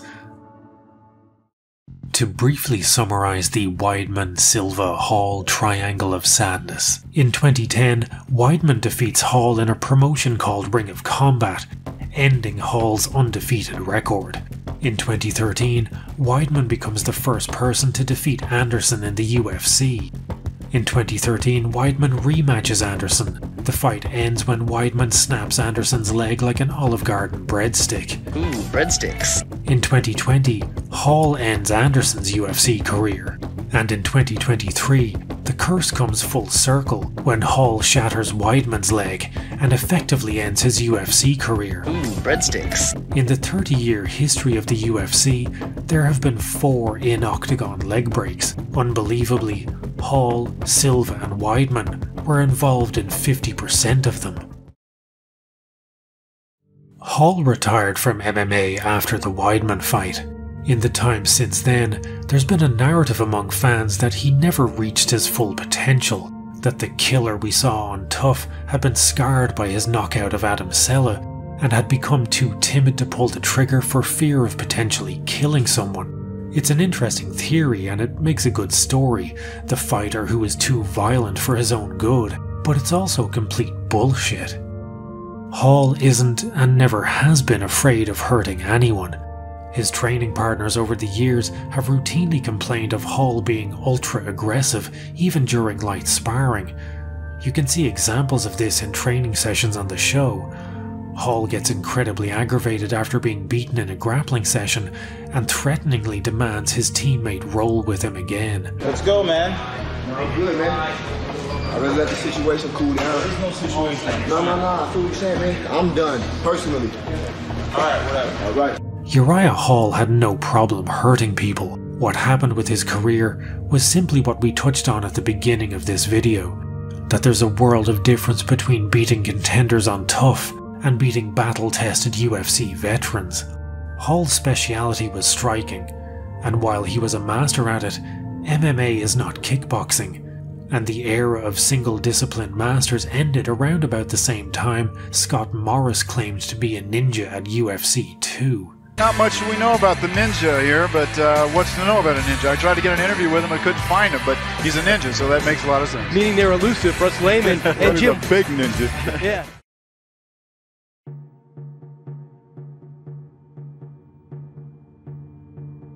Another fighter of note on season 17 was Josh Saman. I'm just trying to take it as far as I can, push the limits, and hopefully when I look back on this experience, I'll be able to say that I did all I can to win. Saman made an impression early on when he used a bizarre double-fisted clubbing technique which drew derision from Jones but seemed to impress Chael. Not a move that I would recommend, but for some reason it works when he does it. I think Josh is for real. Saman was one of the standouts of the season. He was cocky, arrogant, and I mean, Jesus Christ, look at this man. He looked like a fucking Greek god made flesh. He made an enemy of Uriah Hall after Hall described fellow housemate Tor Trainig as a professional cooker, to which Saman corrected him by saying, "It's called a chef." The editors used all this to paint him as the villain of the season, but outside of the illusory wall of reality TV, Saman was anything but villainous. Friends said that Saman correcting people's grammar as he had with Hall was simply a form of insecurity. He himself had never finished high school. Josh had a troubled childhood. Introduced to drugs at an early age, he had survived an overdose by age 11. He dropped out of school aged 16, and by 17, he was using cocaine. One word to describe my life from 16 years old to 27. Roller coaster. I grew up with a single mother. I largely raised myself for my later teenage years, and I moved out of my mom's house at an early age and kind of made for an unconventional lifestyle growing up compared to a lot of my friends. Even his own mother described him as, and I quote, a little asshole. I dropped out of high school when I was 16, moved out, and I found mixed martial arts. Before hitting his 20s, he'd been through both jail and rehab, but his asshole tendencies changed drastically for the better when Josh found MMA. With a record of 9 wins and 2 losses in his early career, Saman co-founded his own MMA promotion called Combat Night, based in Tallahassee, Florida. but his goal was always the UFC. He had tried out for TUF 4 times, failing twice, succumbing to injury a third, and finally in his fourth attempt, he double-fisted his way onto the show. And much like Hall, despite coming up short in the competition, he was still given a contract by the UFC once the show was over. His first official fight in the UFC was at the TUF finale on April 13th, 2013, where he defeated Kevin Casey via TKO. From overdosing aged 11 to a successful UFC debut aged 25, Saman's story was very much in its redemption arc. But all that was to change 4 months later. Saman's girlfriend, Haley Kate, was killed after her car hydroplaned off a wet highway and into a tree. She and Josh had been texting at the time of the accident, and Josh, knowing she had been driving while they were texting, was unable to blame anyone but himself for the accident. I always had speculated that it was her and I texting that was the cause of the accident. Whether that was the case or not, the time between the first responder on the accident and the last text that she sent me was remarkably close. So I don't know that, I'm not sure that it could lead to any other conclusion than that. When you're at your weakest, addiction is at its strongest, and 2013 did its best to assail any of Josh's remaining defenses. A string of deaths hit Saman's family. Shortly after that, my mom's husband, Jeff, died, and then Haley's mom, Sue, died, and it was just one thing after another where I really didn't know if it was ever going to end. Saman slipped back into old habits. He began missing practice, and friends suspected he was using again. They were right. Josh needed goals to keep him sober, and fate seemed to intervene on his behalf when UFC 181 was announced for the 6th of December 2014, a date that held particular significance for Saman. It would have been Haley's 24th birthday. And so that's what originally brought me out of the darkness, was knowing that I had light at the end of the tunnel. Josh was scheduled to fight another TUF graduate, Season 19's middleweight winner, Eddie Gordon. That night, in a moment of pure catharsis, Saman defeated Gordon via head kick KO, securing a performance of the night and contender for knockout of the year. Post-fight, Saman collapsed to the mat, an outpouring of grief for the touch of a vanished hand and the sound of a voice that is still. I was on a mission, I had a goal, I wasn't leaving without completing that goal. Good, here we go! There was no doubt in my mind that I was leaving a winner. We're gonna have a good announcement of the show. Big takedown! It is all over! Oh my goodness! Oh my goodness! Out of nowhere! That was my finest hour of my whole life, of all 26 years at the time. It was an element of closure that I couldn't have had in any other way. I love you, Jeff. I love you, Sue. I'm still not completely behind the mantra that everything happens for a reason, but I've learned to just trust the journey, because at the end of the day, we don't really have any choice but to. I knew as long as I didn't give up and just stayed in the fight that there would be a way to succeed. And I had so many moments of self-doubt and uncertainty since the last time I was in the cage. This is for Haley and Sue and Jeff and my mom and everybody in Tallahassee, 850. I love you guys. You're my heart. Thank you for so much.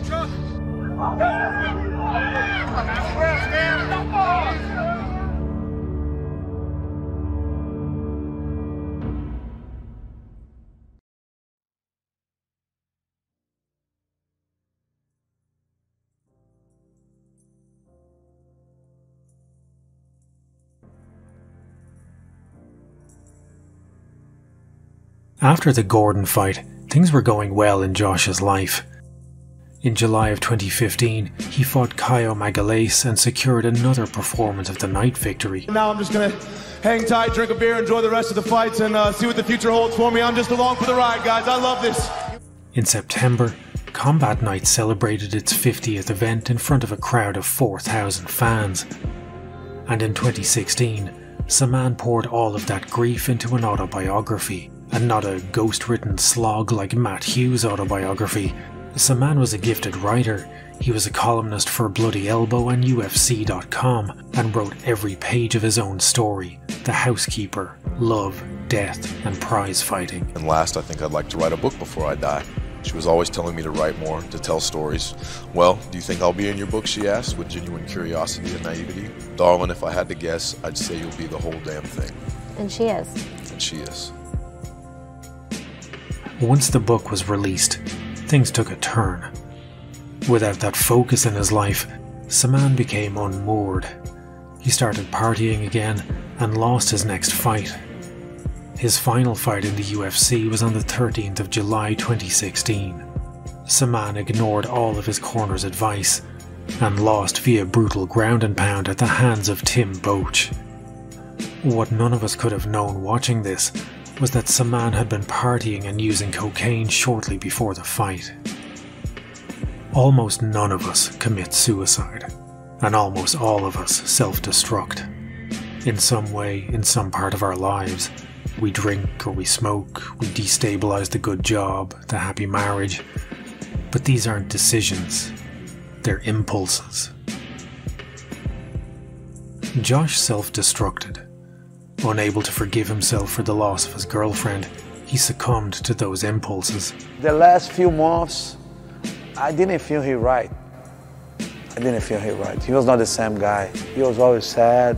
I remember one of the last times we trained, he was like he was not there. We stretching, and Josh was not there. He was sad. I said, Josh, what's going on? 2 months after his last fight, Josh and the ring announcer for Combat Night, Tony Kirkenberg, were found unresponsive in an apartment in South Florida. Kirkenberg had been dead for some time when they were found, the victim of a cocaine and heroin overdose. Saman was still breathing. He was taken to hospital, where he remained in a coma for 6 days. But he's supposed to be here, and he's not here right now. I still can't believe, man. Josh never woke up. I'm not comfortable with the title of role model, but I do know that there are some things that people can learn from me. The more of my story that I get out, the more I think that could help people.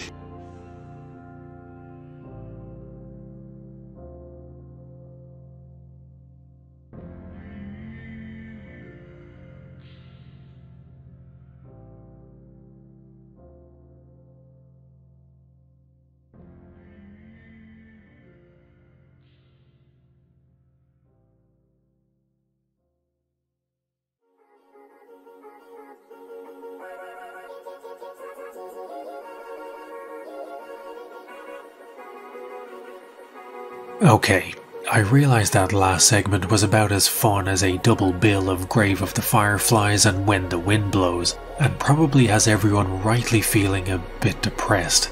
So here's a video of Biscuit to try and elevate everyone's mood. Rest assured, as we move on to the final part of the video, from here on out it's nothing but positive energy and hashtag good vibes only.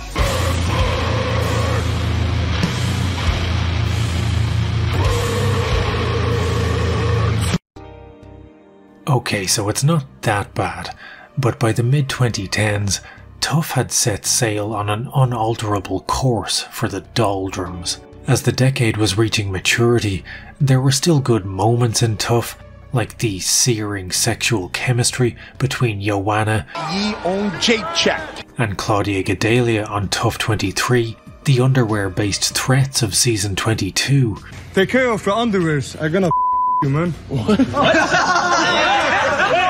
Cody Garbrandt doing something with his friends. Hanging with the boys! Hanging with the boys! Hanging with the boys! Good, good. We're hanging with the boys! Or the dubious coaching of Joe Benavidez.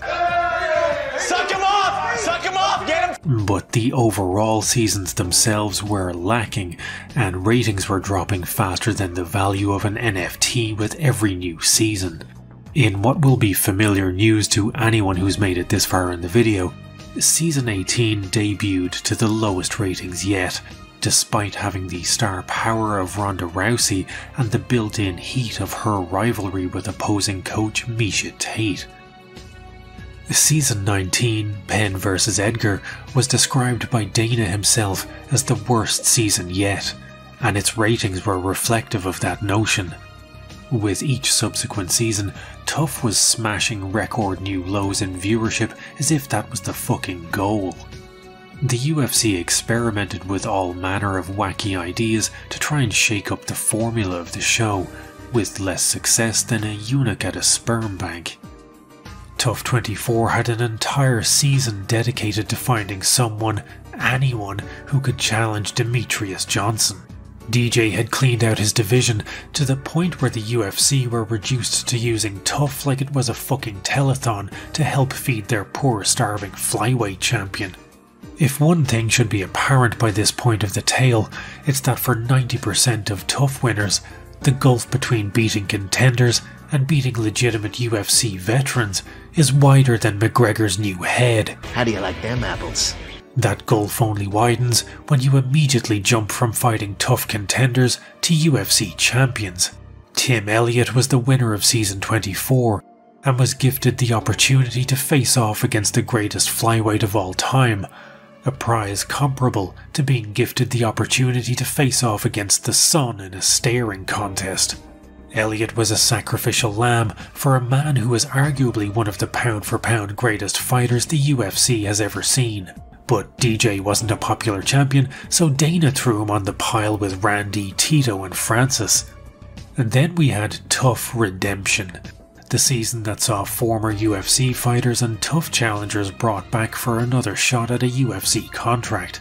Joe Daddy Stevenson, the winner of Tough 2, was back after being dropped by the UFC and years of alcohol addiction. Even Julian Lane was there for a second shot at banging his bro. Let me bang! Let me bang! Yeah, he bang, bro! He's a bitch! Like last season! Let me bang, bro! Fuck me, man! Let me bang! I'll let you bang! Most of the contestants were too old or too shop-worn and needed someone to tell them that at this stage in their lives, professional fighting was not a viable career path. The sheer pointlessness of this season was laid bare when its winner, Jesse Taylor, was booted out of the UFC before even having a single fight.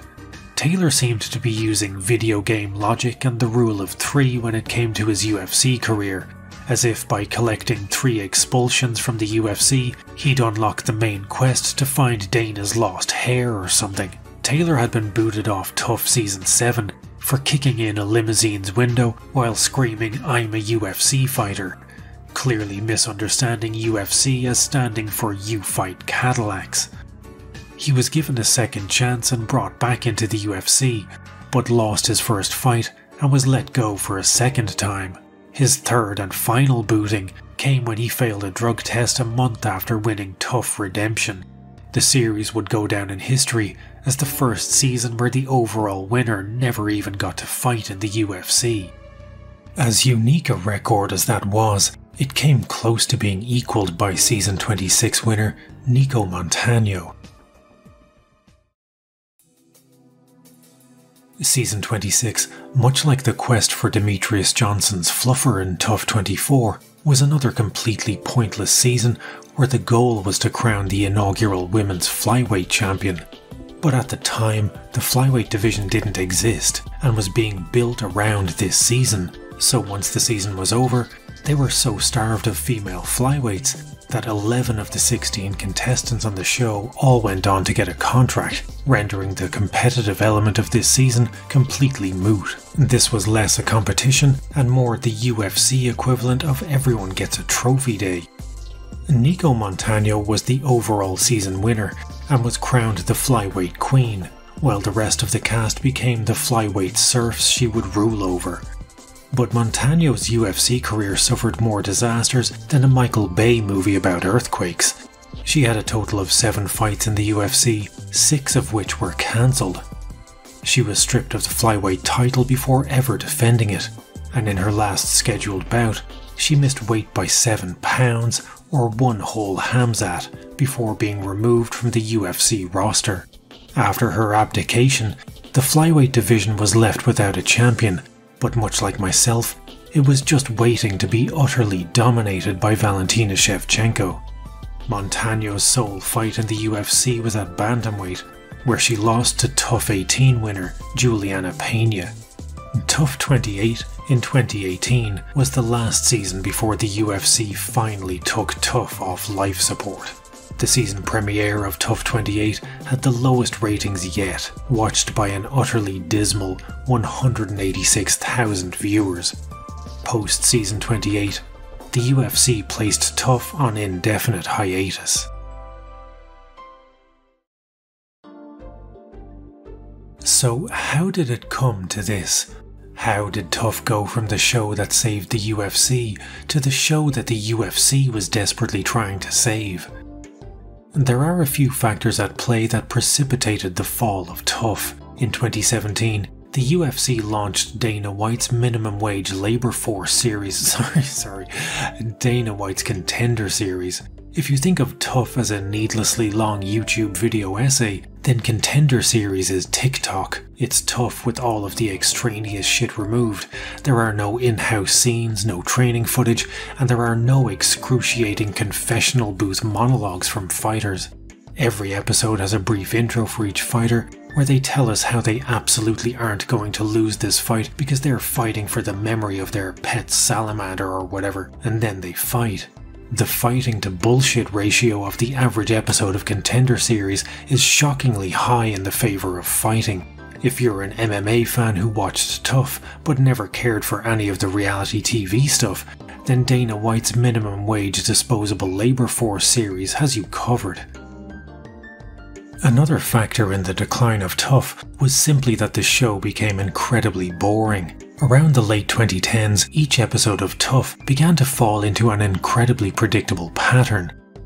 The first half of the episode is confessional booth talk and home movie footage from Fighter A, wherein we are introduced to their family and friends and fucking grandparents, and we follow them on their daily commute to the gym. Then they tearfully tell us about how they're broke and refuse to lose because this is their one big shot. Then repeat that for Fighter B, sprinkle a couple of minutes of gym footage in there. You now have the formula for every single episode of TUF for the last 4 or 5 years. There's also the fact that when TUF was at its most enjoyable, MMA wasn't on TV every weekend. In those days, the UFC was on TV once a month if you were lucky. Anything more than that, and you felt like you'd been blessed by the Puce one himself. So getting to see fights every single week while TUF was airing was a godsend. Nowadays, the UFC is cranking out cards every weekend, most of which feature less stars than an Arctic summer. On top of all the other MMA and combat sports content like ONE, Bellator and Ryzen, these weekday TUF fights just feel like bloat. Another factor at play was the later season's decision to remove alcohol from the house. And this is a bit of a tricky one because on one hand, these are professional fighters and drunken antics aren't a good look for the UFC, and it certainly doesn't paint your athletes in a favourable light when they're pissing the bed and drunkenly making Pop-Tarts at 4 AM. But there's no question that from a reality TV perspective, the most entertaining moments of TUF came from the fighters being absolutely fucking buckled. The Chris Lieben incidents in Season 1, Julian Lane's monologue about brotherly love, Tony Ferguson's PSA about Charlie Rader's son. Hell, Season 8 revolved entirely around the drunken antics of Junie Browning and was possibly the most entertaining season of all time. It's exploitative and it's trashy, but that's reality TV. The UFC were torn between trying to make TUF mature and also trying to make it a reality TV show, and those two concepts do not dwell in the same house.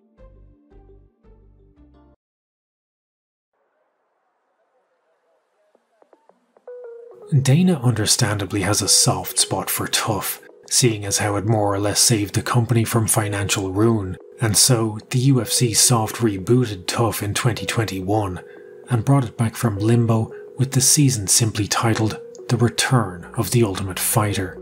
But this was a return in much the same way as this guy returns mice to me.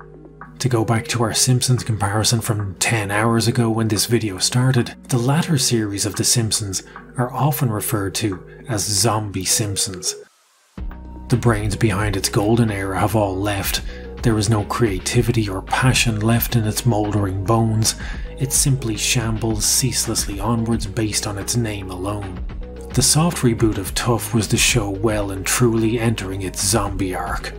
And nowhere could this be seen more clearly than if we compare its most recent entries, Tough 31, McGregor v Chandler, to McGregor's first appearance on Tough in season 22. McGregor first coached Tough back in 2015, as McGregor Mania was slowly being transmitted from MMA hosts to the public at large. On season 22, McGregor was genuinely entertaining. This was before his double champ shtick, before the insanity of May Mack and the embarrassment of the bus attack and elderly assaults. He was cocky and abrasive, but without the odiousness of 2020's Conor. He accurately predicted the fall of Team Alpha Male's relationship with TJ Dillashaw and talked an astronomical amount of shit that was in hindsight absolute truth. Uriah took him out of school, built him up. Dwayne comes in, takes over and then takes the champion. I told the truth. I told the truth. I see these comments going back and forth and I realise, man, Uriah's an absolute pussy. Recognise the enemy. Recognise the enemy. That's what I will say. Dwayne came in and held pads for a week. And you went and ran off with him. This took you out of college, gave you the way. Hey, I recruited this guy out of high school. Yeah, and he ditched you, so man up and recognize. He's each with Dwayne. And what did I tell you? Each with him, he's the enemy, that's it. Dude, I'll come for your ass, dude. You're never gonna touch that. Please. You little short ass bitch. TJ did eventually leave Team Alpha Male and shack up with Dwayne Ludwig, which only added to Conor's reputation as Mystic Mac. He incessantly insulted opposing coach Uriah Faber's chin. We're the ring girls. That's right. That's a good point. You should walk around with a car and shake that. Big similar. And he provided drama by going out of his way to ensure that his bosom chum Artem Lobov succeeded above everyone else on his team. There were pool parties with Victoria's Secret models and pit stay-empowered fits of rage. Mount is there, Sasha! Mount! Mount! Look at Cody. He's got armpit sweat rings and throwing his sunglasses, and it was too funny. All of which ensured season 22 was one of the last enjoyable seasons.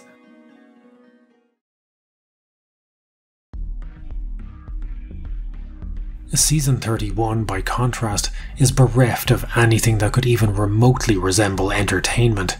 Conor is barely there, and when he is, he's drunkenly stumbling out of the Tough House, displaying that legendary Irish wit made famous by the likes of Oscar Wilde and Brendan Behan. To be outside the fighter's house, yeah. Wait tomorrow morning. Wake up tomorrow morning, you're looking for that. And then there I am, click, clack. The mic's back on the attack, and that rack all over me. How do you like them apples? Despite whipping out some proper 12 for his team, there's no booze-fueled pool parties, the trash talk is worn out and tiresome, and the beef between he and Chandler is about as appealing as that of a week-old Big Mac.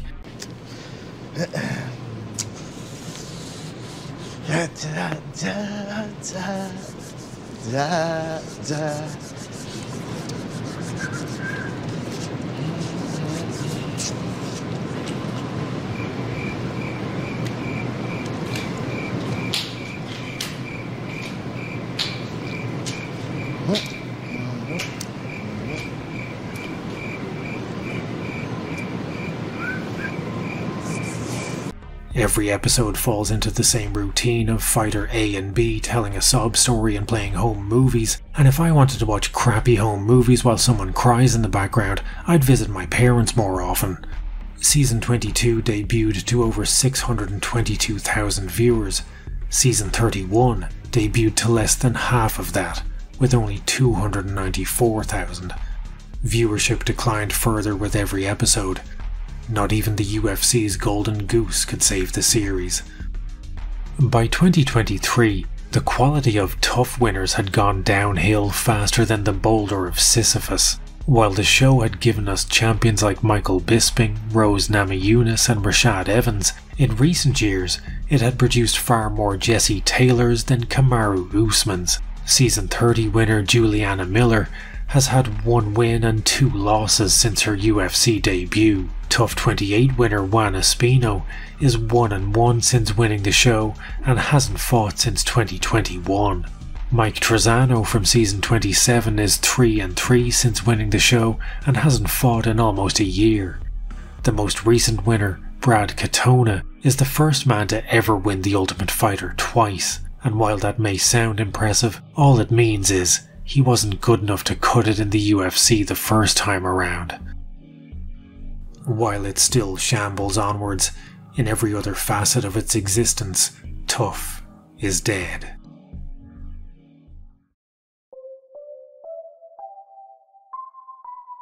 This video opened with a quote from Nietzsche, and while it might have looked out of place and maybe you thought it was just me being edgy and flexing my book learning credentials, the fact is that quote isn't from Nietzsche. It's from Spy Kids 2. A quote that profound has no business being in a movie about child spies, and the reason I put this quote at the beginning of the video was an attempt to make the point that sometimes even the stupidest forms of entertainment can contain something meaningful.